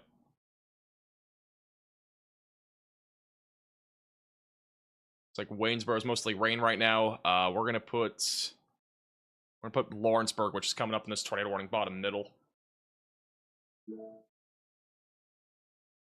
We're currently sitting at 6 severe thunderstorm warnings. We also have 2 tornado warnings right now. Again, both tornado warnings are in Tennessee, and 2 of the severe thunderstorm warnings are also in Tennessee. And our main concern right now with these storms is damaging winds and as well as large hail. There's also a chance for a couple of tornadoes. The southern storm is the most concerning, as it is right along the boundary where we have a lot of wind shear, and we have a stationary frontal boundary that's in place, and as long as it can stay south of it, it's going to have a chance of producing a tornado. The one that's west of Nashville is a little bit further north of the boundary. I'm not entirely sure that this one will produce, but the rotation has been a bit stronger on radar going towards Whitfield, Centerville, and eventually Bon Aqua Junction, currently producing damaging winds as well. Back over in Arkansas, we have a couple of severe thunderstorm warnings on the southwestern side of the state. This is mainly for damaging winds and hail. They don't have a tornado possible label on that activity as of right now. We also have new damage reports coming out back over south of Pine Bluff in Risen, Arkansas, with multiple trees are down in Risen, and there's also reports of roof damage to buildings. So that's actually kind of surprising for that storm, because that was a big hailstorm more than anything. That might actually be from 3-inch sized hail. You never know. And also, there's numerous trees down in the Kendron community over in Kendron, Arkansas. We also have severe thunderstorm warnings in place in southern West Virginia. We got one going towards Covington and Lewisburg, mainly a wind risk, and then also the storm west of Beckley. That is mainly wind. We're getting some damage reports out of West Virginia now. Power lines down on a road between Crystal Block and Hatfield Cemetery. And also back over near Beckley, there's more trees down in the area. There's also power lines down on 3000 block of Robert C. Byrd Drive as of 4:27. So about an hour ago that report came in. Say a live shot from Lawrenceburg right now. This is the storm that is potentially producing a tornado near Waynesboro and Collinwood. In the HazCam.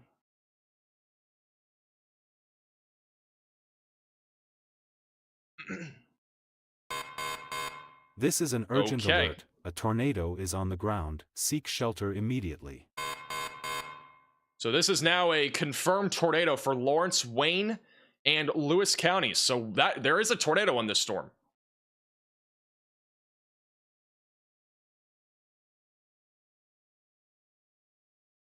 This is going to be located over Waynesboro. They've confirmed a tornado near Waynesboro approaching Napier, Henryville, north of Spring Creek. So there's actively a tornado in progress with this storm. So you need to be in your safe place. Again, that was kind of our fear. It's probably a rain-wrapped tornado if I had to guess. That's going to be coming in here over the next few minutes, heading towards, again, Route 64, one of the areas that's in the path of this. But Waynesboro, there is a confirmed tornado on the south side of Waynesboro moving to the northeast. This may have just hit the Collinwood High School or elementary school, as those are in the general area. But this is also going to be coming up on Henryville, Etheridge, and also the northwest side of Lawrenceburg. Route 64 is in the path of this. And as this approaches Route 64, there are a couple of churches. There's a Dollar General as well on Waynesboro Highway. And then eventually this is coming up on the Best Western in Lawrenceburg, Tennessee, which is barely outside of the warning, but you'll be eventually in the path of this. This is, again, a live shot right now of again, this is the storm. We're assuming that this is a rain-wrapped tornado in southern Tennessee.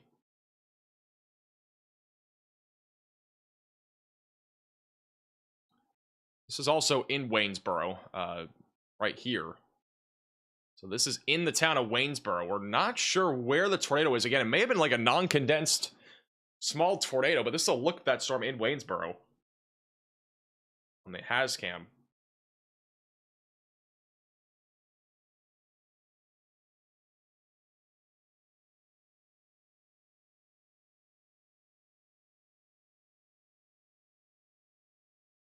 Also, we need to go back to the radar. This storm that's north, back over near Only, Whitfield, Nunley, and as well as going towards Bon Aqua Junction, the velocities are very strong on this storm. So we may have a tornado dropping right now, or there might be one in progress just south of I-40. It's going to be going towards Nunley and Bon Aqua Junction.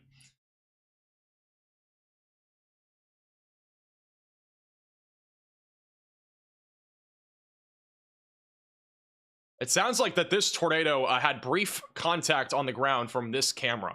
This camera apparently picked up a brief tornado in Waynesboro. So that is what we're getting a report on this storm near Waynesboro.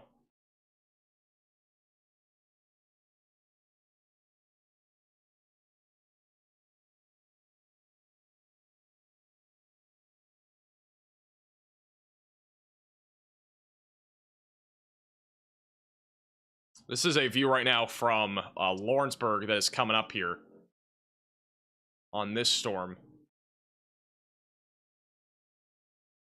We're still about 10 miles out, but you can see the horizon. But we've had at least a brief tornado confirmed here right near Highway 13.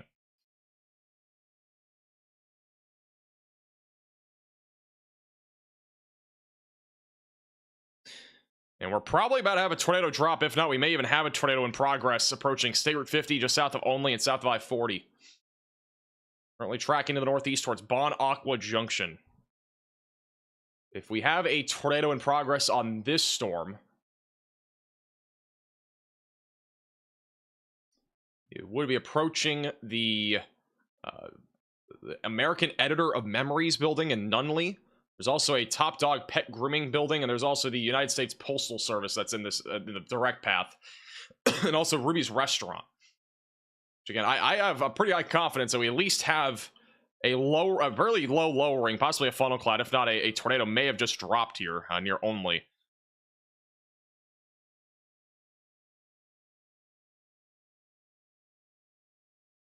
This is also going to be crossing over Duck River, so the debris signature might not show for a scan or two.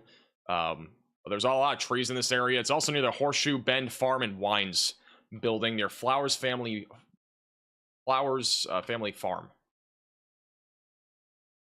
The velocities are still very strong on that. We'll have another radar scan here in a second.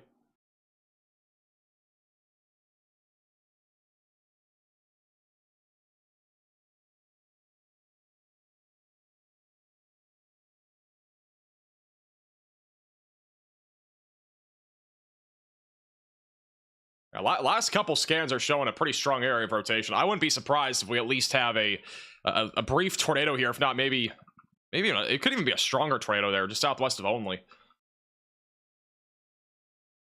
It's taking a little bit of a left turn, so it might be occluding. This is a live shot from Lawrenceburg of this. Let's go to Lawrenceburg here. This is Lawrenceburg. That is a large lowering right there. This is where we just had at least a brief tornado on this storm.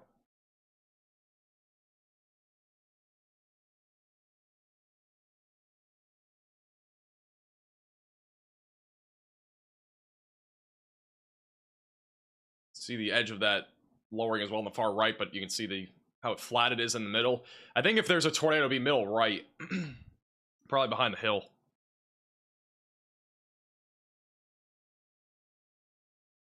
But the clouds are very low, which promotes even a better chance of tornadoes. Our lifting condensation level, which is where clouds essentially build up from. Again, it's very low today. This is the latest radar scan. Again, still very tight rotation on the northern tornado warning near I-40. This is, again, west of Nashville. This storm's on path for Nashville for reference. The strongest rotation is just south of I-40, just south of Bucksnort, approaching Spot, Salt Lick, Matlock Ford, and Goodrich, and as well as White House. If I had to guess, there's probably been a tornado on that here for a few minutes. We don't have a debris signature that's clear, but It's a little strong rotation. Velocities are also pretty strong on the southern tornado warning. Aloft, at least, are pretty strong. So we at least have, again, we have a wall cloud that's visible. It's just gonna be a matter of if it produces maybe a more long track tornado threat. Right now, that's an observed tornado.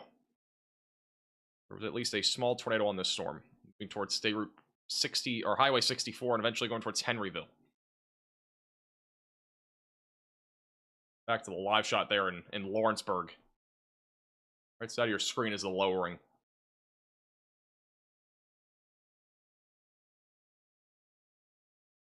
Hey, Joe Daisy for the super chat. May I propose a max velocity design, a tornado with cheese curd kitty peeking at the top of it with her tail wrapped around the funnel using bits and pieces of cheese curd? Maybe. Doesn't sound like a bad idea. Appreciate the super chat. I'll ask our designer.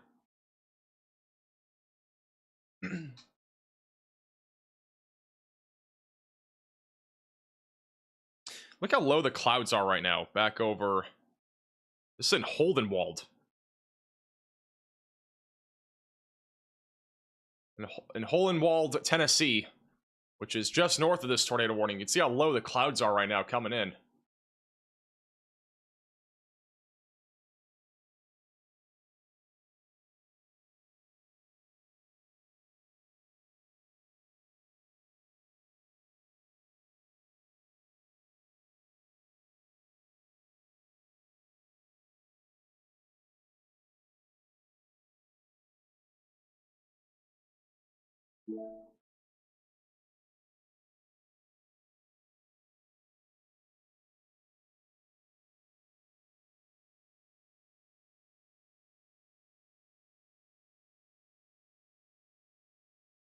Was cheese curd? It's my cat. If you're not already aware, it's my cat. Let's go back to Lawrenceburg again. Huge lowering right there just beyond the hill. It's going to be rolling into the northwest side of Lawrenceburg in the next about 10 minutes or so. Currently, where the tornado was spotted, it's approximately, actually, it's about 15 miles away from Lawrenceburg. But this camera's on the north side of town, and about 14 miles out, but you can at least see the large lowering there right beyond the hill. Back over in Holdenwald.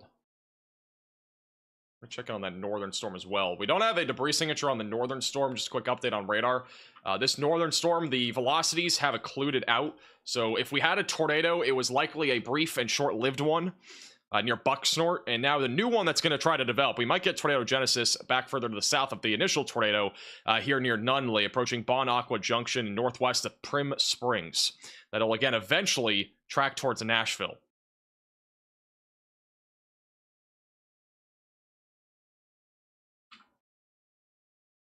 The CC radar is showing quite a bit of blue and green. I'm guessing that's going to be our hail with this storm. Velocities, again, not super tight, but they are strong. This is back to a live shot here in Lawrenceburg. Storm's coming right over the hills right now. A large lowering. Do you find the majority of your audience, either one loves weather, enjoys the technical analysis, or is more concerned about their safety, or thinks they're watching Buzz Lightyear?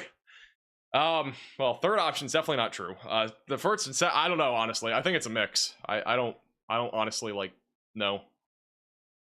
If I had to guess, it's probably a mix.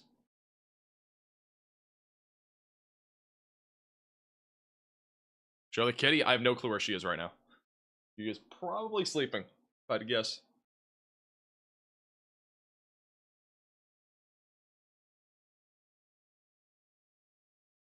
And we have 2 tornado warnings in effect. They're both in Tennessee. We have no severe thunderstorm warnings in Tennessee. We have 2 in West Virginia and 1 in Virginia, and then also 1 south of Little Rock.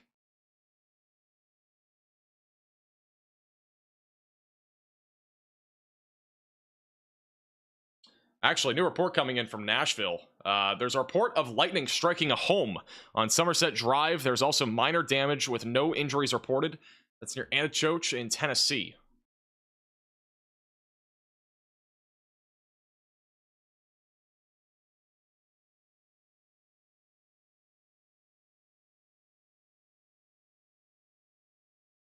Back to Lawrenceburg, where we do have a large lowering that we're seeing out in the distance, but currently not seeing a tornado. Again, it was likely a brief one that we had on this storm.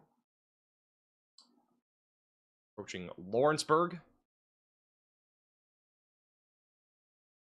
off to the north of Spring Creek and also heading towards Henryville. Weather spotters confirm this tornado. That's, again, the source of it.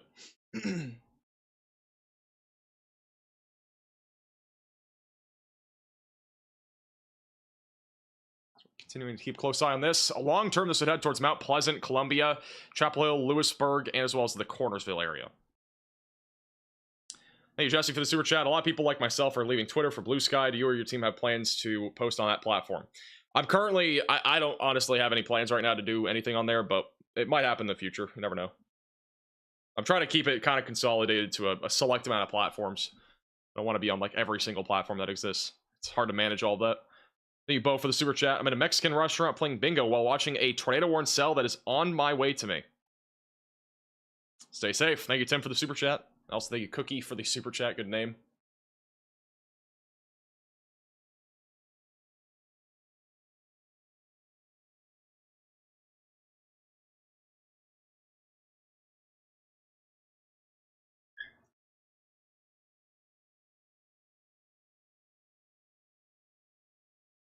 All right, guys, we don't need a whole political argument about Blue Sky and Twitter. I really do not care. It has nothing to do with that.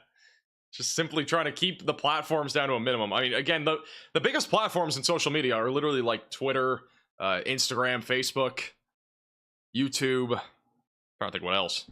TikTok. Like, those are like the biggest ones. I mean, it has nothing to do with like the platform itself. It just has to do with like size and being reasonable. Because I can't go to every single platform. It would take, again, a lot of managing. So... You should care? I care, but again, it's a lot to manage. You don't understand. Like, there's a lot more. If I had one or two more platforms, that's one or two more places I have to post to, and it takes a lot more effort. And I want to try to keep everything consolidated. Otherwise, I think it just gets confusing. If I have a platform for absolutely everything, I think it gets more confusing. It's already hard enough to manage like 5 different platforms. Our tornado warning north of the Centerville area coming up in Nunley. Rotation's attempting to cycle right now. So we got a little area of rotation right now attempting to cycle. We think there was already a brief tornado near Only. This is going to be approaching Bon Aqua Junction over the next few minutes. There is a camera in Centerville that's coming up, so we're going to keep a close eye on that. So Centerville, Tennessee is coming up. Just on the north side of a potential tornadic supercell. Down the road, this will be approaching Nashville. So if you're over in Nashville, continue to stay weather aware.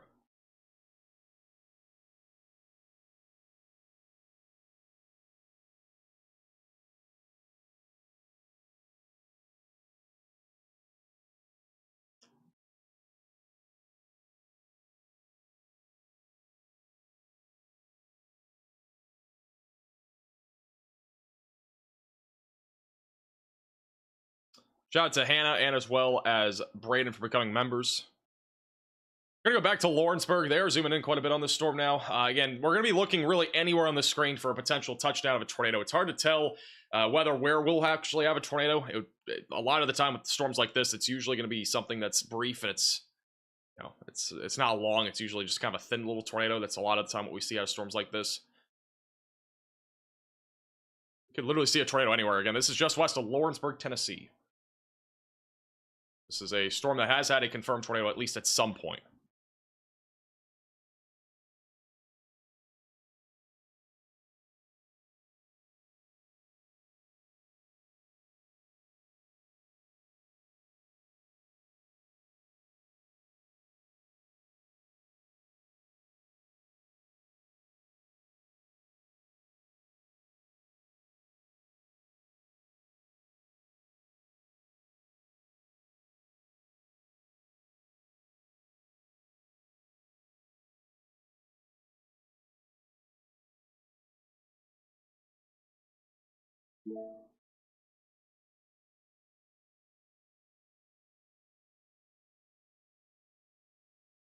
Go back to live radar. Yeah, that bottom middle of your screen. Can't really see much right now. Thank you, Ben, for the 5 gifted.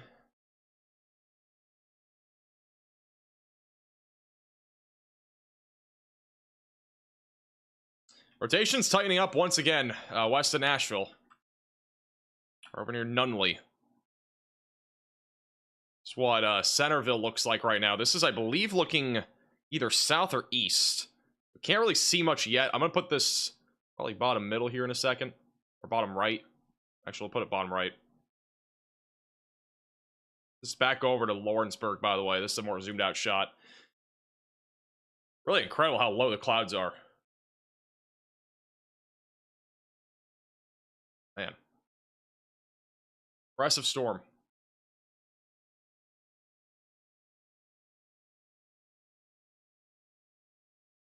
But Centerville's bottom right of your screen again. Our strongest rotation is going to be moving right into Nunley, Tennessee, approaching Mill Creek, Bates, Lyles, and Bon Aqua Junction, just south of I-40. So 2 tornado warnings still in progress. We also have a load of flash flood warnings right now, stretching from central Kentucky back into western Tennessee. There is a high risk of excessive rainfall in place, which is pretty rare. Also, the storm that Connor's on is actually tornado possible. Just southwest of Memphis, the storm near Helena West, south of Mariana. This storm does have a tornado possible label. It will eventually track towards Memphis, South Haven, and as well as Hernando. So if you're in this area, be vigilant. Main concern right now is half-dollar sized hail, 60-mile-per-hour winds. There's a tornado possible label on it. This is Centerville right now live. This is where we have a potential tornado threat. You actually see the cloud spinning right now above the camera. Right over near Nunley. The clouds are actually spinning here. This camera is positioned south. Wind is starting to pick up a little bit here as well.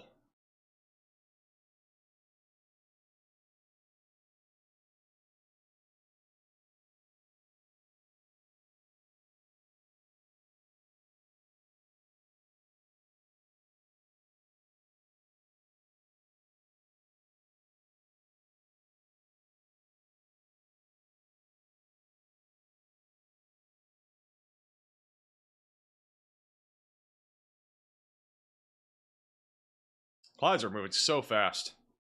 All of the winds are so strong today.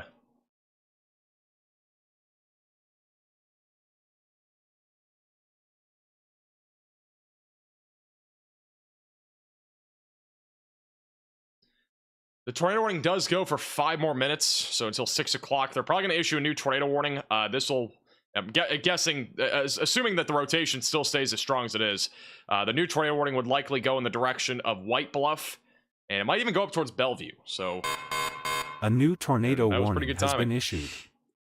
They have issued a new tornado warning. That will be for Hickman, Dixon, Williamson, and Maury counties. Will pop up here in a moment. A new tornado warning has been issued. All right, they have put out new tornado warnings on 2 different storms. So we have a new tornado warning as well. That's going to be further down to the south. It's both extensions on our current tornado warning. So the new tornado warning is for Bon Aqua Junction, Fairview, Boston, Prim Springs, Little Lot, and as well as Bon Aqua, and as well as Burns.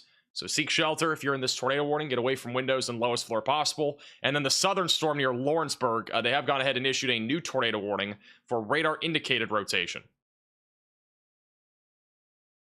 So seek shelter if you are in this new tornado warning for Summertown Farm, just outside of Mount Pleasant, north of Lawrenceburg. This is a live shot right now of our Lawrenceburg storm, which has had a confirmed tornado at one point. Still has a large lowering. Wow, look at that CG right there. Cloud ground lightning striking there right over the hill. We had a lot of that yesterday, by the way. We had a lot of cloud ground lightning at one point.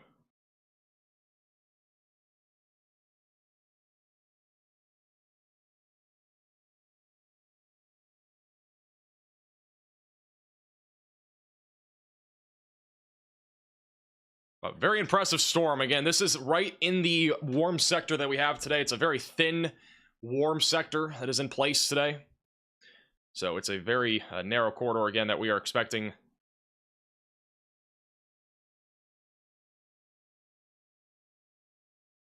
The threat here for severe weather in, but this is one of the storms that's in that favorable environment. And keep in mind that our significant tornado parameter values, I'm going to show this again. This is, again, an estimate on where our stationary frontal boundary is. Let me find our model here. So this is essentially an estimate of where the boundary is, basically where our stationary front is, and basically anything along or south of it is capable of producing tornadoes. Obviously, the storm west of Nashville is a bit of an exception, most likely because we actually have this, stationary frontal boundary a bit further north than this model is depicting. The storm that's southwest of Memphis is kind of in that same boat right now, but I'd say the one southwest of Memphis has a shorter window to produce a potential tornado risk. I think any rotation is likely going to be aloft. This is looking at Connor Croft, who's on this storm. That's over near Helena and Helena West. He had a decent shelf cloud a few minutes ago. Now he's kind of in the middle of this storm near Route 49. Yeah, Chappie. I get random. I've had like 4 different hump songs like stuck in my head throughout the day. I agree. We should all plan on staying. Like we were all just saying, since the L didn't hear anything we all just said. Just kidding.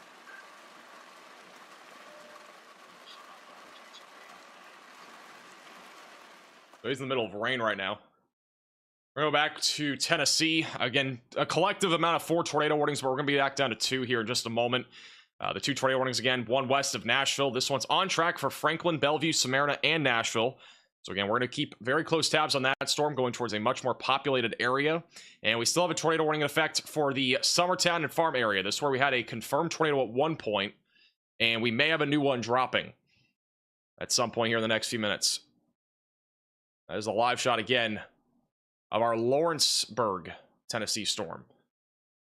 You can actually see the inflow on the right coming into the storm, by the way. You can see it really coming in there. Another lightning strike there back in the rain shaft. You can see the clouds on the right to left. I can't outline it really on this camera, but you can see right to left there on the right side of your screen. That's kind of going into the storm. That's our inflow. And also the clouds are building up. Very healthy updraft here.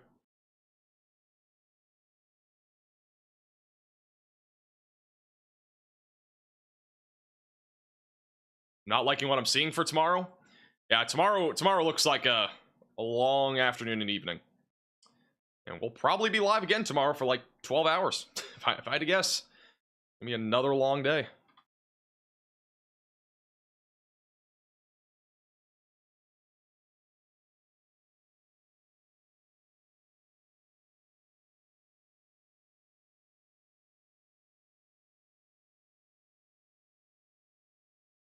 That's kind of the general area where we're looking at for a tornado. The northern storm that's south of Dixon, the rotation is a little bit tighter over the Nunley area near Pinewood, just south and east of Salt Lick, but it's a very small, tight area of rotation. There's a chance that there's a little small, brief tornado occurring there near Matlock Ford. And then after this occludes, it'll probably try again to recycle because we have another area of convergence happening right here, back over near Bonacqua Junction. And this is eventually going to track towards Bellevue and Nashville and Franklin.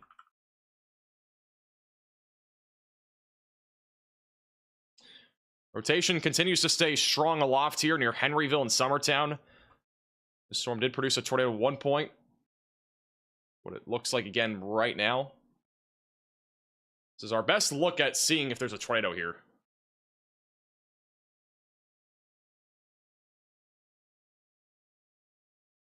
Shout out to Ben for the 5 gifted members. Thank you, Marsha, for becoming a member. And also thank you, Colin, for the super chat. Watch your whole stream yesterday. John saying that 5 million people lost power when it was actually 10,000 people brought some light to a dark day. I appreciate the super chat. I'm glad that brightened your day. 5 million people being without power, though, would be absolutely historic.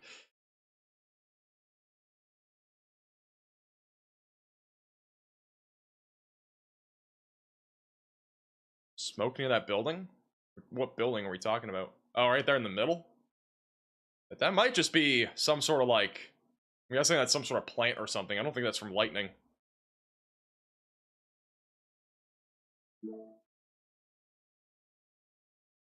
Or is that a fire? Did lightning strike there? I wasn't looking. Is that a fire? Where is this camera? The exact location. I'm kind of curious to see if that's actually like a... It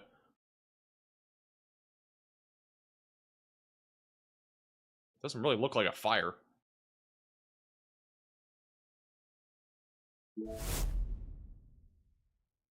On North Locust Avenue. Really does not look like a fire to me. Oh, just smoke.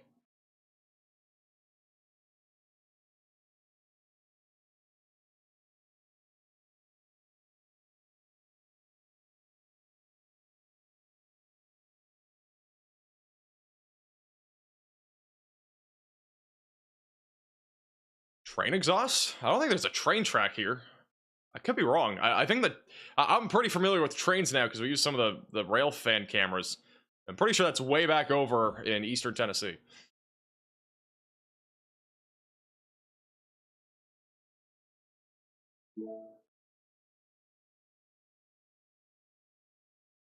Did something happen to Connor again, by the way? Did his tire go flat or something? Or is it like, is he just parked there?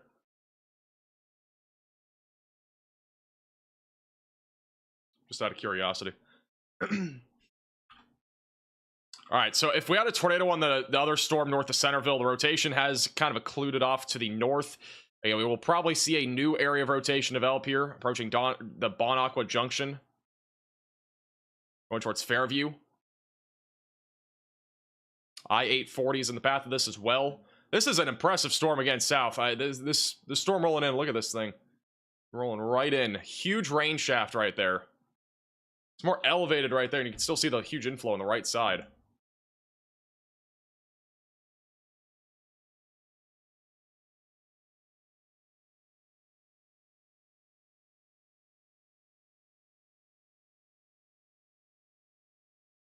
Apparently, according to my fire expert, it's apparently a wood fire of some sort, which would make sense with how white the smoke is.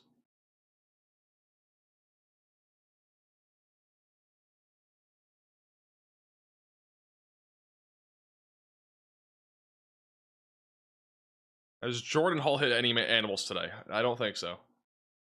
We got a zoomed in look at the smoke here. Some lightning out to the right. Storms have been producing frequent lightning today.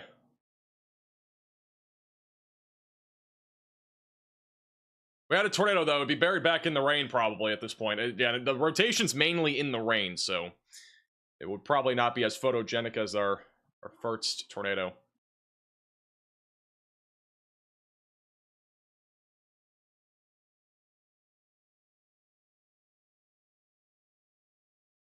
They have updated the northern tornado warning for Lawrence, Gills, Maury, and... no, this one. Warning has just been condensed a little bit down. We have a nice little hook echo on this storm, so there could be a tornado approaching Summertown. Rotation's definitely increased quite a bit. Again, this is a live shot of the storm rolling in. That is an unbelievable view here of this storm. Put this on a picture frame or a calendar.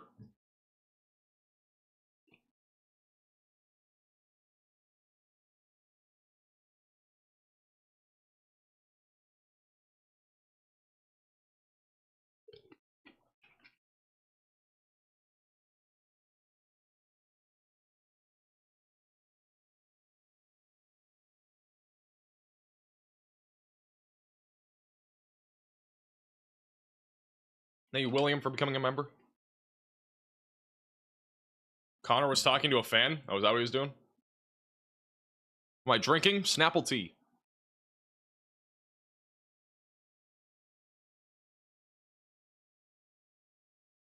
More lightning back there. Well, if we had a tornado, it'd be traveling right up State Route 240, approaching Henryville. And again, that storm is really impressive looking. It's going to basically be beelining it right up State Route 240, and then it'll approach Mount Pleasant. And again, long term, this is going to be heading in the direction of Murfreesboro. So if the supercell stays alive and is still a concern, Murfreesboro would eventually be in the track of this, just to the south of Nashville. Pretty terrible polygon I just drew, but that's kind of the general area of where we're watching for the storm to go. And also just west of Nashville, we are still monitoring this storm closely as tornado genesis is once again trying to happen, heading towards Bellevue. So Nashville, you need to be on alert. We got a potential tornado threat coming your way. Velocities are again intensifying. We've seen this happen 3 times now in this storm.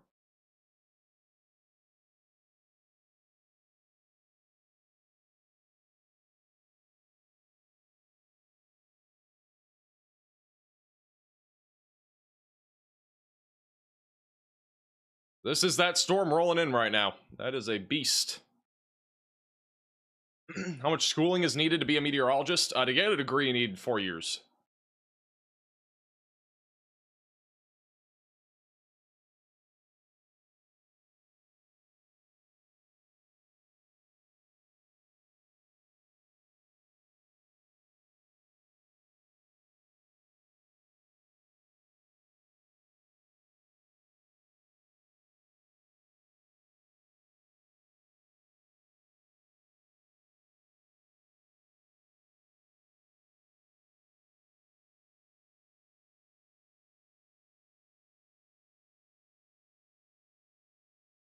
Four years, that's a master's? 4 years is a bachelor's. We do have a new mesoscale discussion from the Storm Prediction Center. It's been a while since we got one of these, I think. Unless we don't. Never mind, I got trolled by chat. Never mind.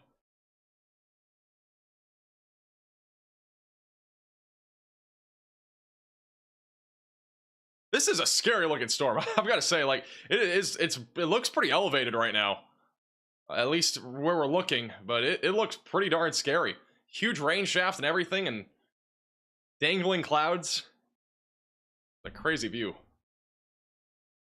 And I mean, it has a hook on radar. The velocity's been increasing, so it might be trying to get produced here pretty soon. Shout out to Patrick for the Venmo donation.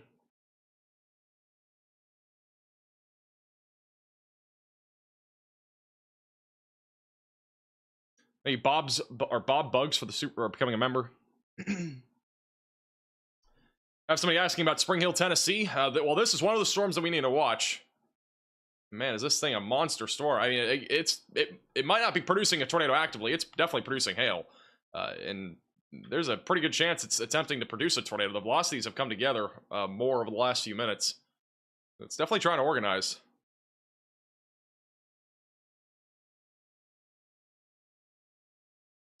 I was not trolled by the chat. I was not trolled. We do have a new mesoscale discussion from the Storm Prediction Center. There is an enhanced tornado potential over the next 1 to 2 hours. That includes the Nashville area, Murfreesboro, southern Tennessee, extreme northern Alabama, and this is one of the storms that could produce a tornado. They have outlined where that boundary is, so essentially these storms are entering into the favorable environment right now. So this is not a good thing. Again, strong tornadoes are still possible in this environment, and this could be one of them that will try to do that. So they are entering into the favorable environment now, which is pretty concerning. The wind shear is going to probably pick up a lot. We're starting to see rotation picking up on this storm too right now. There's another cloud to ground lightning strike near Lawrenceburg, Tennessee.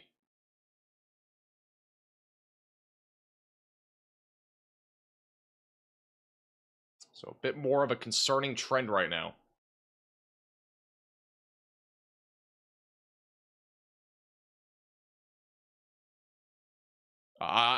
This is kind of a first for me for seeing a storm quite like this.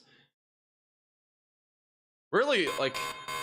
This is an urgent alert. A tornado is on the ground. Seek shelter immediately. This storm, I believe, has been upgraded. Now have a confirmed tornado,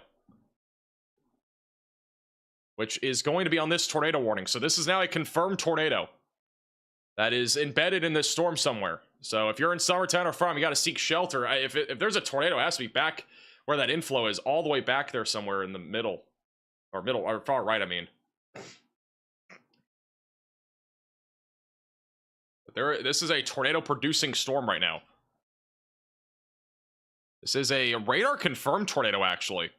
So they're saying this is a radar-confirmed tornado. I don't see anything that confirms it via radar, but obviously seek shelter if you're in this warning. So this is not observed, but it's radar confirmed.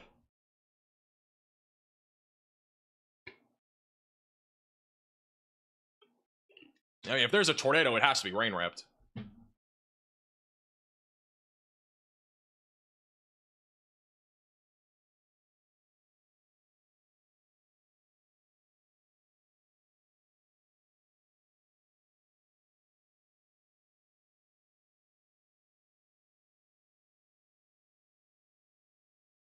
Now, this is a live shot of the confirmed tornado warning. Again, it is radar confirmed. There's a hook echo on radar. The velocities have intensified a lot over the last few minutes, but I've not yet seen a definitive debris signature on that storm. Continue to stay in your safe place. Again, this storm is entering into a much more favorable environment over the next hour, as it moves past that stationary frontal boundary and becomes a lot more surface-based. I mean, the clouds are super high right here.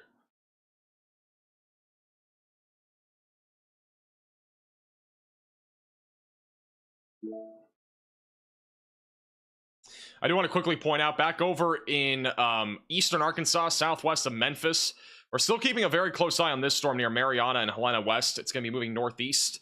We've been watching an area of rotation right over here near Helena West, but this is also another storm that's kind of along or just west of the boundary, so it's not in a great position, but it is a storm to watch for as it continues to move northeast.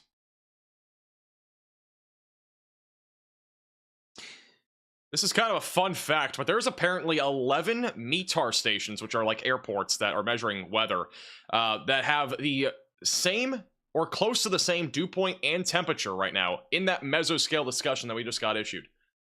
So that's in like southern, central, kind of eastern parts of Tennessee here, which is actually really surprising.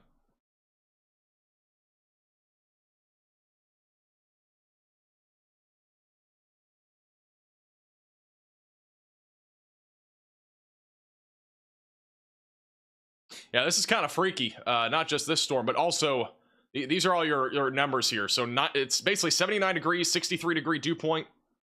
Same thing here near I-65.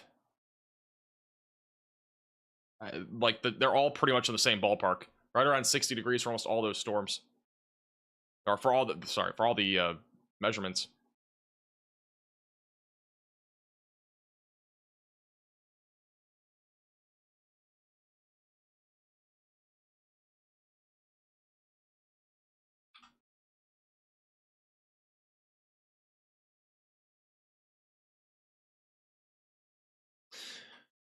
We're gonna have to watch this storm also in southern Arkansas, east of Camden. And I also think this storm is, it's hard to tell, but it might also be near that, just south of the boundary. Or, sorry, just north of the boundary. Which, if this is north of that stationary frontal boundary, it's going to probably just be an elevated thunderstorm. But that's approaching Fordyce and going towards Pine Bluff. I'm more concerned about the hail potential with this storm. This is an urgent alert. A tornado is on the ground. Rather than the tornado shelter potential. Immediately. We now have a new confirmed tornado warning. This is going to be for Lawrence, Gills, Maury, and Lewis counties in Tennessee. So seek shelter. That's Mount Pleasant, Columbia, and just south of Spring Hill. This has again been a radar-confirmed tornado. The velocities again have intensified quite a bit over the last few minutes. The tornado would be right in here over Henryville and approaching Summertown and crossing over Route 43. This is once again a live shot of this tornado-warned cell that is actively producing a tornado, which we've not visibly seen yet.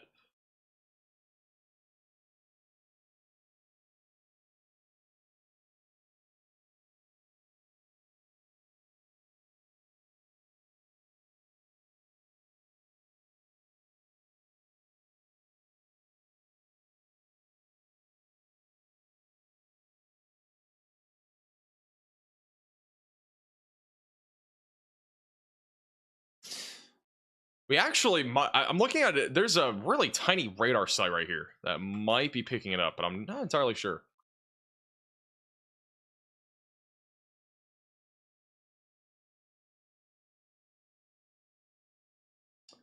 This is like a little close-up radar site. They have one in Lawrenceburg here.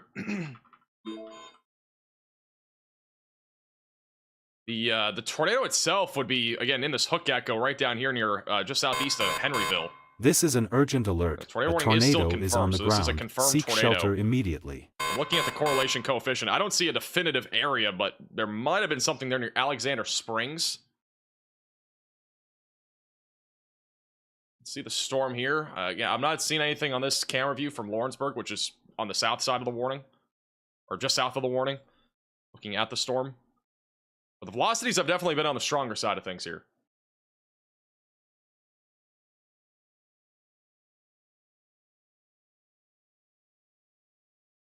And this includes Gills, Lawrence, Lewis, and more Tennessee. You need to be in your storm shelter, basement, closet, or bathroom if you're in the pink polygon.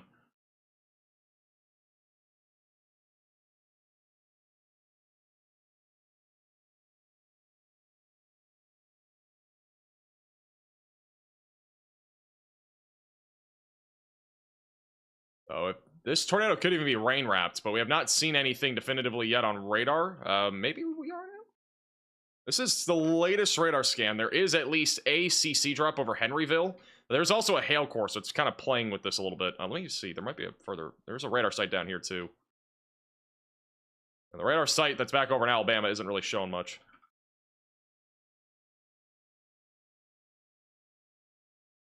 Columbia, Biggieville, Hopewell, Bryan Station are all in the path of this.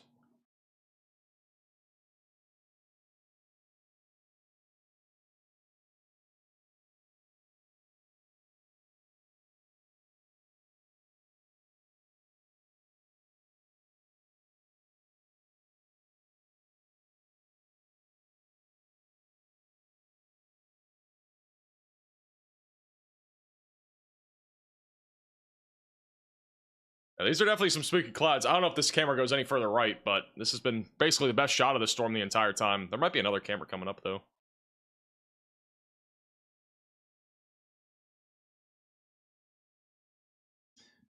This is really kind of a weird radar site. Like, this is just, again, this is like the Lawrenceburg, like, very localized radar site here. And, like, that right there is where it looks like the strongest rotation is. Pretty rain. It's kind of in the, it's again the hook just south of Summertown. So presumably this tornado would be right in this little hook here and going right over onto Route 43, approaching Andrew Jackson Highway. Let me see what we got here.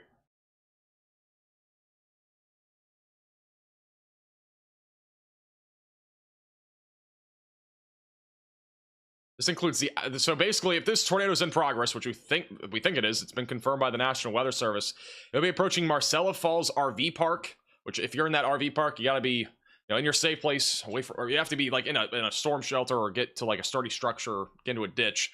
The U-Haul neighborhood dealer is also in this area. The Three Oaks Market and Wellness buildings are in the path of this tornado. Again, we think this tornado, if it's in progress, would be right over Route 43, moving to the east-northeast.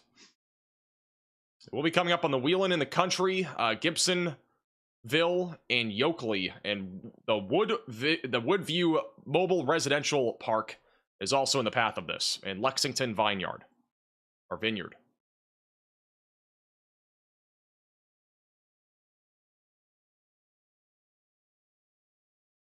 But this tornado is almost undoubtedly going to be rain wrapped here, moving to the northeast.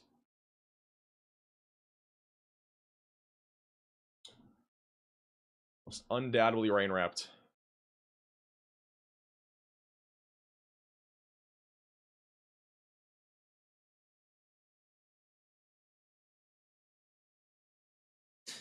All right, there's another camera going to be coming up here soon. Let me see where this is. All right, bottom right of your screen, we're going to change that camera out. That's the next camera in the path of this from what I'm seeing.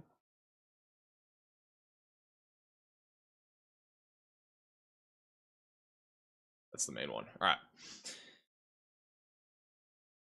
Knoxville, Tennessee. Knoxville, Tennessee isn't really in a risk right now, but we might see something a little bit later. Mainly a wind threat if anything happens over there, and that'd be like late tonight. Hey, Brian, for becoming a member. Thank you, Mimi, for the super chat. Can you explain the debris field when a tornado hits the ground because of all the colored squares at the same time? Yeah, when we're looking at the CC radar, which that's the correlation coefficient, we're basically looking at different things other than raindrops that are currently either coming out of the sky or falling out of the sky. And so that is essentially an indicator. Now, I don't really buy fully that this is a tornado, but there might be one there. But we have a hail core that's kind of contaminating this a little bit. So it might not fully actually be a tornado there. But the localized radar site has also showed a little bit of an uptick in rotation over the last few minutes. But we don't have a clear debris signature here. So I'm not seeing anything clear on radar, but this is a radar confirmed tornado. And obviously, as a good precaution, you should be seeking shelter anyway. This supercell is moving into a much more favorable environment here, as it is crossing over that boundary, that stationary front that's in place. And as it goes into the warm side and the more moist side as well, it's going to be capable of producing the threat of a potentially more long-track supercell with a tornado threat. So it might not necessarily actively be a tornado, but it will probably drop in the next few minutes if it's not already on the ground. They have issued a new severe thunderstorm warning for Bellevue, Forest Hills near Nashville. That's for damaging winds up to 60 miles per hour. There is still a broad area of circulation that is crossing right over Interstate 840, approaching Fairview, Fernvale, and also going towards Bellevue, Forest Hills, and Brentwood. A little hook right here, moving to the east-northeast, more towards I-440. They zoomed out here a little bit for you just for a moment. How's Pulaski, Tennessee? It looks fine for right now. We got a couple storms off to your south. These are elevated, though. Not really too concerned about those right now, but we'll keep an eye on them. They will be entering a more favorable environment, so they might become a little bit more concerning. I mean, they're already technically in the favorable environment, but again, they're on the more elevated side of things. We do have a new severe thunderstorm warning for Memphis now. So if you're in Memphis, Tennessee, South Haven, Hernando, brand new tornado or severe thunderstorm warning, excuse me, for you guys. We're damaging winds up to 60 miles per hour, quarter-sized hail, and there is a tornado possible label on this activity. It's a view right now of the skyline here in Memphis on the radar mega cyclone port. Elevated clouds by the looks of it. And the chances of this storm producing a tornado are definitely a little bit on the lower side of things, as it's not really in the favorable environment. But if it was in the favorable environment, this would almost undoubtedly be producing a tornado. There's a report there in Tunica, Mississippi, which is where the severe storm is, that parts of Route 61 are currently flooded.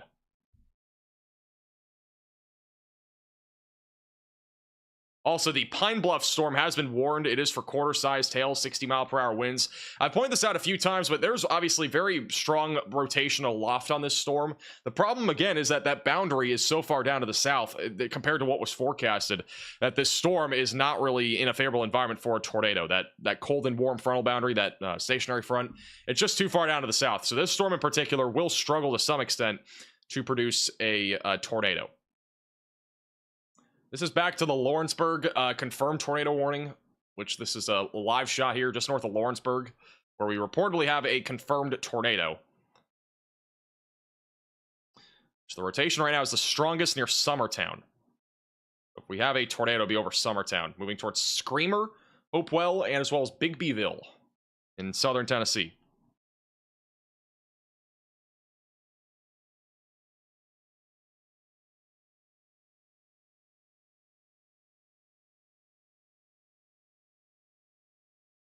Shout out to Brian for the super chat. Thanks for all you do. I'm glad Iowa doesn't have to use streaming 15 hours straight. Poor Tennessee has been taking the brunt of it lately. And unfortunately, Arkansas is going to be another place that takes the brunt of it here pretty soon. We already have, but you're going to continue tomorrow and Saturday, both days. As a reminder, if you're in Arkansas, please make sure that you're weather aware, because it's going to be very busy tomorrow and as well Saturday. We'll be live again Saturday and Friday. We'll be live both days. Make sure you subscribe to the channel if you're new here. Click the bell icon so you're notified with our latest live streams. It's going to be a very busy stretch of weather here. It's already been busy, and it's going to continue to stay busy. We already have a moderate risk of severe weather in place for western Arkansas tomorrow. And then Saturday is an enhanced risk on the south side of the state.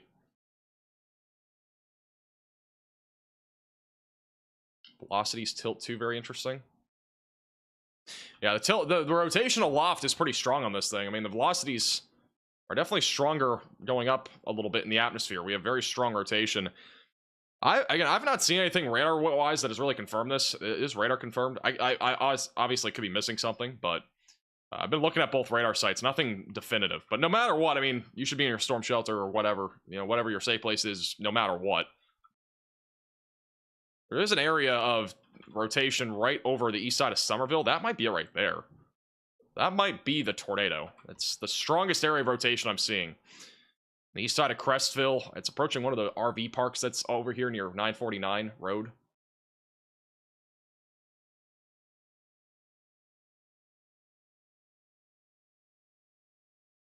That could be the tornado right there. This is going to be on track for the north side of Lewisburg and eventually going towards Chapel Hill. Murfreesboro, you need to stay weather aware here over the next couple hours. The storm will be moving in your direction. Also, the tornado warning here west of Nashville, they have canceled that warning. Damaging winds up to 60 miles per hour is currently the main concern. I have a little area of rotation actually still south of Fairview approaching Fernvale. So maybe a brief tornado with that with this storm as it continues to move east-northeast at about 50 to 55, or sorry, no, 40 miles per hour current speed. This is, again, still the view of this storm near Mount Pleasant. This is from the Lawrenceburg Hazcam. Looks, again, a lot more elevated on this side. But further out in the distance, I think that's more surface-based for the actual supercell as it moves into that favorable environment here in southern Tennessee. How do you think the severe weather will fare in northwestern Arkansas tomorrow? I think it's going to be, again, a long day. I think northwest Arkansas included. Like, I think there's going to be multiple strong and long track tornadoes. Tomorrow is a day that I don't really think busts. There's a low chance it busts if we have a lot of convection in the morning, but that doesn't appear overly likely. So I do think that tomorrow is a concerning day for severe weather across the entire western half of Arkansas. I just don't see Arkansas really not getting tornadoes tomorrow unless, again, we had a lot of convection. Again, tomorrow's risk is a moderate. It's a 4 out of 5. We're right back to another high-end day of severe weather in Arkansas, Oklahoma, and Texas, where strong and long-track tornadoes are possible. Don't get too caught up in the colors, though, when it comes to the enhanced and moderate risk. If you're basically anywhere in this area, there is a chance of strong and long-track tornadoes. So you need to make sure that you are taking it seriously tomorrow, staying weather aware. We have a 15% hatch tornado risk as well for those across central, northern, western Arkansas, northeast Texas, southeast Oklahoma. Tornadoes are still possible as far north as southern Illinois, but the odds are lower, and strong tornadoes are not currently in the forecast.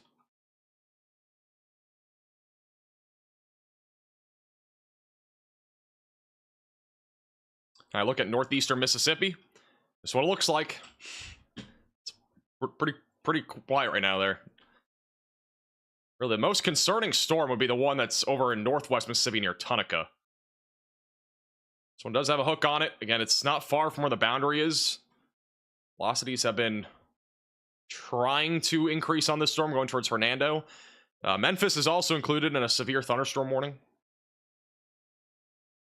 If this warm front was any further to the north, we'd have big problems right now. Or the stationary boundary, I mean. If that stationary front was any further north, we would have almost every storm currently producing a tornado. Like, if this thing was up here, like, it would basically be having a tornado outbreak right now. But we're kind of fortunate that it's further down to the south. It hasn't gone that far north here. The mesoscale discussion from the Storm Prediction Center kind of outlined it pretty well. They outlined that boundary pretty well. So it doesn't really tell you the cities here, but it at least shows you the general area of where that boundary is. So that supercell that's over in southern Tennessee, it's going to be crossing into the warm area, which is going to lead to a slightly more elevated tornado risk over the next couple of hours here in Tennessee, mainly around Nashville as well. That little segment we need to watch closely because it's going to be kind of flirting with the boundary. But back over northwest Mississippi, we really don't have it.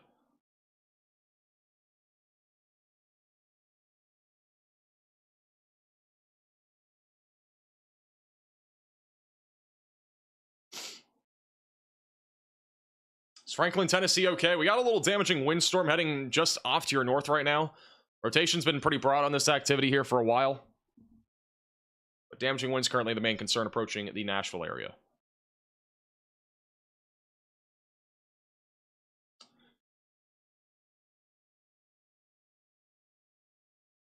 Thank you, Elizabeth, for the super chat. I'm not sure if Coffeyville County's in it. I can pull it up though on here. This is the area. This is honestly more easy to see for that mesoscale discussion. It's going to be for Hendersonville, Gallatin, Lebanon, Murfreesboro, McClellan, Tullahoma, Shelbyville, Lewisburg, Murfreesboro, Smyrna, Nashville, obviously. You're all included currently in this mesoscale discussion. So this is where we do have an enhanced risk now of tornadoes over the next couple of hours. Which, the main concern is the southern storm, but we need to still watch the one near going towards Nashville, as it will be crossing over that boundary here soon.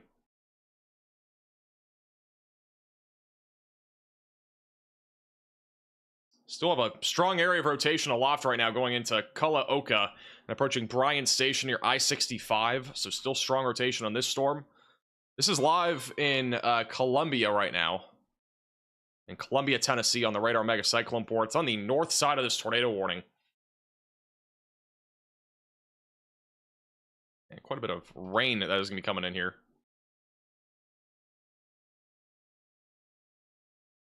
But not really a great view of the storm. I don't know if the Lewisburg has any better view, or the Cornersville one. Doesn't look like it. Chapel Hill? Nope. All right. Thank you, Phil, for becoming a member.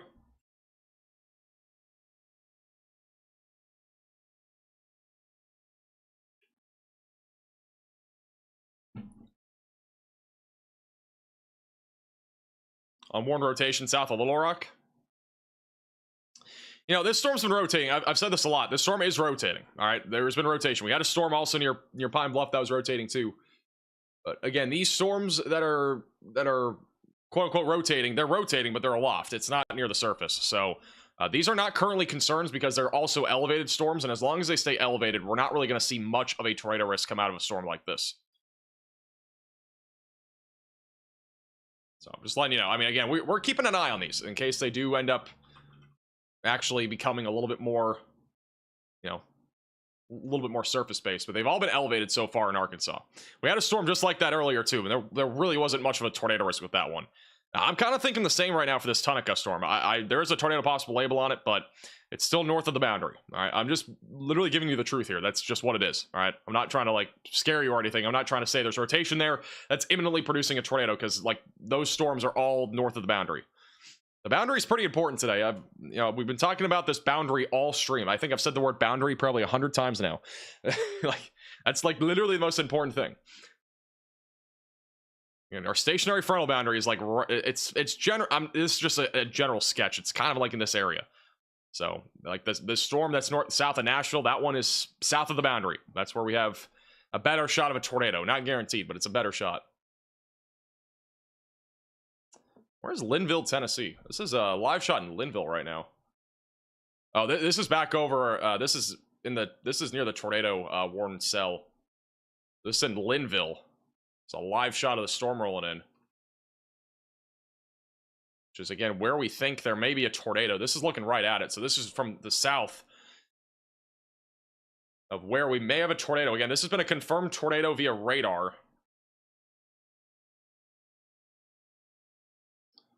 Just passed over Screamer and is approaching Bryant Station and I-65. Thank you, Kathy, for becoming a member. And also Lane. Shout out to NXT for the super chat. Thanks for all what you do. I appreciate that. And thank you, Rachel, for becoming a member.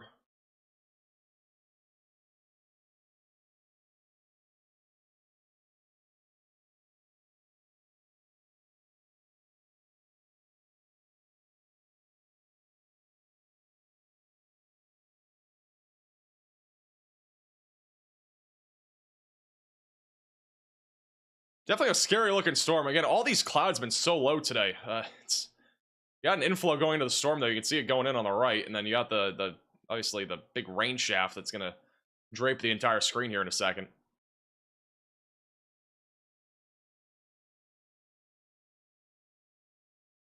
Is there a cap today? Not really. There is a small cap, I think. In there is a cap actually back over near Shreveport, but it's not like significant. It's just enough to kind of prevent some of the storms from developing.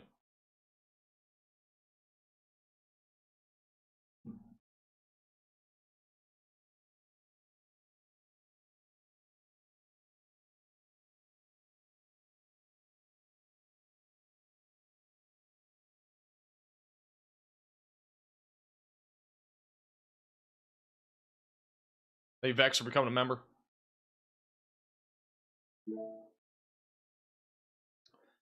By the way, I'm just going to throw this out there. We are currently sitting at...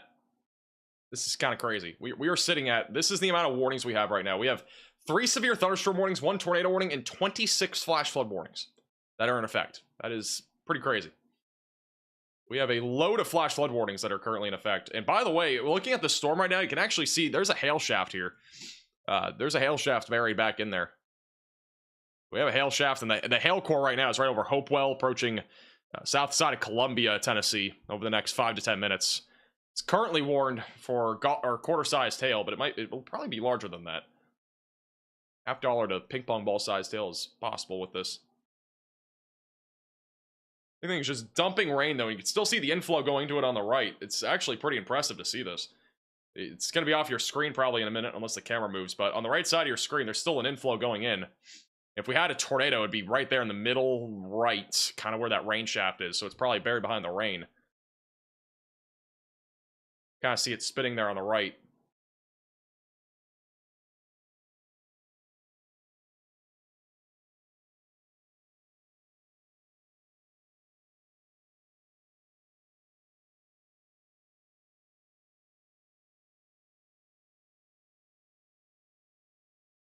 Still spitting in there.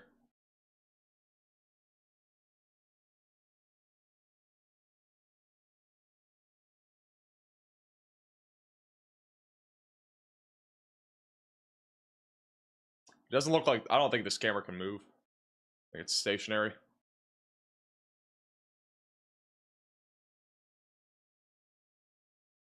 But right now, this is our only active tornado warning. We do have a severe thunderstorm warning approaching Nashville. Again, main concern right now is damaging winds. Up to 60 miles per hour as this continues to move east-northeast. We do have a camera coming up in Nashville, too, so we're going to keep an eye on that.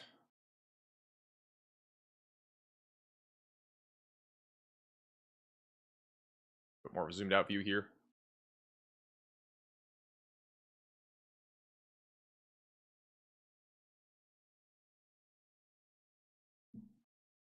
Tennessee is changing its name to the Tornado State.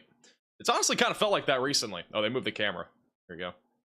Look at that inflow going into the storm. That's actually crazy. You can see all the inflow going in right now.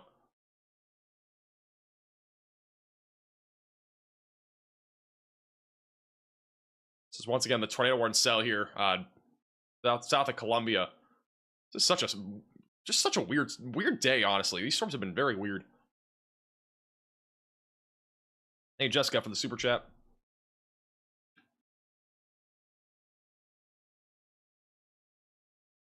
Yeah, that's just all feeding into the storm.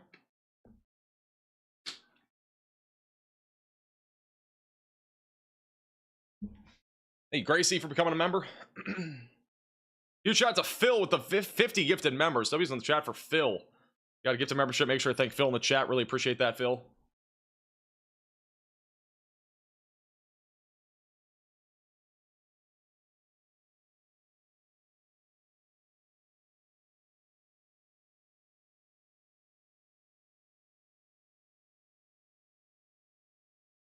That inflow is just feeding into the storm. I mean, this is actually kind of like, it's a crazy view of this storm. And we also got a huge hail shaft on the left.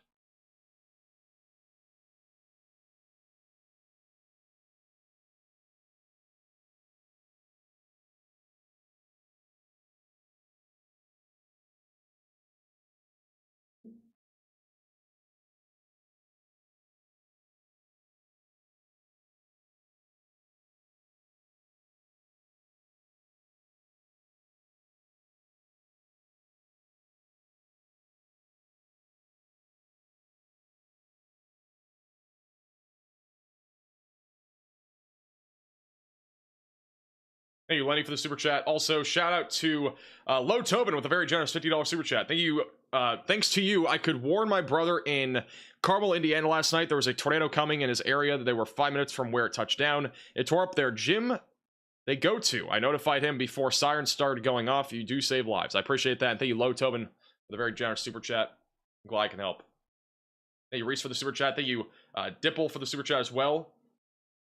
Has a tornado ever had 2 inflows? That's a great question. I think that, yeah, I'm pretty sure that's happened before. It's just such a stunning storm. I don't really know if there's still a tornado here. I've not seen any debris signature on this at all. Lots of these have been a bit broader on radar, but like the inflow's been crazy. It wouldn't shock me if there was a tornado. All right, a couple things I want to get to. We do have a new SPC outlook, or new SPC mesoscale discussion, I should say.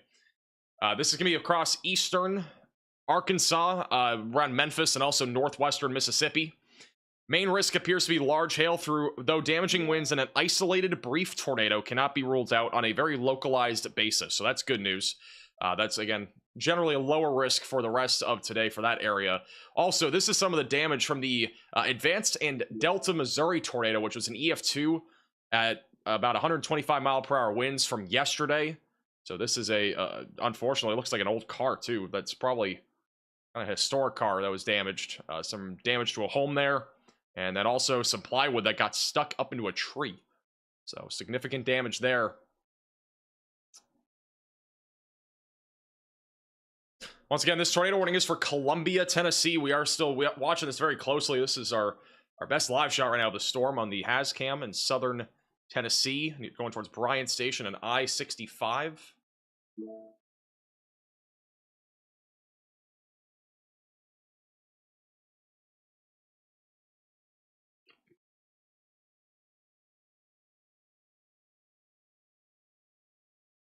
Shout out to Wesley and Flame for becoming members. Thank you also, Drew, for the super chat.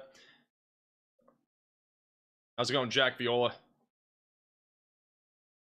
Dublin.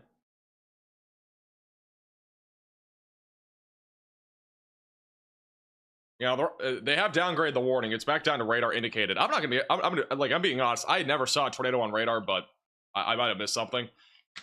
But this storm has been tornado warned for a while. I mean, again, there's pretty strong inflow going into the storm here for the last several minutes.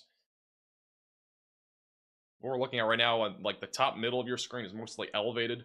Back there in the bottom middle, that's kind of where our inflow is, and where it's a little bit more surface based. Going towards Bryant Station and I-65. If I had to guess, they'll probably issue a new tornado warning as long as the rotation stays strong enough. Eventually going towards Lewisburg.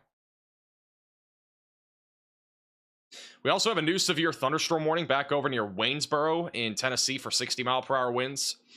Just south and east of Clifton.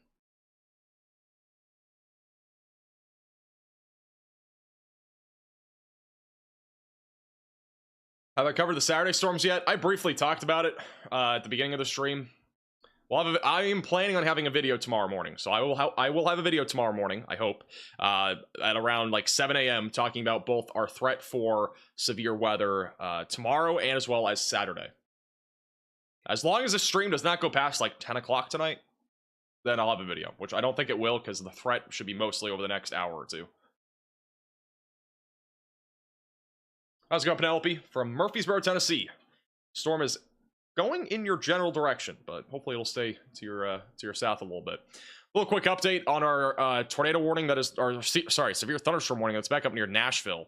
We are currently watching for a threat of damaging winds that'll be moving into Nashville, so it's a good idea if you're in this warning to stay away from windows, as damaging winds can knock down trees and even power lines. Just north of Franklin. And then again, our tornado warning right now is just to the south of Columbia. It is going to be approaching Chapel Hill on the north side of Lewisburg and eventually going towards Christiana and Murfreesboro.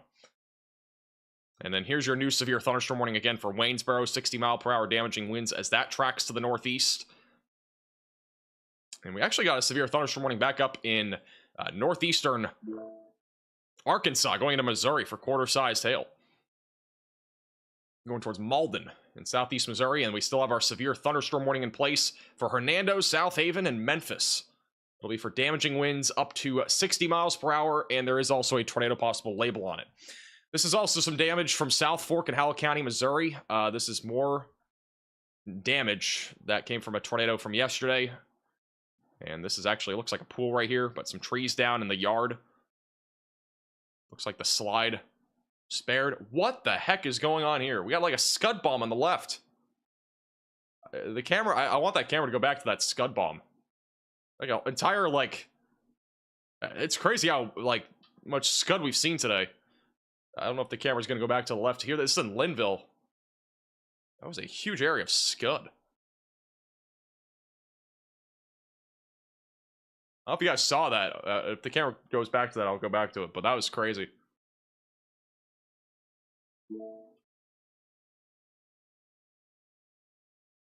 Now, if the camera's got guys watching, we'll know because move the camera. But I don't know if he is. This is weird. We have rotation right now in Goodland, Kansas. It's a broad area of rotation. This is all the way back over in western Kansas. We have legitimate rotation right now, south of Brewster in Kansas. Okay, well, there's rotation. Actually got two areas of rotation, heading towards Brewster.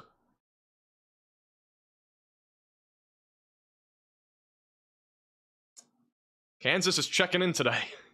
That's actually kind of crazy. We do still have a large severe thunderstorm warning in place for Pine Bluff, Arkansas, near Star City. That's for quarter-sized hail. 60-mile-per-hour winds are also possible.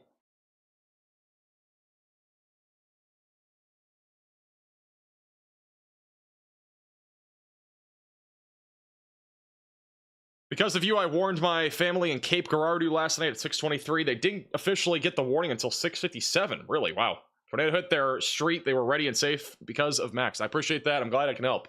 And thank you again for the super chat. This is a look at that Scud kind of bomb here over in Linville, Tennessee. Just look how low the clouds are. A new tornado So low. warning has been issued. It looked a little crazier a couple minutes ago. It kind of looked like it was all hanging down, but like that's a little pretty crazy. Gives you an idea of how much moisture there is in the low levels right now.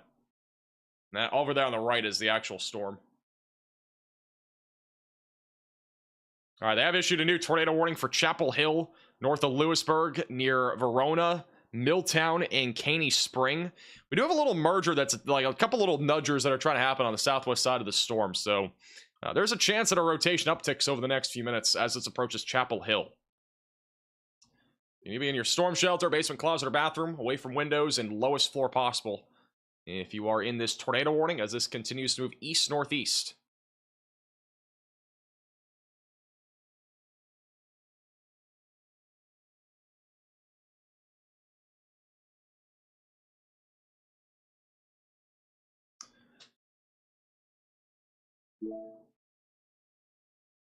Hey, Jason, for becoming a member.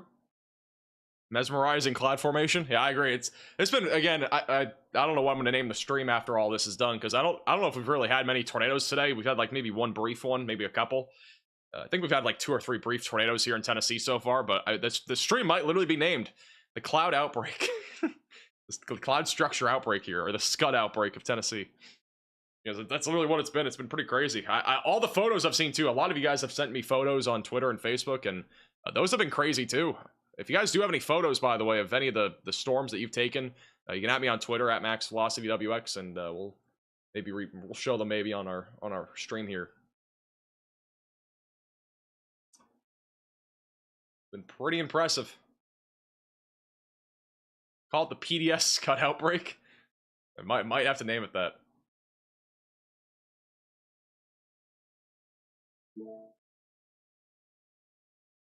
This is from Jacob Maduros. I don't know how to say your last name on Twitter. This is over in Franklin, Tennessee. That is a sight to see, though, right there. Wow. That's exactly what I'm talking about.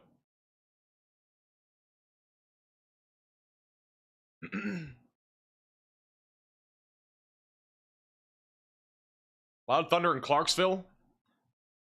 There's one strong storm over Clarksville right now. That's the one that you're dealing with. A couple flashes of lightning and a little bit of thunder, and that's really about it.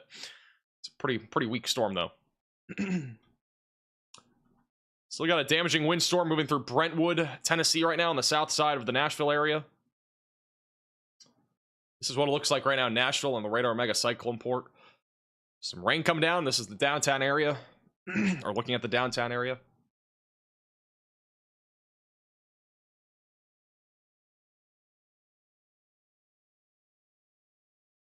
Thank you, Jennifer, for becoming a member. Welcome to the Velocities.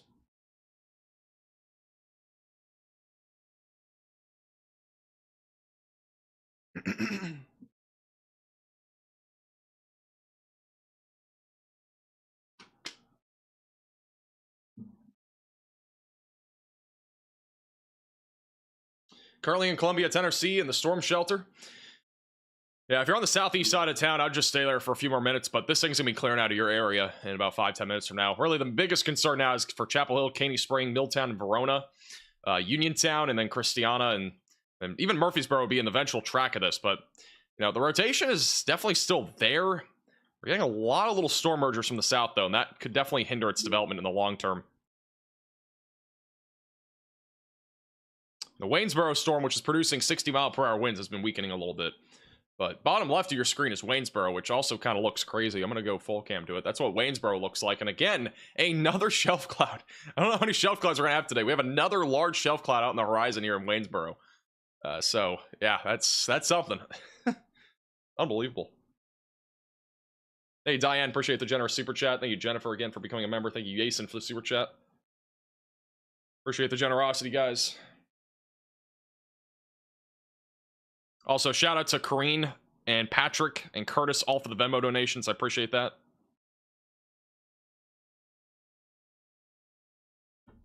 Are your walls pink? They're blue now. I had somebody ask in my video, did you paint your wall differently? I had somebody ask in one of my videos recently, did you paint your wall differently? No, it's just the light, guys. I need to change back to red, though, because that's going to bother me. I paint my wall every time we get a new tornado warning. That'd be quite the project. All on stream. You get the full experience here on the Max Velocity channel. We got painters ready to go.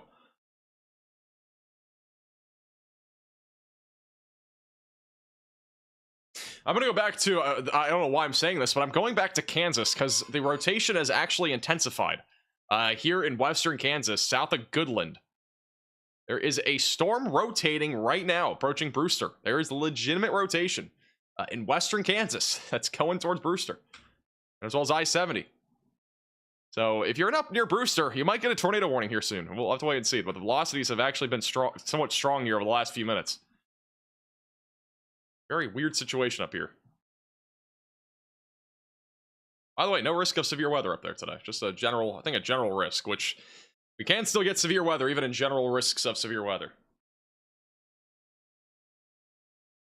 I don't know if the camera person's watching, but the Waynesboro camera's looking the wrong way.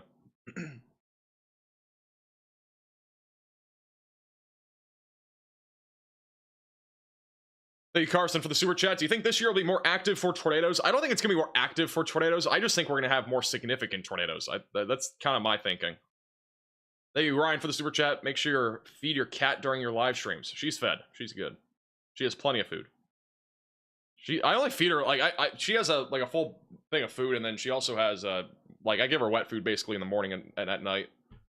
Just her schedule. At one point, I was giving her wet food 4 times a day, which was like smaller portions, but it literally was just too much. I just do it like whenever I wake up and go to bed. Hey, Kayla, for becoming a member. Thank you, Drakes, for the super chat, and Brittany for the super chat. Literally entered Holly Springs, Mississippi last night, right after you went offline. Pretty much we're on the back end of our tornado. Super scary. That's crazy.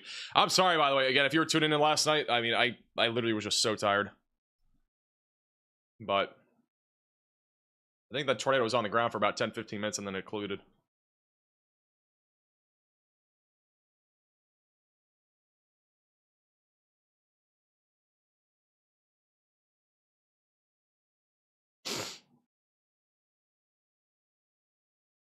Station's still somewhat broad on that storm. We do have a new severe thunderstorm warning southeast of Memphis. This is, again, an elevated storm. They have a tornado possible label on it, but velocities have been pretty broad, going towards Piperton, Moscow, LaGrange, and Germantown. So damaging winds up to 60 and quarter-sized hail. The main concern is that moves east. We got our biggest concern right now is really this storm, which has been kind of struggling here recently. This is a live shot from Waynesboro, Tennessee on the severe storm west of Summertown. Producing 60-mile-per-hour winds and an unbelievable storm structure. Once again, huge shelf cloud.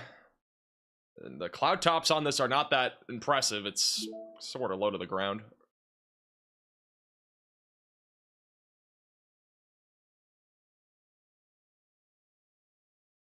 And the Tennessee Valley weather camera here. Hey, CJ, for the super chat. You've helped me so much out here in Knoxville over the last month. Are we going to get missed by this due to the Gulf weather pushing up? Knoxville, you're not going to really... I don't know if you're really going to see a whole lot of severe weather, honestly. The east side of the state isn't really that much of a risk here over the next few days. Maybe Sunday, but it's going to be pretty isolated. Even today's ice. It's basically isolated chances every day over there. You're kind of getting lucky, honestly, over there in Knoxville. Hi, from Lavergne, Tennessee. You're the best. Thanks for everything you do. I appreciate that. Thank you for tuning in. You're amazing. My husband, Matt, found you, and we were hooked. I'm glad I can help.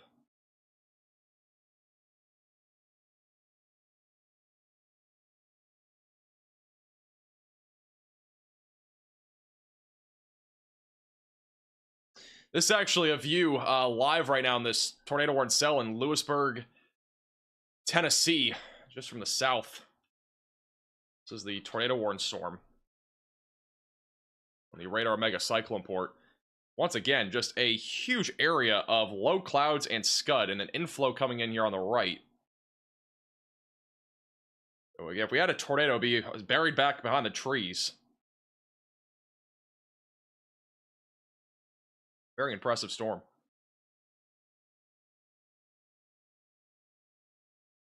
Got a little CG on the right, too. I don't know if you guys saw that. That's in Lewisburg. Rotation's been much broader, though. Again, velocities are way broader over the last few minutes. The storm in Nashville, no longer severe. Just some strong winds right now, approaching I-24, just south of Nashville. It's got plenty of severe thunderstorm warnings out there. But this is, again, still really our main storm. And it's been struggling. It's back over in Waynesboro once again.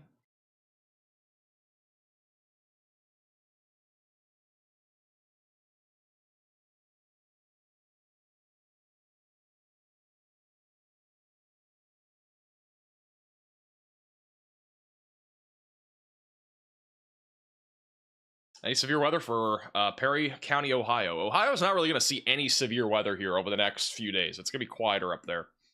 Very low chance if you're on the south side of the state tonight, but not really much. How many screens do you have? We have 5 monitors right now. This summer, we're going to have about 12 monitors. So we're going to be doubling the amount of monitors that we have. Currently 5. Might even have an iPad, so that'd be probably like 13. So we'll be up to like 12 monitors this summer. We'll have 3 different computers. We'll have an iPad probably, and yeah. Currently 5. I got 1, 2, 3, 4, 5. And 2 different computers running those 5. I could technically have 6 if I wanted, but the 6th one wouldn't really have a whole lot of a purpose right now, because it would be blocking my light source for the stream, which I also have to get new lighting, which is going to be another upgrade. The electric bill will be skyrocketing here. It's already pretty high, but it'll be skyrocketing, don't worry. I'm going to go back here to, this is the radar mega cyclone port in Lewisburg. This is, again, where the tornado warning is.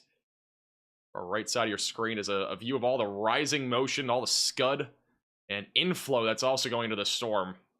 We had a tornado to be back buried on the right somewhere.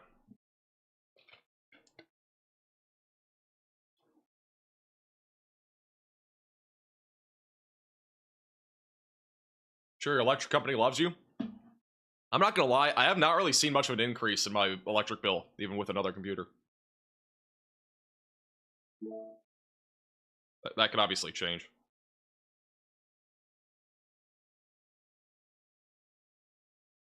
Just got a new severe thunderstorm warning in Tennessee. It's gonna be this storm, so I think they're gonna go ahead and cancel the tornado warning. That's gonna be for Chapel Hill, Unionville, Milltown, and as well as Bryant Station. Stay away from windows if you're in this warning. Here comes the storm over here in Waynesboro, coming right in.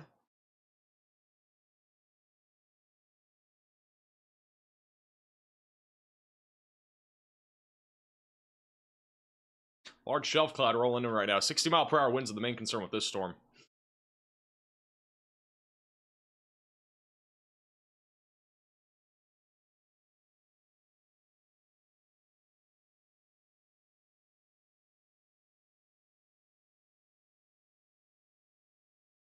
I thought Scud was a military weapon until 3 weeks ago.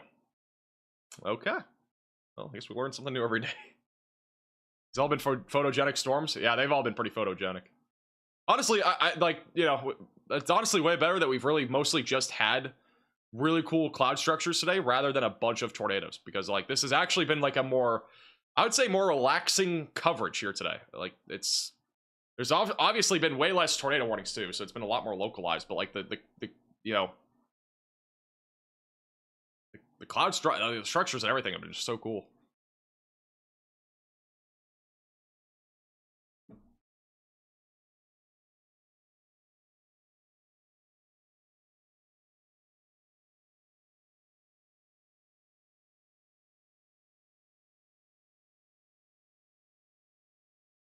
Will I be making a video? Yes, I will. I'm planning on it tomorrow. A lot of you guys, by high demand, we're making a video tomorrow.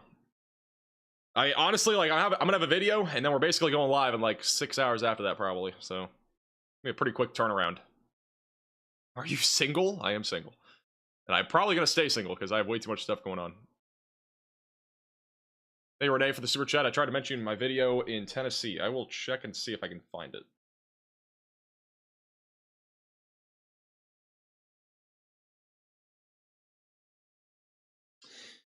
Actually got a this is interesting. This is a photo that just got sent in.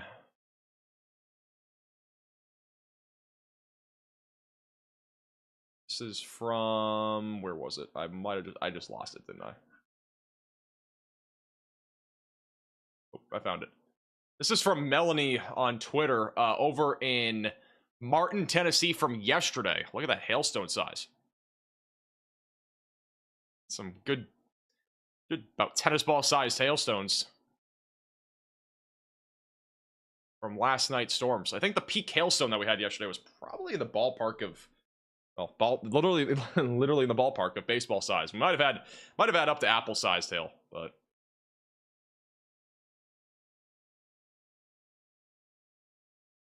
all right, tornado warning has officially been canceled, so we no longer have any tornado warnings. We still have plenty of severe thunderstorm warnings, though, that are in place. Let me get this Lewisburg camera on real quick. Give me 1 second. Oh, it's frozen.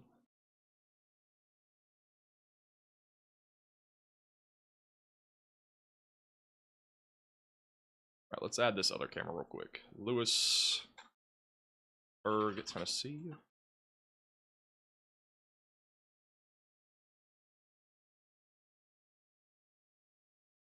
Actually, Storm Intermedia's got a storm too. Let's go to Storm Intermedia. Oh, they are not live. Excuse me. Why does it say join for membership? What the heck? I guess we're gonna go Storm Intermedia the manual way. Let's go slot 3 and that. This is Storm Intermedia right now. They're back over in Mississippi. A storm near Pine Bluff.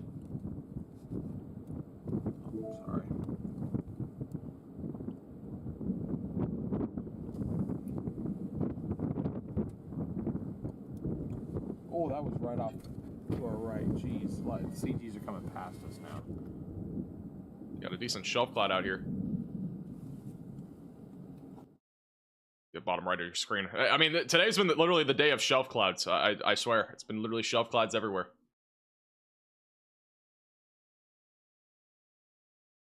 You get a shelf cloud, you get a shelf cloud. Everybody gets a shelf cloud today. All right, got all the 3 cams that I want on here.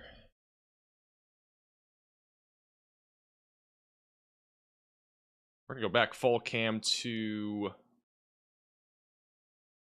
It's back over in Waynesboro. Again, 60-mile-per-hour damaging windstorm coming in. Very dark skies.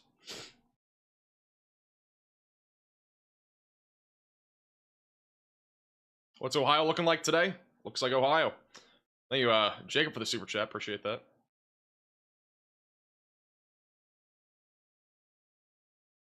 Thank you, Kari, for becoming a member.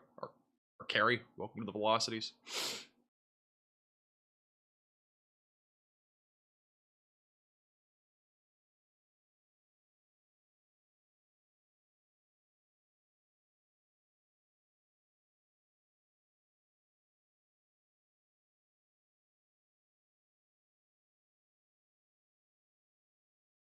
Oh, my cat is. He disappeared. How's that poor chair holding up? It's actually a good chair. I've had this for about 2 years now, I think. So it's held together. It's a good chair. And honestly, you need a good chair. When you're streaming as much as I do, you kind of need a good chair. It's back to Storm Intermedia. Go east, but we're gonna get clobbered with preset. We're on the Pine Bluff storm. Watch the radar again. I'm gonna try to put this on a different screen so you guys can see this better.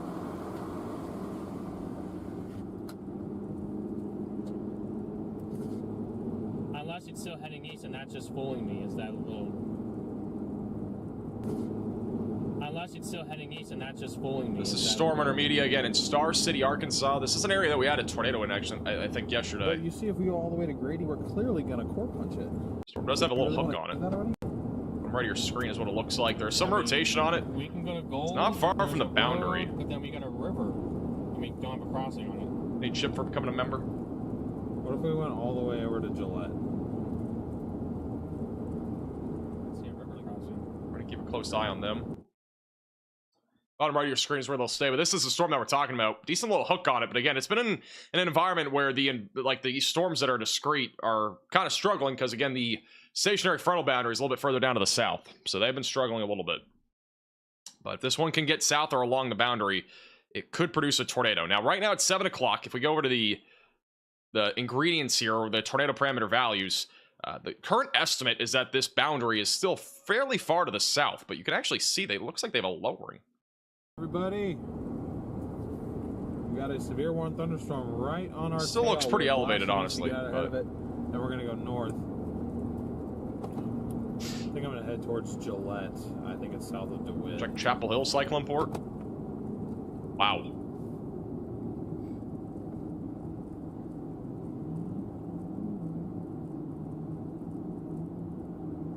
I'll put it up on the screen in a second. I think I need to send you guys some mittens and a stocking cap. That thing looks so cold. It is. It's cold now, Chloe, but it's pretty. It's cold, out flowy, but pretty.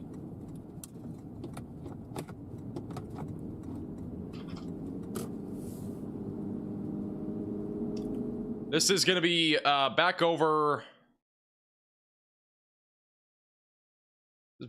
in Chapel Hill.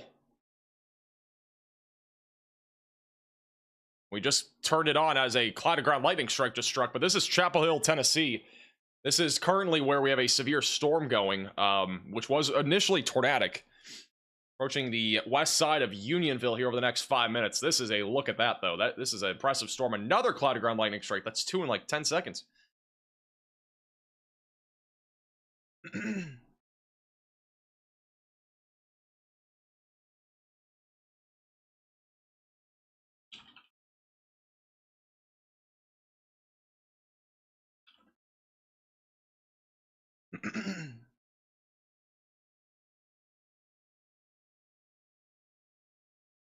Copic has a good view. Let's go to Copic. Copic does have a good view. Look at those clouds spinning. Look at the clouds spinning right now. Guys, I'm gonna move east here in a second. I'm gonna go back to that road, but there was a power flash back there. Is there a tornado here? Okay. What the heck? This is in southeast Arkansas. We might have a tornado. If he's saying there's a power flash, either that or it's the high winds. Looks like there's some dust kicking up right there. Oh, I'm about to get smoked here.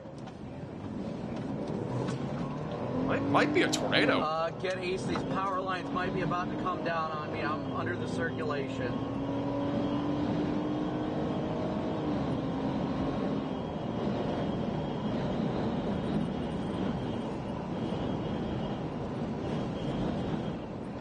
See the wind really whipping. Look at the signs whipping right there.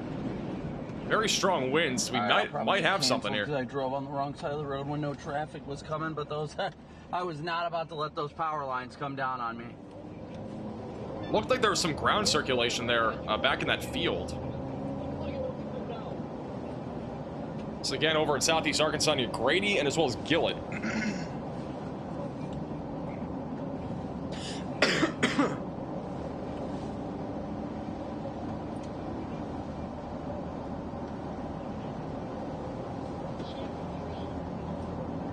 Fox, I don't know if you still have a copy on me. There may have just been a weak tornado on the ground.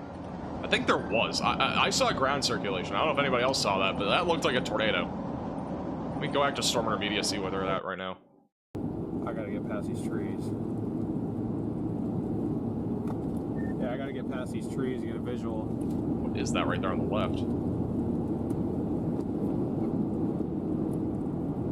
Watch and make sure these trees don't come down on us, guys. The winds are, I would have to say, they're probably, the damaging wind right here is probably greater than 60 miles per hour. I'll get back to them in a second. There's a lot of trees there. The rain, at least at this point. I cannot confirm 100% whether anything was on the ground, as in like fully condensed or anything, but it definitely was trying right next to us. Look at it for a second. That's Storm Intermediate's view right now. You know, it was just a moment ago of what we saw in Brandon's stream was that there was a lot more, again, there was at least circulation there. There might have been a brief tornado or something like that. Well, I mean, they said the circulation went over the road. Again, this is the Grady Storm and Gold Storm in southeast Arkansas. I do want to quickly go back to Chapel Hill. This is Chapel Hill right now in Tennessee in the Radar Mega camera here. This is the storm that was tornado warned. You can see how impressive the structure looks right now moving in from the west. It is currently capable of quarter-sized hail and 60-mile-per-hour winds, but I figured I'd show you guys just because it looks crazy. Top chance.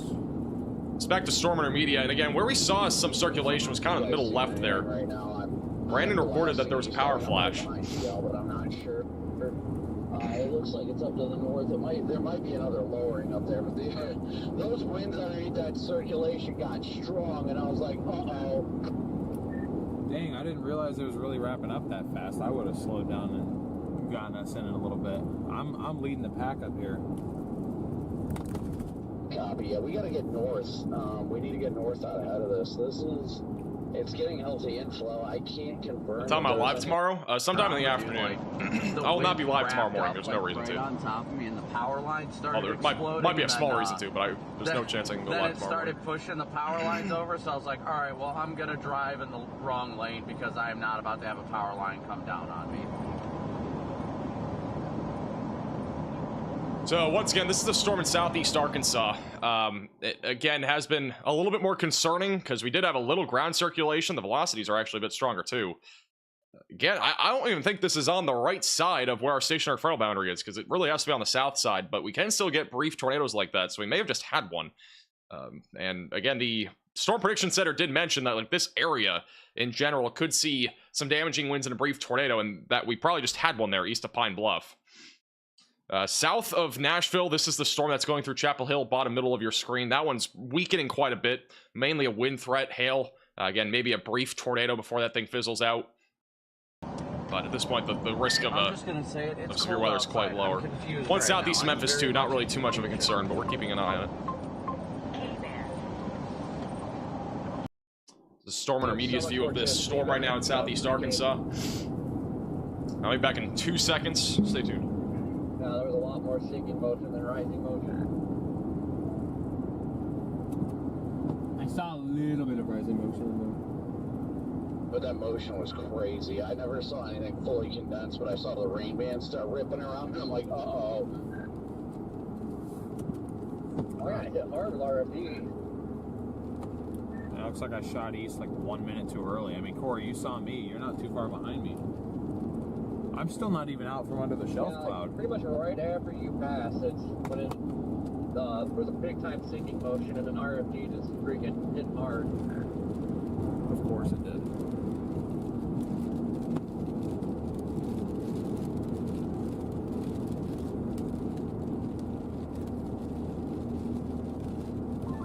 You go south to Dumas and then north.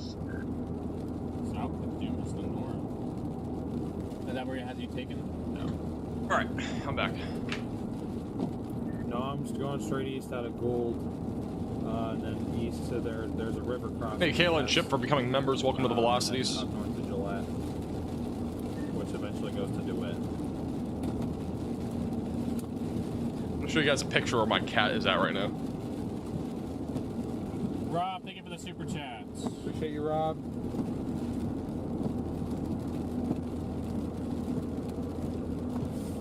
This thing went from... Looking at maps, there's... My cat right now.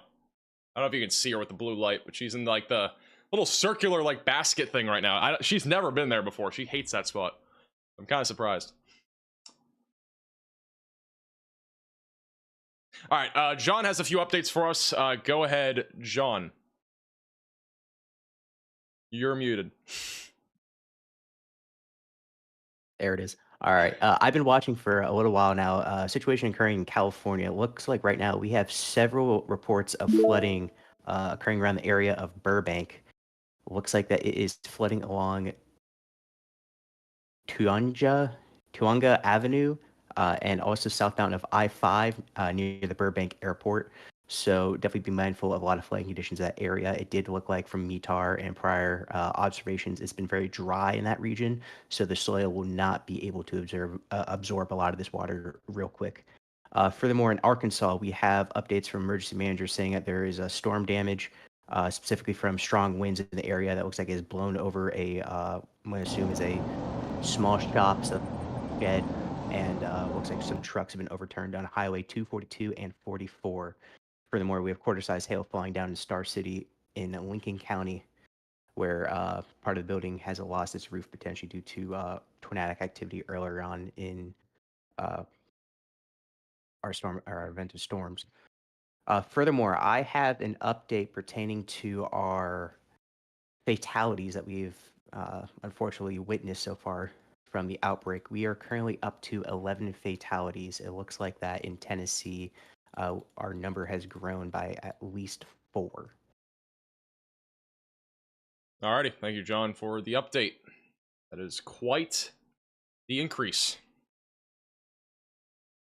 This is the latest scan. We still have an area of rotation over Gold, and again, this is mostly an elevated storm, but again, from what we've seen, there was at least a brief time of ground circulation there southeast of Grady, just outside of Star City. There's also been some quarter-sized hail reported in the Star City area.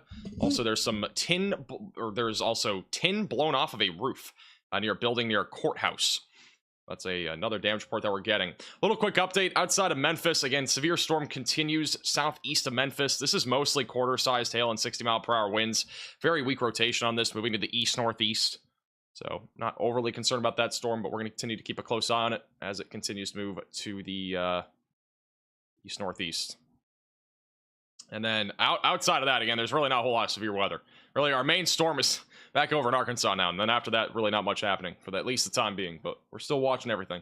Let's go back over to They just reported. Stormer Media. I mean, I noticed some wind increases we were going through that intersection. The velocities continue to show that there's some sort of rotation just north of Gold. Sounds like they're at least saying that they think they had something here. Thank you, Diane, for the super chat. Oh, that's where And shout out to Yasmin for becoming a member. Yeah, look. I mean, that rotation, guys. Stormrunner Media scares me. Be safe, guys. They're not scary. Honestly, Brandon freaked me out yesterday. Brandon Kopic, he freaked me out how close he got to that tornado yesterday. We got a new storm. We had a storm heading into to Lewis. I think this is Lewisburg, Tennessee. That's what it looks like right now in Lewisburg. Another structure shot here in Tennessee.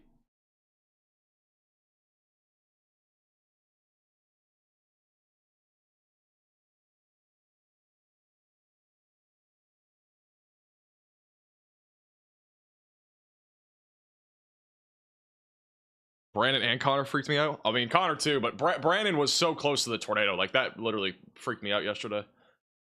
He was within, like, I don't know, a few hundred yards probably of it.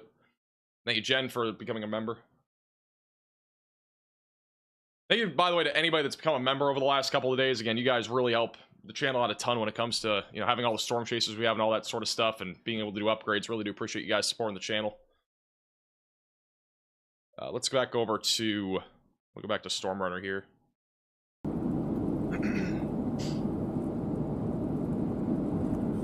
Fire alarm, thank you for the super chats. Yeah, Brandon was within a mile. I mean, undoubtedly within a mile. I think it was only a few hundred yards away from that tornado. You live in DeWitt. As a reminder, that tornado emergency yesterday was rated an EF3. So it was an EF3 tornado yesterday. It's going to come close. At least where this rotational part is. Looks like it may pass just south. Good to see 1,200 of you guys in here. What? Or 1,300, excuse me. Hey, John, for becoming a member. Yeah, where's everyone tuning in from? Am I going live tomorrow? Guys, we're live every day. We're basically live every day here, all the way until at least Saturday, so... Yes, we will be live.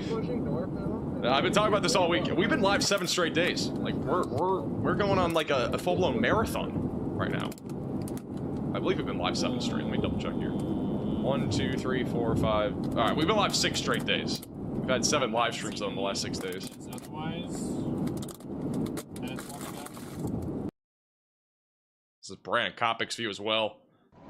And this is the storm in southeastern Arkansas, approaching DeWitt in a lane. Don't necessarily at the moment see evidence of that just yet. But I think the reason why it was so cold back there was because we did that first storm. Hey Steve, I just wanted to give you guys a quick update. You know, obviously I couldn't quite confirm if anything was all the way on the ground, but I did just see a report come in less than a minute ago, about a mile southwest of where I was. Multiple trees down at this location, some damage to roofs of homes, multiple power lines down, just southwest of where I was when I thought we saw a weak tornado. Okay, so it sounds like we might have tornado damage here near Star City. So that's interesting. I mean, there was... I thought I saw ground circulation. Again, Brandon would know way better because he's there, but... you know, I thought I saw something. I could be wrong, though. Turn off slow mode. If I turn off slow mode, I won't be able to read chat. I just want you to know that. Hey, Cole, for becoming a member. Topic is the GOAT. He is the GOAT. Thank you, Shay, for the 5 gifted memberships. Got to get to member. Make sure. Thanks, Shay. They have issued a new severe thunderstorm warning on this particular storm.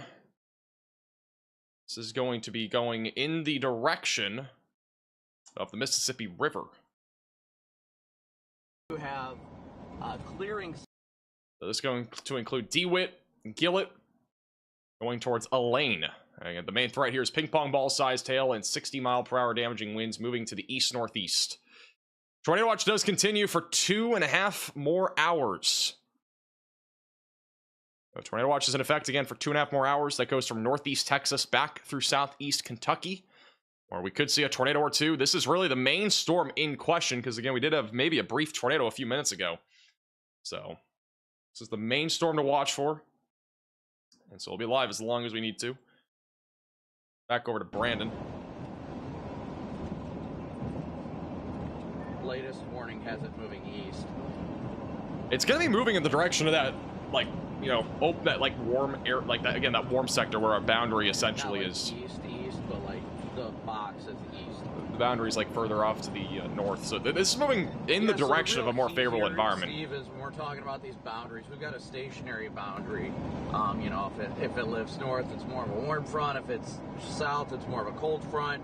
And this boundary has been draped across portions of Arkansas and Mississippi today. And what happens is, when these storms are north of the boundary, they're very cold and they're high-based and mostly hail producers. But if they get south of the boundary, they're in very favorable low-level shear and can become surface-based and tornado producers. That's a great explanation there from Brandon Kopic. And this is what he's talking about. This is the HRRR. It just gives you an idea of where that boundary is. And it's, again, it's been down to the south pretty much all day. Which, again, was not really expected. We expected it to be a bit further north, and we also expected supercells to kind of be in this environment. Again, I told you at the top of the stream, too, it's a conditional risk. It's not guaranteed. So far, we've actually not seen really much of anything when it comes to tornadoes. Storm Media just got a huge CG, but yeah, generally speaking, again, our tornado risk would be near or just south of the boundary where there's a lot of warm air. Let me see if I don't know if the NAM3K shows anything different here. Yeah, see, like the NAM3K, it has it a little bit further north. So this was hours ago, though. This would be 7 o'clock. So, like, assuming that this storm goes right into northern Mississippi, it would basically be in a favorable environment for a tornado. So this is really going to be the storm to keep an eye on as it goes into Mississippi, because if it keeps tracking east, the chances of a tornado do dramatically go up. But if it just stays north of that boundary, it's not going to really do much. Other than hail and wind. Boundary has been the talk all day. We've got inflow feeding into the Congratulations, storm. Sienna. Hey, Tack, for becoming a member. Cold side of the boundary, like it's cold, I mean a cold inflow, I guess you Fred could say. for becoming a member. Thank you, John, for the super chat. Any max velocity Friday through Sunday forecast? I'm gonna have a video tomorrow morning. That's the plan. Like it's interacting with the boundary. Yeah, Todd, I've been watching your stream. like super cellular, but it's like cold super cellular, but still super cellular. Wow, Stormer Media has a crazy view. Look at that. This thing is not elevated though. I could throw a rock into that thing. I mean, I guess in terms of, is it really tornadic? Maybe, but that's right there though, guys. Sucker's right here.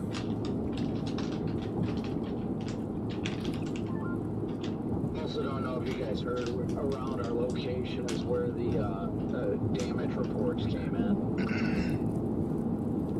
Oh, from yesterday? Hail damage? Yep, I wouldn't say a tornado for sure. I mean, it was definitely RFD, but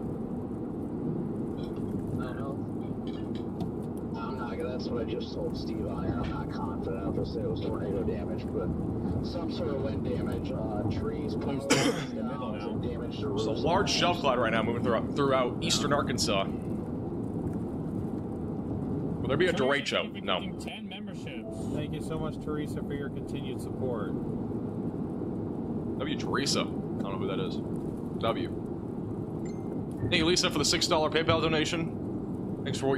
Thank you for doing what you do. I can help. Appreciate the donation. Where to go after this, honestly. Matt donated and asked, I live in Kennett, Missouri. Tornado probability for us. There's no tornado threat today in Missouri.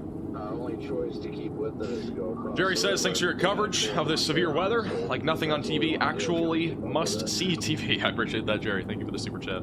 Oh, I mean, that's up to ping pong. That's up to you if you want to keep up with it, but like, I mean, the way it's looking, I'd like to stick with it for a little while at least. At least I run out of gas. Up to ping pongs now. We can go another 60 miles. It kind of looks like the shelf plant that I drove into, like probably an hour north of there. It's stable. Now come in here crapping on our storm. I mean, I do agree it looks stable, but that storm a little stable. Yeah, I get any sleep? I got about 8 hours. I think about 8 hours of sleep, maybe. 62. Pretty typical.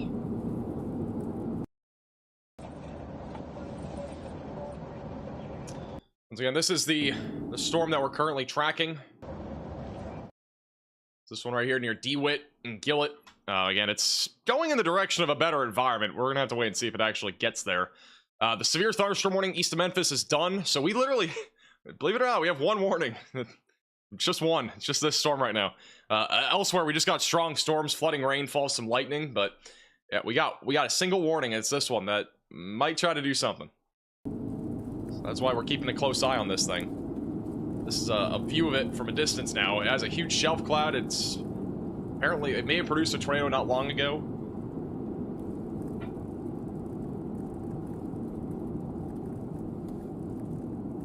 I agree. We probably are going to have to core punch this. Hey, Turtle, for becoming a member. Appreciate that. But I mean, is that what, you're okay with that? Yeah, that's fine. Well, That does look like it's moving more northeast again. It was taking a little bit of a right turn, but it's definitely going more north. Hey, Amanda, for the super chat. I don't live in the Midwest. I don't know if that's what you're referring to.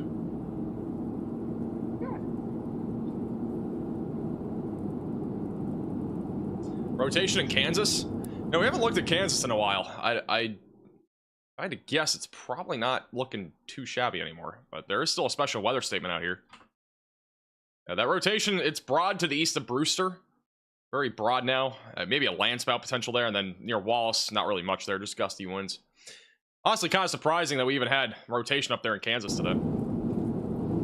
it was going to follow. It was supposed to be near us where we are right now.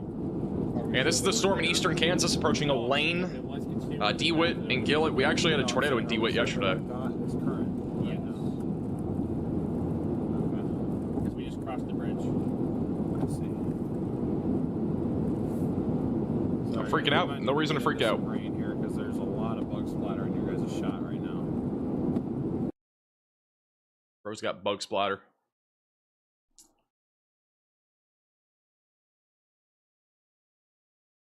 Hey, appreciate Brock with the 5 memberships. So I say thank you. I was able to warn my coworkers at work in Laverne, Tennessee at the 3:30 tornado warning in Franklin heading towards Smyrna and Murfreesboro. I'm glad I can help. Yeah, that storm, again, it had potential. I mean, every storm so far has had potential today, but that one definitely had more potential. It was right there, right along the boundary. The boundary is kind of hard to pick out sometimes. We can look at METAR data and try to decipher maybe. But like... yeah. So apparently right now it is 32 degrees in Jonestown. So that's the cold side. No, I don't know why the heck it says 32 degrees on that METAR. I don't know if that METAR broke, but apparently it's 32 degrees there. Yeah, 32 degrees. We got snow coming to Jonestown, Mississippi. Get ready for a snowstorm. But no, in all seriousness, like you can actually kind of see the boundary. I mean, most of the temperatures here across the board are in the 60s, but like a lot of this is rain cool air, so it's kind of hard to decipher the boundary in this case. The general idea, it's still very far down to the south, it seems like. The NAM, I think, is way too far north. I think it's right here. I think that's kind of our general boundary. 32 degrees Celsius, this is Fahrenheit. See, it's 32 degrees Fahrenheit.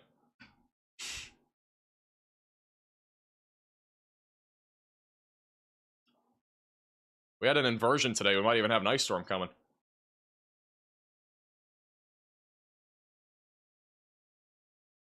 I go to Brandon Kopic. He has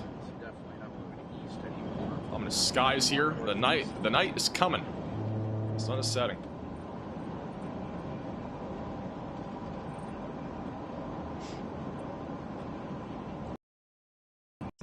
This is our current synoptic setup. This actually is probably a better outline of our frontal boundary. It's right here. So basically around Nashville. It's not far from this storm. I think this storm might just stay north of it, but we'll have to wait and see. Might just stay north. Because again, that supercell right now is right about here. It could still produce an isolated tornado as it goes towards Mississippi. Like it's still in play.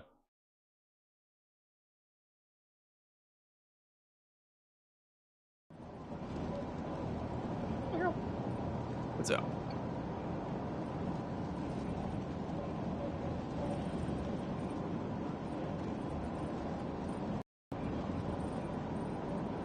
You had everything in Arkansas pegged last night, a lot better than KATV and THV 11. That was outstanding how far ahead you were of them. Appreciate it. Well, no problem. Guy can help.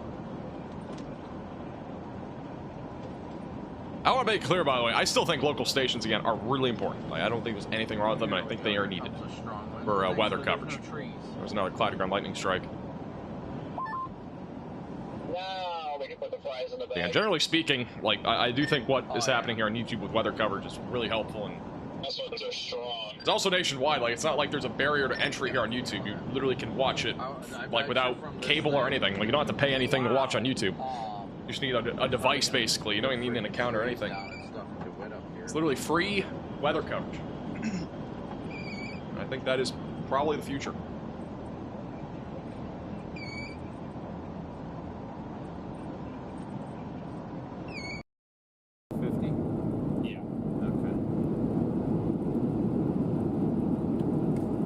Great to see 1,500 of you guys in here, 1,500 watching, 820 likes. If you guys are enjoying the stream and you have not already smashed that like button, we really appreciate Thank you, Revenge, for becoming a member. Zoom you guys in a little bit more. Who's Brandon following? I'm pretty sure he's just behind Storm Hunter Media. They're both together right now in this storm that's elevated. Your DeWitt, Arkansas. Was today a bust?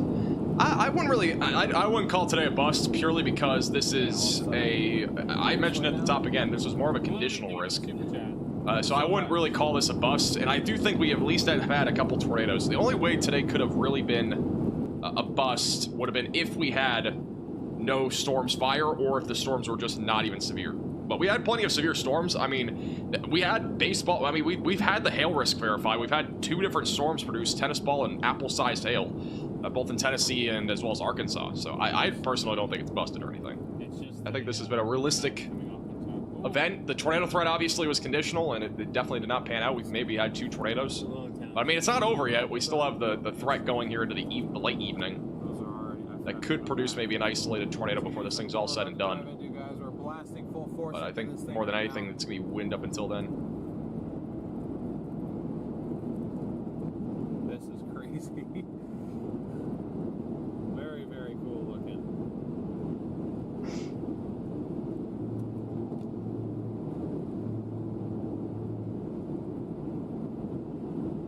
Hey, Tux for the super chat. I spent the last 2 hours doing the Sky One Sparta online classes and passed, and I am now certified. W. Wow, that's a good one. Congrats. I'm loving the open field look. Chad, what do you guys think of the open field look?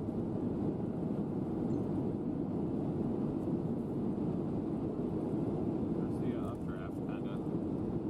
It's definitely getting ahead of us. I'm gonna do my best to catch it, but can only do so much. You have a great voice for a radio or sports announcer.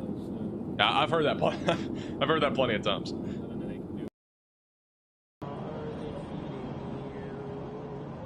How much longer do you think it'll be live? I don't know. Just kind of winging it. I mean, we're gonna be live basically every day. So, I mean, we've already been live every day for the last 6 days, and we're gonna be live for another 3 days. So, or 2 days, right? Isn't today the 6th day in a row? I don't remember anymore. I know you guys are here for the ride. Road trip. Yeah, the rest of the chase is pretty boring. I'm not gonna lie. Of course, tomorrow there's the potential for another high-risk tornado outbreak, but hey. Please be sure What are to your hit thoughts that on tomorrow? like and subscribe. We can talk about it real Tune quick in while they're today. Let's positioning. see, we're Again, tomorrow's threat of severe weather is going to be more elevated. Once again, we do have a moderate risk of severe weather in place in Arkansas, Oklahoma, and Texas. So this threat moves a bit further back to the west. So here's your general risk outline for tomorrow. Again, we are expecting strong long-track tornadoes, and a tornado outbreak is likely. We are going to be live tomorrow during the afternoon and evening covering this outbreak. We'll probably be live 8 to 12 hours. So if you are in this area, be ready, as we are expecting the threat for strong and long-track tornadoes. It's mainly going to be in central western Arkansas, northern Arkansas, back into southeast Oklahoma, and northeast Texas. But we could also see some significant severe weather elsewhere, like the Ohio Valley, back into Texas, where some damaging winds, hail, and maybe an isolated tornado are still possible. Tomorrow, we could see a high risk. I do think we're going to see maybe I can't say we're going to see a high risk, but I think we'll see one. We're going to have to wait for the latest model data at in about an hour from now and see what it looks like. But tomorrow does look like it'll be a tornado outbreak in central and western Arkansas, especially, where strong and long track tornadoes are likely. Unfortunately, Arkansas is really the main state, though, that's going to be hit by this. So be ready if you're in Arkansas. If you're in northeast Texas, be ready. Have that tornado action plan in mind. Maybe discuss it with your family tonight. Or if you're alone, discuss it with yourself. And yeah, have multiple ways to receive warnings. Have weather radio. Have our live stream on tomorrow. We'll be covering it all day tomorrow. Not all day, but all afternoon and evening. With, again, in-depth coverage. We'll have in-depth radar analysis. We'll have storm chasers and all that good stuff ready to go for tomorrow. So be ready. Rotation in Murfreesboro. There isn't any rotation on this storm. It's just a strong storm. No rotation on it. Storm east of Memphis is also in the same boat. Just strong, elevated storm. Not really too concerning. I got to take all these numbers off because that's kind of annoying. Shout out to Rose with the $20 super chat. I appreciate that. Aside from radar holes, can a tornado go completely undetected on all the different radars you use at the same time, or be some way to see it? I mean, there are well, radar holes. Okay. I was about to say radar holes is the answer, and then you said not radar holes. I mean, yeah, tornadoes can go undetected, especially if it's in between radar scans. We have that happen all the time. Like, tornadoes very frequently will go out between radar scans. Like, you can get a tornado and not know. So. All right, this is breaking news. We have another severe thunderstorm warning. We've just doubled the amount of warnings.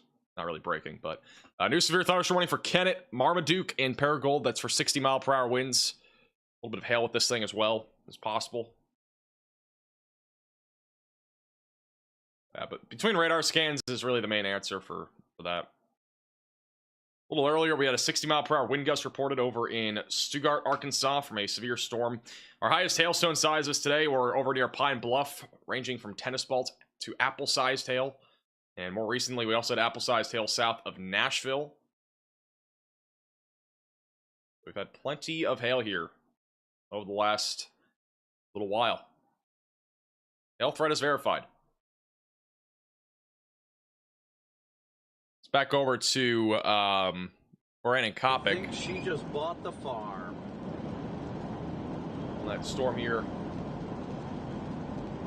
in eastern Arkansas.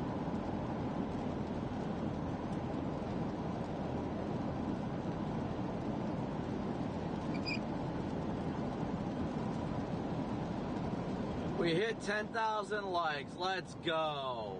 W. Brandon. Heck yeah, 10,000 likes. Somebody just asked, I missed the message, I wanted to answer it. What kind of apple? 3 inches in diameter is the number that they do for apples. I'm gonna be honest, I don't even know what an apple diameter is. I've hardly ever eaten an apple in my life. Fun fact. Hey, Michael for the super chat. I'm in Murfreesboro, and the cell is directly on top of my house. There is no reason to panic if you're in Murfreesboro. Like, trust me. The storm there is just strong. There's some lightning. There's some gusty winds there. That's really it. It's just a strong storm. I mean, there's a special weather statement. It's gonna blow. It's gonna potentially knock some branches off. Just stay away from windows. You know, lowest floor possible, and you'll be fine. It's not that concerning. I'm gonna go towards Smithville eventually, but just a strong storm. Again, nothing out of the ordinary. Maybe a few flashes of lightning, and that's really about it. Thank you, Andrea, for becoming a member. Yeah, really the only concerning storm that I see, and I'm not gonna lie, I don't even think this is that concerning anymore. It's the one near DeWitt, which personally it looks like it's falling apart. So huge shout out to Jonathan with the $75 Venmo donation. W's in the chat for Jonathan. Really appreciate that, Jonathan. Also, shout out to anybody that's picking up our new collection at shopmaxvelocity.net. Don't forget our Supercell collection is now out. It's a really, really, really cool design. Again, our artists put a lot of time and effort into this. This is what it looks like. You can get a t-shirt, you can get a hoodie, a long sleeve t-shirt. We got phone cases, mugs, stickers, all that good stuff at shopmaxvelocity.net. Again, I love this design. It looks so cool. Again, all hand drawn and no AI involved in any of our designs in our store. You can check that out. Top link in the description below at shopmaxvelocity.net.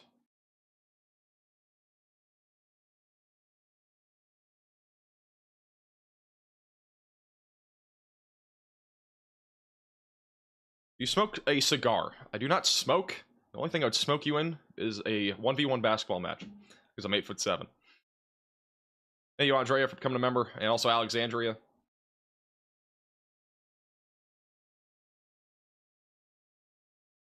Yeah, we don't use AI on this channel at all. I don't think. Maybe we do. I don't know.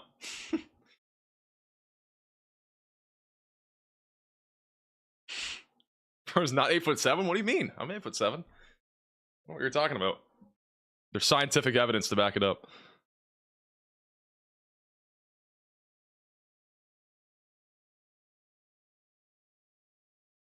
Hey, Lucy, for becoming a 25-month member. That's 25 months. That's one of our longest tenure members, I think, on this channel. Pre-recorded storms? This is not pre-recorded.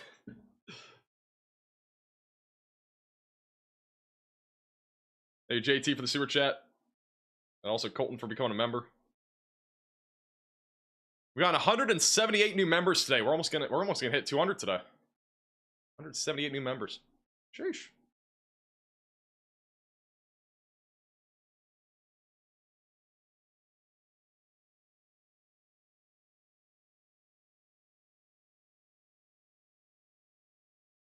Thank you, Mike, for becoming a member. No problem, Jenner. Love that you don't use AI. I mean, I use AI. Like, I mean, like, I don't know who doesn't really use AI. Like, AI is not a bad thing. All right, like, I don't think there's anything really wrong with it. But like, the way that we use AI on this channel is not like direct. Like, you don't see it. Like, the only things that we ever do that are AI like related is usually just like I don't really do anything with AI, but like ChatGPT, for example, like I might type something in there just to like, you know, figure out, like, for example, what is inside of a city. Like we have like a little thing that we typed up basically that'll give us certain things inside of a city or a town that we can call out, you know, that's in the track of a tornado. That's basically it. I mean, that's like the only thing. So nothing like direct though. It's not like we're putting, you know, a robot on the stream or trying to like, I don't know, do some crazy stuff, which I don't think I don't think having a robot on stream is like that bad of a thing. I just think, you know, I want to keep it more authentic. I'd rather have this as a more authentic, you know, sort of broadcast. And honestly, I feel like having people, like, the other thing is too, like, I mean, John is somebody that we've had on our stream now recently, and I think we're going to continue that, like, having as a reporter, thinking about adding somebody else as well, directly for radar analysis, you know. So I would rather keep it like actual people. But I do think AI does, again, I think there's a lot of good things with AI. I don't think there's anything wrong with it. I just think, you know, for our broadcast doing weather coverage, I think the way to go is just have real people, have real meteorologists and all that good stuff. I'm not throwing shade at Ryan. Yes, I'm not literally not throwing shade at Ryan. No, me and Ryan are cool. I have nothing wrong with them. I'm just saying, like, I wouldn't put a robot on my channel. I just, maybe for like, I mean, if we do like a 24/7 stream sort of thing, we might do something like that. But no, there's no shade at Ryan. I think what he's built is really cool. He's done a lot of cool stuff.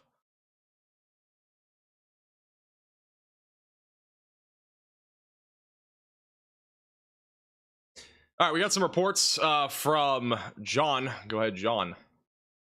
All right. One thing I am definitely seeing as a uptrend recently is a lot more reports of flooding going on. So right now in Kentucky, we do have a 911 call reporting flooding along North Highway 201, about 5 miles north of Blaney in Lawrence County. Then moving across to West Virginia, a landslide has been reported after 4 p.m. near Summer Fork Road, close to Webb Road and Whistle Lane. This was about 7 miles northwest of Kermit in Wayne County. Water and mud have been reportedly flowing into a yard. Officials believe a drain pipe was washed out from the landslide. With that, furthermore, we're having more reports of flash flooding in Mississippi. Broadcast media reported near Lake Cormorant in DeSoto County around 7:33 p.m. Central. Looks like, according to Sheriff's Office, there's also flooding on U.S. Highway 61, which is now blocked due to excessive field flooding already underway. Then back in Ohio, in Megas County, we have multiple flood reports. Emergency services noticing flooding in Kingsbury Road, about 7 miles north of Pomory, and additional flooding on State Route 143, 3 miles northwest of town. Alrighty, thank you, John, for the updates on the flooding. Sure, John is not AI. John is not AI. Velocibot? Bro, I'm not doing a Velocibot. That'd actually be kind of funny, though, if we called it Velocibot. Such a weird name. Hey, Master, becoming a 10-month member. Shout out to a bunch of you guys that just became members. There's a lot of you. Brandon studying channel. Michael and Mary. King Salmon, for all becoming members. Welcome to the Velocities. 90-mile-per-hour winds in Little Rock, is that accurate? No, maybe like earlier today, but definitely not now. We don't have anything crazy happening in Little Rock right now.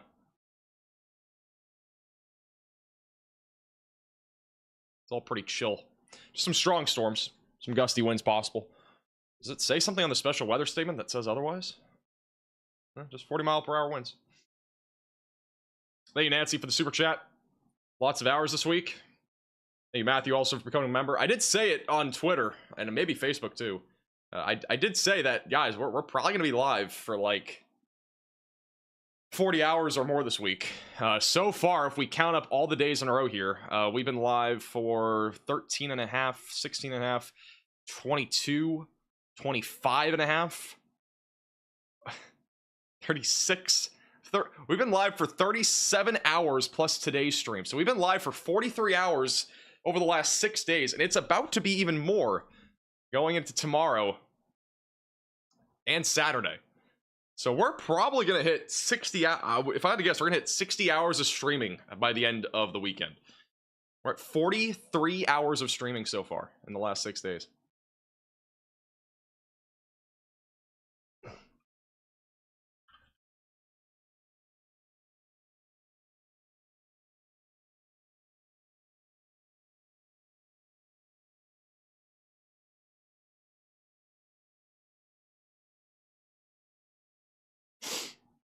Thank you, Carmine, for becoming a member.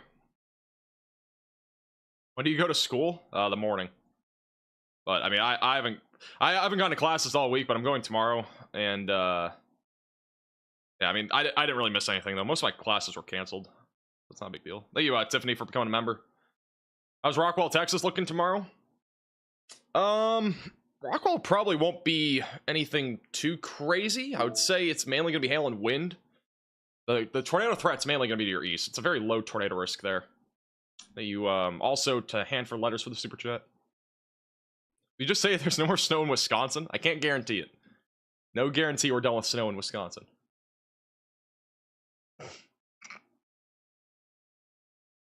Oh, this is one of the reasons why we have been struggling to see convection even today in Alabama, for example. This is a sounding that just went out. This is a weather balloon that gets launched up. This is why right here. We got a huge cap in place. Huge cap. So any storms that are trying to develop, they're struggling. It's a big cap in place. And a cap essentially is a temperature inversion aloft. And we definitely have that there. And yeah. Not overly surprised. But Alabama wasn't really a place that was expecting a whole lot of storms today. That's a good reason why there's no storms there. Hi, girl. Up.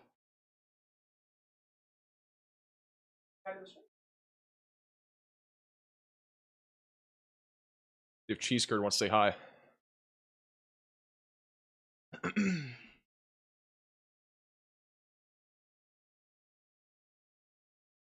Love the mugs. I do too. Oh, the mugs are lit. Shout out to Marilyn, Karen, as well as Lori for picking up merch on shopmaxvelocity.net. What do you think about the Lake City tornado yesterday?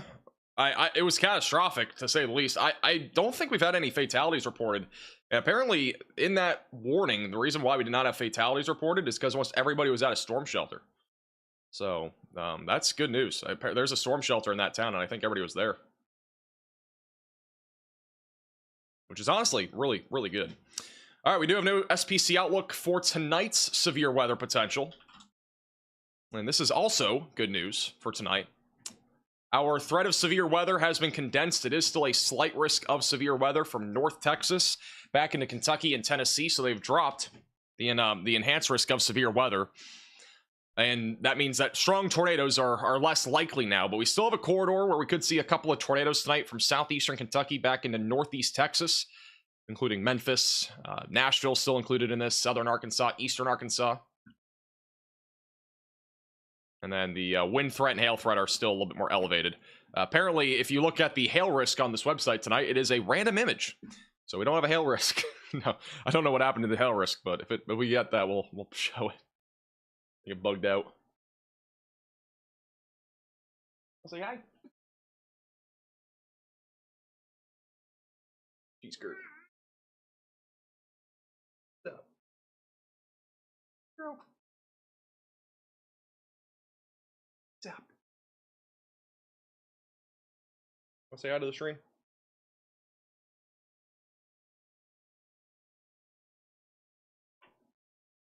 Cheese curd.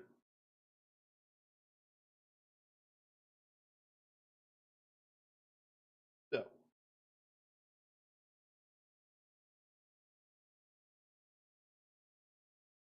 How do you become a member? It's the join button down below. It's a second to top link in the description, I think. Oh, girl. What's up?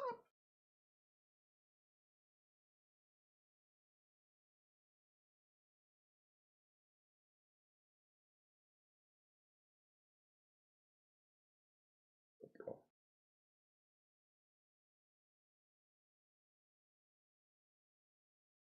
Will Somerset, Kentucky see severe storms tonight? I'd say it's a low chance.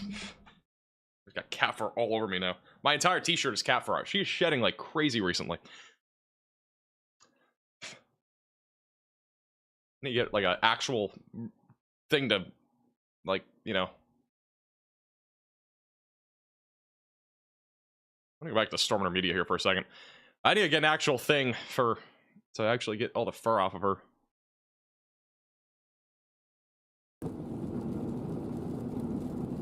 Thank you, Brian, for the very generous $50 super chat. 46 hours of streaming, 46 hours of severe weather coverage that doesn't just inform the public of tornadoes, is literally helping to save lives and give people the critical time they need to stay safe. Glad I can help. Thanks for tuning in. Thank you, Kelly, also for becoming a member. Alright, see you tomorrow, DJ. Wow. We are moments away from having no warnings. This Tahoe is on my tail. Like, I don't know what you want me to do. Hey, Patricia. I'm not trying to hydroplane and off the road PG right for now. becoming members. Alright, sounds good. Fire alarm. We'll see you. Actually, wait, never mind. We're gonna have a warning for a while. Never mind. So I need to keep the map up. The storm that Stormer Media is on, this one's gonna probably end here soon, but the other one up in southeast Missouri is still going. Apple Car Hey, Boba, for becoming a member. Vehicles, so back to old school. I saw you stand up. You're not 8'7", mister. You're not an inch above 8'6". Hey, go on and live. Become a member. Hey, Samantha. Best weather coverage on YouTube. I appreciate that.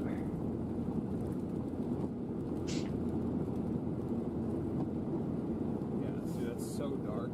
That's my brights on. We're getting a report. It is dark, according to Stormrunner Media. Well, I think about DFW tonight. We're gonna get some big hailstorms, I think, after midnight.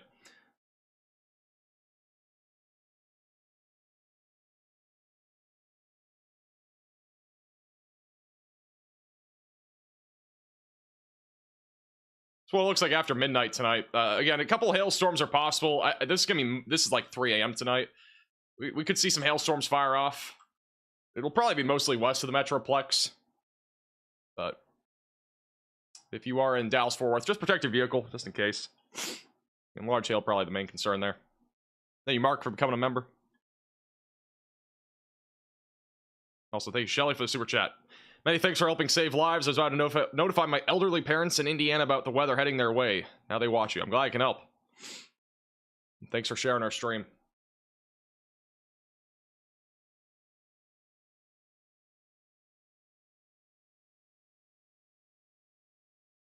Generally speaking, again, tonight's severe weather risk, again, not over, but it's definitely on the downtrend.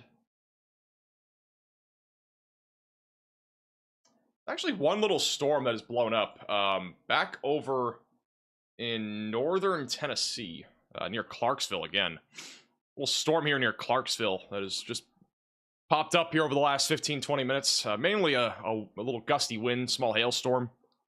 Yeah, nothing severe here. Hey, Jay, for the super chat. Goated streamer. I appreciate that. Does Max own any Jordans? Isn't that like the shoe brand? No, I don't think so. If I'm not mistaken, I don't think I own any Jordans.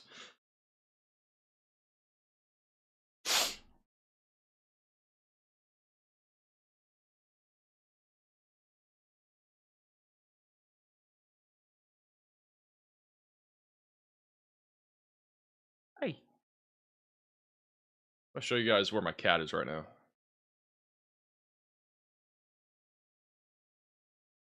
This is Cheese Curd.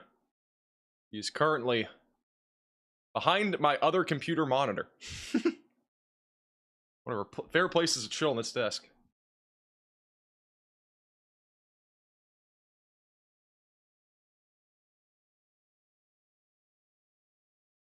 I don't even know what shoes I wear. That's like how much I care about my shoe brand. We have a new mesoscale discussion. So this is back across eastern and northeastern parts of Arkansas, southeast Missouri, where they have mentioned that the threat for severe weather is decreasing, though isolated hail and as well as just isolated hail will remain possible.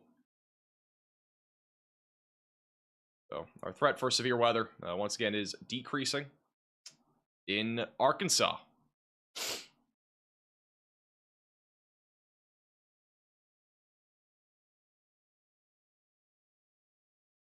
Thank you, Bird, for becoming a member. Welcome to the Velocities. And we'll stay live here for a little bit longer. We'll just be chatting, I guess, unless something happens. Do anything to celebrate when you graduate? No. I'll be probably streaming the day I graduate, honestly. If I had to guess, graduation day, I'm going to graduate and have to run back to my studio to go live for an Outbreak. That's probably what's going to happen.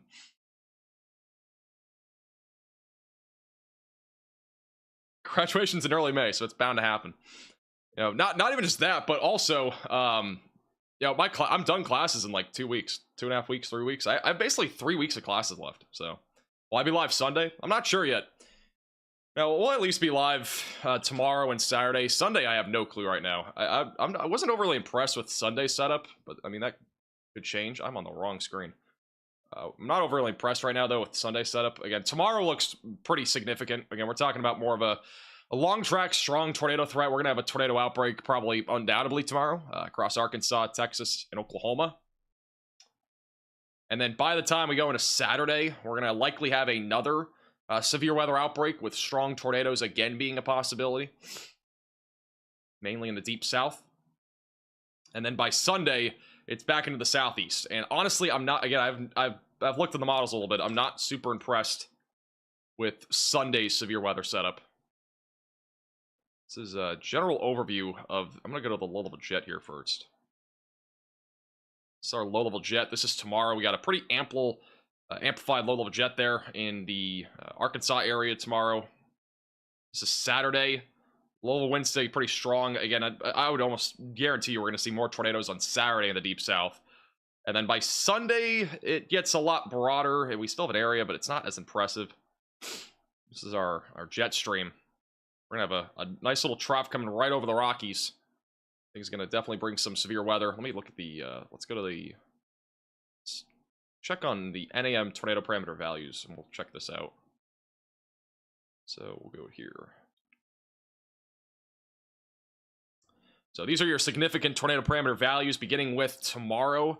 So notice how we have a pretty large area here across Arkansas, Oklahoma, and Texas, which is going to be favorable for supercells. They're capable of producing strong and long track tornadoes.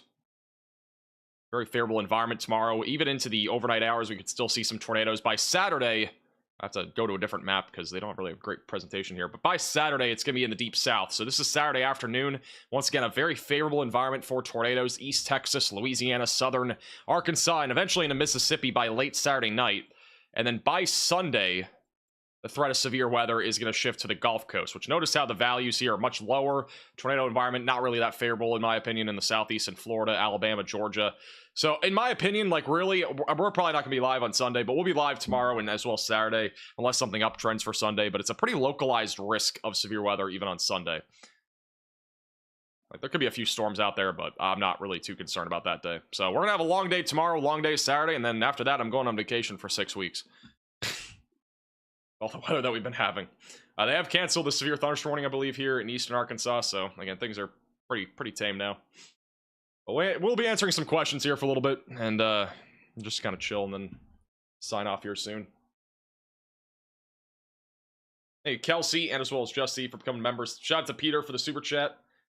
Apparently around 2 hours ago in Colorado, there was a snower cell with a CC drop around Elizabeth, Colorado. I don't know what you mean by that. I don't know what that means. Snower cell? You mean like a snow NATO? Is that what we're talking about? Thank you, April, for becoming a member. Well, what do I dip my cheese curds in? Usually in Southwest Ranch from Buffalo Wild Wings. Or not Southwest Ranch. Or maybe it is. I don't know. I have a bottle of it, but I don't know where it is. Something, Southwest something from Buffalo Wild Wings. You've kept myself, family, and friends aware during the March 14th event and yesterday's event in the South region of St. Louis. Your streams have always become valuable. Or streams have become valuable for tracking storms and staying safe. Thank you so much. I'm glad I can help, Spencer. Thank you for the generous super chat. Thank you, April, for becoming a member. Yes, the SBC has removed the enhanced risk for tonight. We're back down to a slight risk. So, again, the general risk of severe weather is going down quite a bit.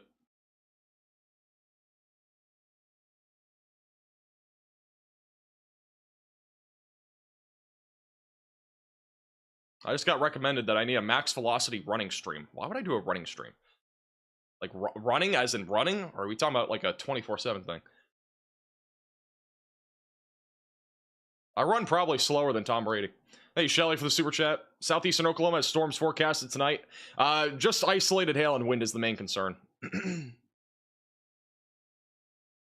I'm in the Fort Smith area and working at Alma. I had my after-school kids practice. Their tornado drill today, and we'll be tuning in tomorrow. That's awesome, actually, over in Fort Smith. That's pretty cool that you have their schools doing tornado drills. I remember when I lived in North Texas, we used to do tornado drills. So it's a legit thing. I think that's honestly really cool. I think it's cool that they have a tornado drill. Thank you, Mad Paulo, also for becoming a member. Also, shout out to Ease with the very generous super chat. Do you enjoy doing this, and is this your job?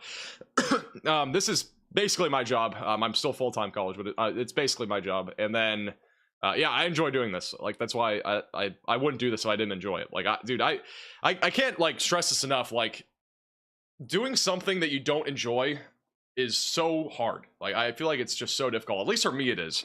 Like, if I'm doing something that I hate, I'm not going to do it. So, or unless I'm forced to. Like, you know what I mean? Like, did Max have a good jump shot in high school? Good question. I'll have to get back to you on that. Actually, I played basketball in middle school. I wasn't bad. I was just tall. It's the only thing that really went my way. I'm 8'7", as you guys know, so. This combination of snow and a supercell, there's posts about it on X. I'll have to see it. If you can at me in it, I'll look. At Max Velocity WX on Twitter. Well, we have a new severe thunderstorm warning and a turn of events back over near Brownsville and Jackson. Humboldt for 60-mile-per-hour winds, quarter-sized hail. Not really too concerned about this thing. It's just some hail and wind. A little bit of lightning too, or actually a lot of lightning. Get the Jackson camera on here, just why not?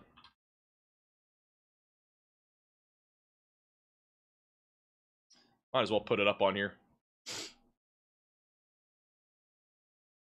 Hey, William, for the $5 Venmo.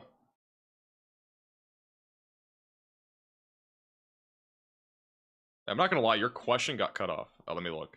I see it now. Why is it that Chattanooga, Tennessee seems to not get as much severe weather as a little west?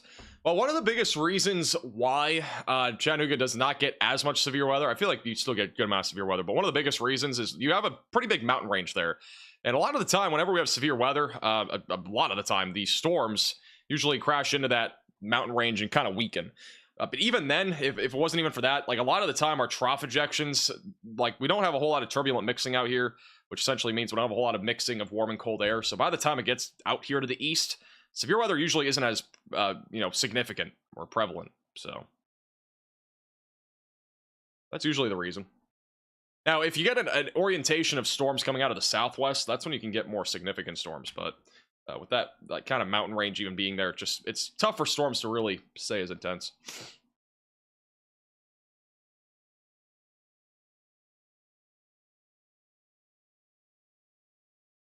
Bottom right of your screen is... Oh, nope, never mind. It's not that yet. We'll do bottom middle for the Jackson camera. Shout out to Ease with another generous super chat. W's in the chat for Ease. What is the most severe storms you've ever covered? Yesterday. Yesterday was the most severe weather we've ever covered. We had a total of 728 warnings, which is the most severe and tornado warnings combined since April of 2011. Here's a map of all of our warnings yesterday. That is a map of all of our warnings yesterday. We had a lot. To say the least, we had a lot.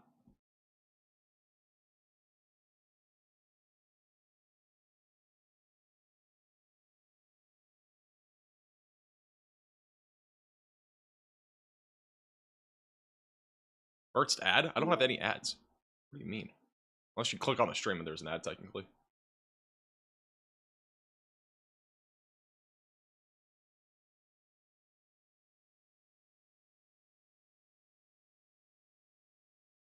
Max can see any map being 8'7". You're correct.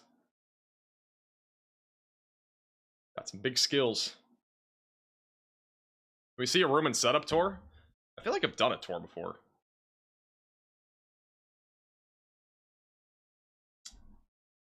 I don't know if I have a photo handy though to like show you my actual setup, because I have photos. I don't really feel like taking a photo right now. My cat's in the shot. I could probably take a photo. I'll take a photo and try to show you guys. Let me try. I'll do it from back here. I'm up 8'7", by the way.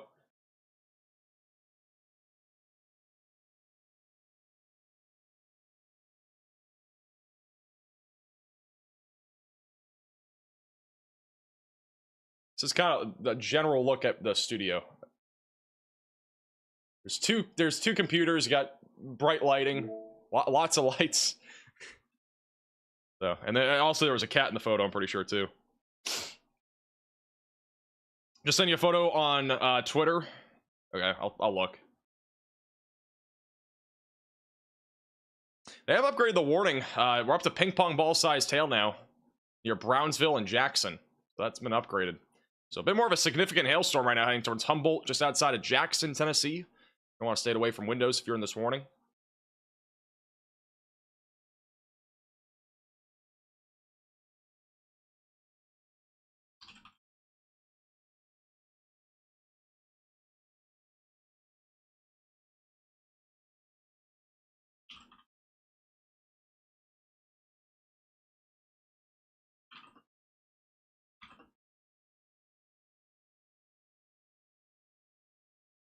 All right. Will the next hat shipment be? It's gonna be next week. I've gotten so many emails about the signed hats, guys. I would ship them out this week, but I have no ability to. Like, I'm live every day, and I cannot like actually ship them out. I haven't even been able to sign all of them. Like, it's actually kind of annoying. We did I will take the blame. I did a terrible job with these hats because I literally was not like. Well, it wasn't really me. It was more about the manufacturer, because the manufacturer messed up our first 200 hats that we had for the signed hat thing, and after those signed hats were terrible, I had to get more. Or I had to get more hats that were actually good in quality, and it's just taken forever. So, but we've already shipped out the first 330. There's another 150 I think to go. I think we sold a total of 485. So there was like 15 left that basically won't be to anybody. I'll probably just give them to some random people or something. We have a new severe thunderstorm warning for Arkansas and Monroe counties in Arkansas. 60-mile-per-hour winds, quarter-sized hail. New mesoscale discussion? I don't think so. I'll double check. Pick me? Might give them away. I don't know. Might give away a few hats. Actually, Storm Intermediate's in this area. I think Brandon Kopic's here too. Just for quarter-sized hail, 60-mile-per-hour winds moving to the northeast. And pretty marginal severe weather at this point. We're just here just because. Probably be here for like another 15 minutes.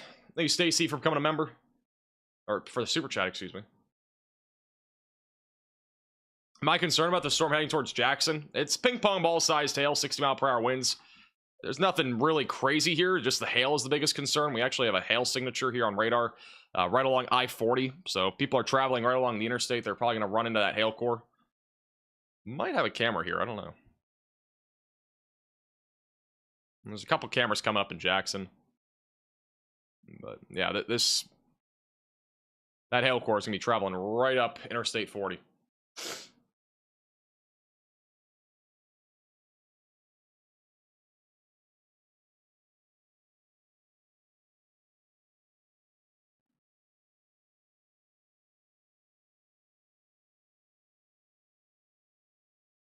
Okay, I'm seeing this snow NATO thing, and it looks to me like clear air contamination, but I can't fully tell. I'd have to look at radar. I'm seeing that post thing on Twitter now, but yeah, that looks like a clear air contamination.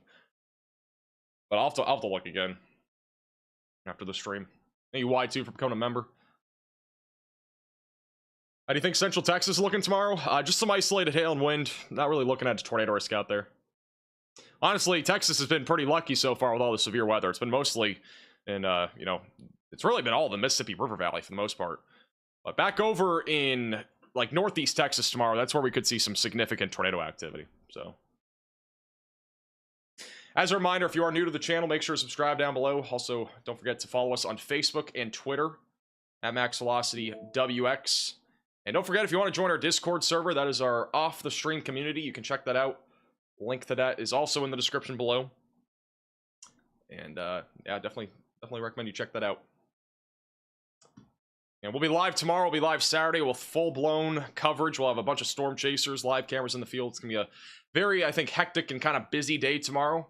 So definitely recommend you're subscribed to the channel. Click the bell icon so you're notified as well when we do have our live stream, which will, again, start sometime tomorrow afternoon. The tornado threat doesn't get going until the afternoon, so we have a little lull tomorrow morning. I'll have a video tomorrow morning, by the way. I've said this a few times, but there will be a video tomorrow morning. I've been trying to get one out the last couple days. There's been no opportunity. We will have a video tomorrow. It'll be out probably around 7 a.m. or so. So definitely make sure that you have your bell icon clicked. It'll be all about what's happening Friday, Saturday, Sunday, and kind of our long-term forecast. So excited to get another video, and I kind of miss making videos. I haven't made a video in 2 days. It feels really weird. Thank you, Asman, for the super chat. Does Kopic plan on staying in Arkansas for tomorrow? Yeah, Kopic is going to be out here. You know, all the storm chasers, for the most part, are out here tomorrow. It's a treacherous terrain, though, to travel along in Arkansas. This storm got upgraded. I didn't realize. We're up to now tennis ball-sized hail. We got tennis ball-sized hail right now falling right along I-40. So a significant hailstorm moving to the northeast. It'll be approaching the west side of Jackson. So stay away from windows, be on the lowest floor possible. We also got 60-mile-per-hour winds, which will also create the potential for blowing, or not blowing hail, but like, you know, wind-driven hail. So hail could be driven into, you know, into windows, and it can damage definitely roofing. We've got a significant hail core right along I-40. There's probably a lot of people traveling here right now. It's going to be approaching Woodland, Lighton, and eventually Huntersville. Coming up on the west side of Jackson here over the next few minutes. The bottom middle camera is a live shot of that storm.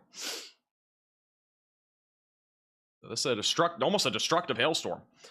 It's a considerable damage threat for right now. Thank you, Janice. Really appreciate the generous super chat. Nobody's in the chat for Janice. Thank you, Dragon, for becoming a member.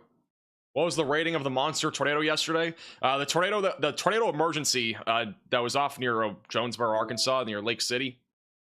That one was an EF3. I think maximum sustained winds of 150 miles per hour. Thank you, Ryan, for becoming a member.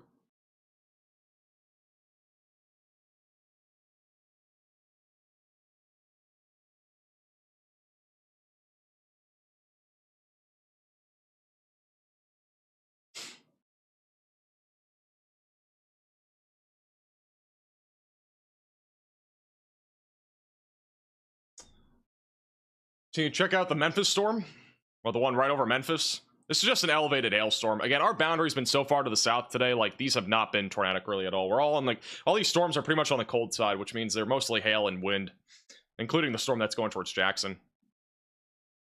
Yeah, this is just a little storm producing some lightning, some gusty winds, maybe some small hail. Not really much else to that. Just became a member and had to pick up some amazing Drunk NATO merch. You've kept us safe in Georgia and helped me keep my relatives safe in Ohio. I'm glad I can help. Appreciate you picking up the Drunk NATO merch. We've been trying to do a revamp of the Drunk NATO merch for a while. Just never got to it. We needed a break today. Yeah, today's kind of been a break day, I guess. It hasn't really, but it's been kind of a break day. I mean, we're still seeing some significant severe weather, including this tennis ball-sized hailstorm right along I-40. I mean, this is almost worst case scenario for people that are driving, because it's going right along a busy interstate towards Jackson.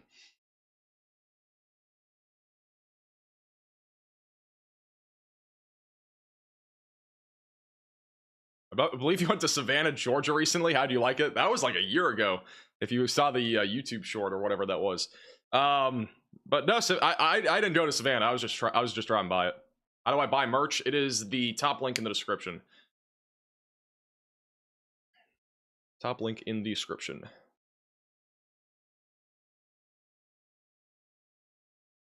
The outlook tomorrow for Indianapolis. Not expecting anything up in Indianapolis. Not expecting anything up there. This is a look at the timing for tomorrow. We got the latest HRRR model run coming in. Take a gander.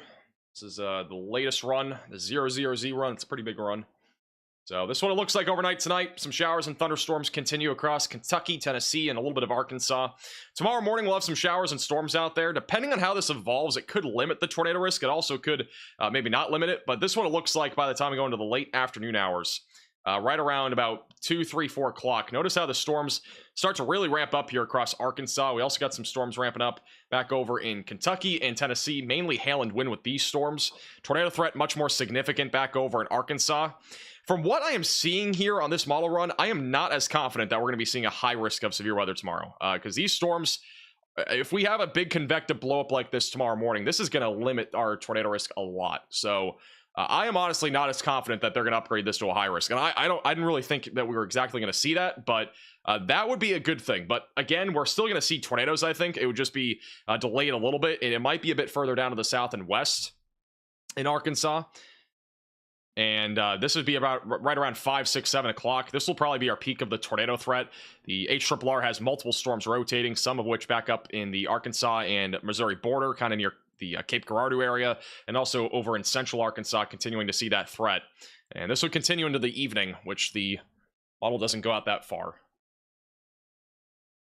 But it definitely has a more significant threat in the later afternoon, early evening.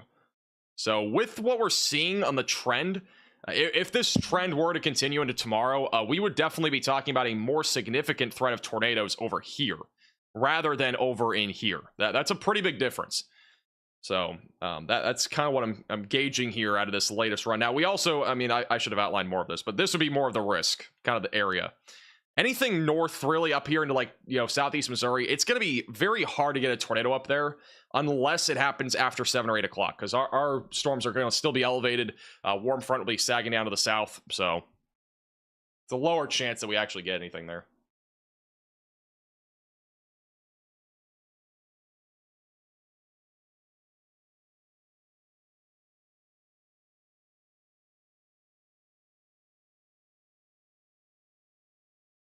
Thank you, Carol, for becoming a member. Welcome to the Velocities. Thank you, Drunk NATO, for the super chat. I am a Drunk NATO. Thanks. Great name, by the way.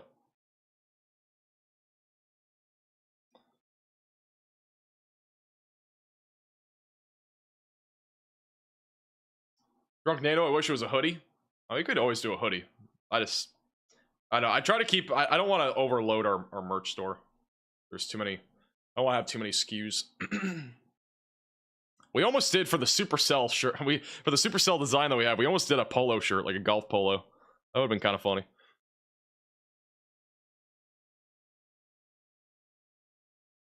I like hoodies. I like hoodies too. They're pretty cool.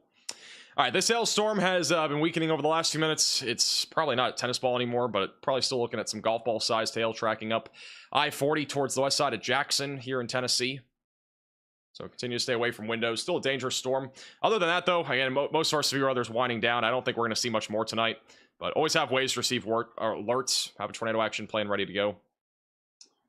And as always, again, we'll be live again tomorrow. Subscribe to the channel, all that good stuff. And they have downgraded the warning, so it is back down to golf ball sized hail. Thank you, Hannah, for becoming a member.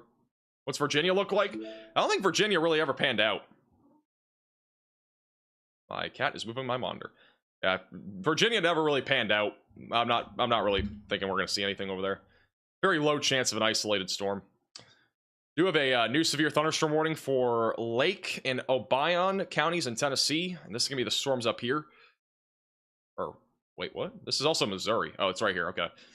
So that's going to be for Tipton and north of Haiti. That is for 60-mile-per-hour damaging winds and $50 sized hail. So again, the hail risk, the wind threat will continue tonight. The tornado threat, in my opinion, is very low. They've canceled the tornado watch from Nashville. Tornado watch goes for another hour and 30 minutes or so. So there's a very low chance here that we get one storm over here somehow that forms back over near the border that tries to do something funny, but I think our tornado threat is pretty much done. The boundaries just stayed very far down to the south today, which is a good thing. They didn't really have anything too crazy. Nothing like yesterday, thank goodness. Hey, Sierra, for the very generous super chat. Everything since I started watching you, my weather anxieties have diminished so much. I'm glad I can help with that. That's awesome.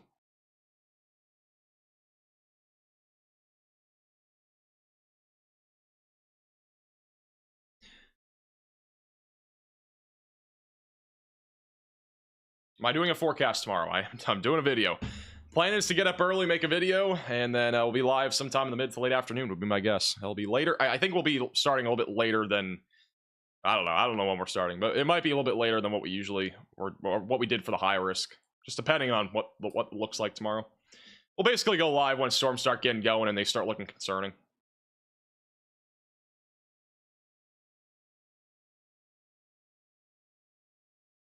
Drunk NATO or origin story? I actually don't remember.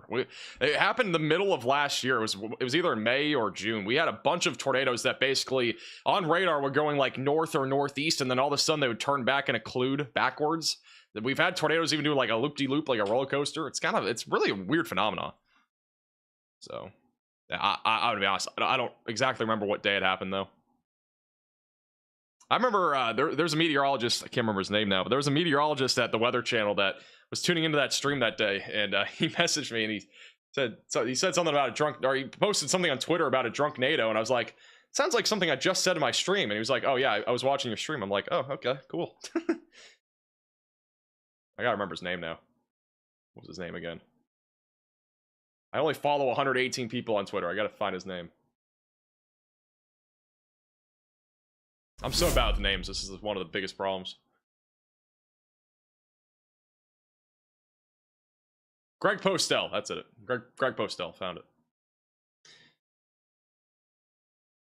Shout out to Hannah for becoming a member. Thank you, Jake, for the super chat. Any severe weather coming to Nebraska in the coming days? I don't think so. I think Nebraska will be pretty chill. All right, well, that's going to wind things down here. We do appreciate you guys all watching. Make sure you're subscribed to the channel. We'll be live again tomorrow. We'll have a video tomorrow morning, so click the bell icon so you're notified when we do go live. Stay tuned. I think we're going to raid Stormrunner Media. We'll do a little raid for him. Give him some support there. I think it's Stormrunner Media that's live. Yeah, Stormrunner Media is still live. We'll go and raid them. So go ahead and stay tuned. We'll do something fun. Just put Max Raid in the chat. They're currently chasing still the Arkansas Storm, so might as well go tune in them, listen to them for a little bit. Also, don't forget to follow us on Facebook, Twitter, at MaxVelocityWX. Also, you can follow our platforms, link in the description. We're also on Discord. If you have a Discord account, you can join our Discord community. We have a lot of stuff going on there, on and off streams, so you can check that out. Our weather community on Discord, link in the description. But make sure to follow us on Facebook and Twitter. Links in the description at MaxVelocityWX. Those are really good platforms to follow us on. We post a lot of stuff on there. Really recommend you follow us. Also, thank you, Mark, for becoming a member on the way out. And as a reminder, we do have our new merch drop on shopmaxvelocity.net. Our Supercell merch. Definitely recommend you check this out. It is a design. No AI involved with this. It is 100% hand-drawn by Kat Taylor, I believe. Can't remember the last name, but it's Kat. She did a great job designing this. Definitely recommend you check this out at shopmaxvelocity.net. We got stickers, mugs, t-shirts, everything like that. Really cool little gift that you can get for somebody as well. Top link in the description below if you want to check that out. All right, that's one of the best ways to also support our channel. So do appreciate you guys checking that out. But as always, thank you all so much for watching. Subscribe, click the bell icon so you're notified with the latest video and live stream tomorrow. Thank you also to all the mods. Appreciate you guys all helping as always. And we'll see you guys all again tomorrow. And we're going to raid Stormrunner Media. So stay tuned, and we'll see you guys all again.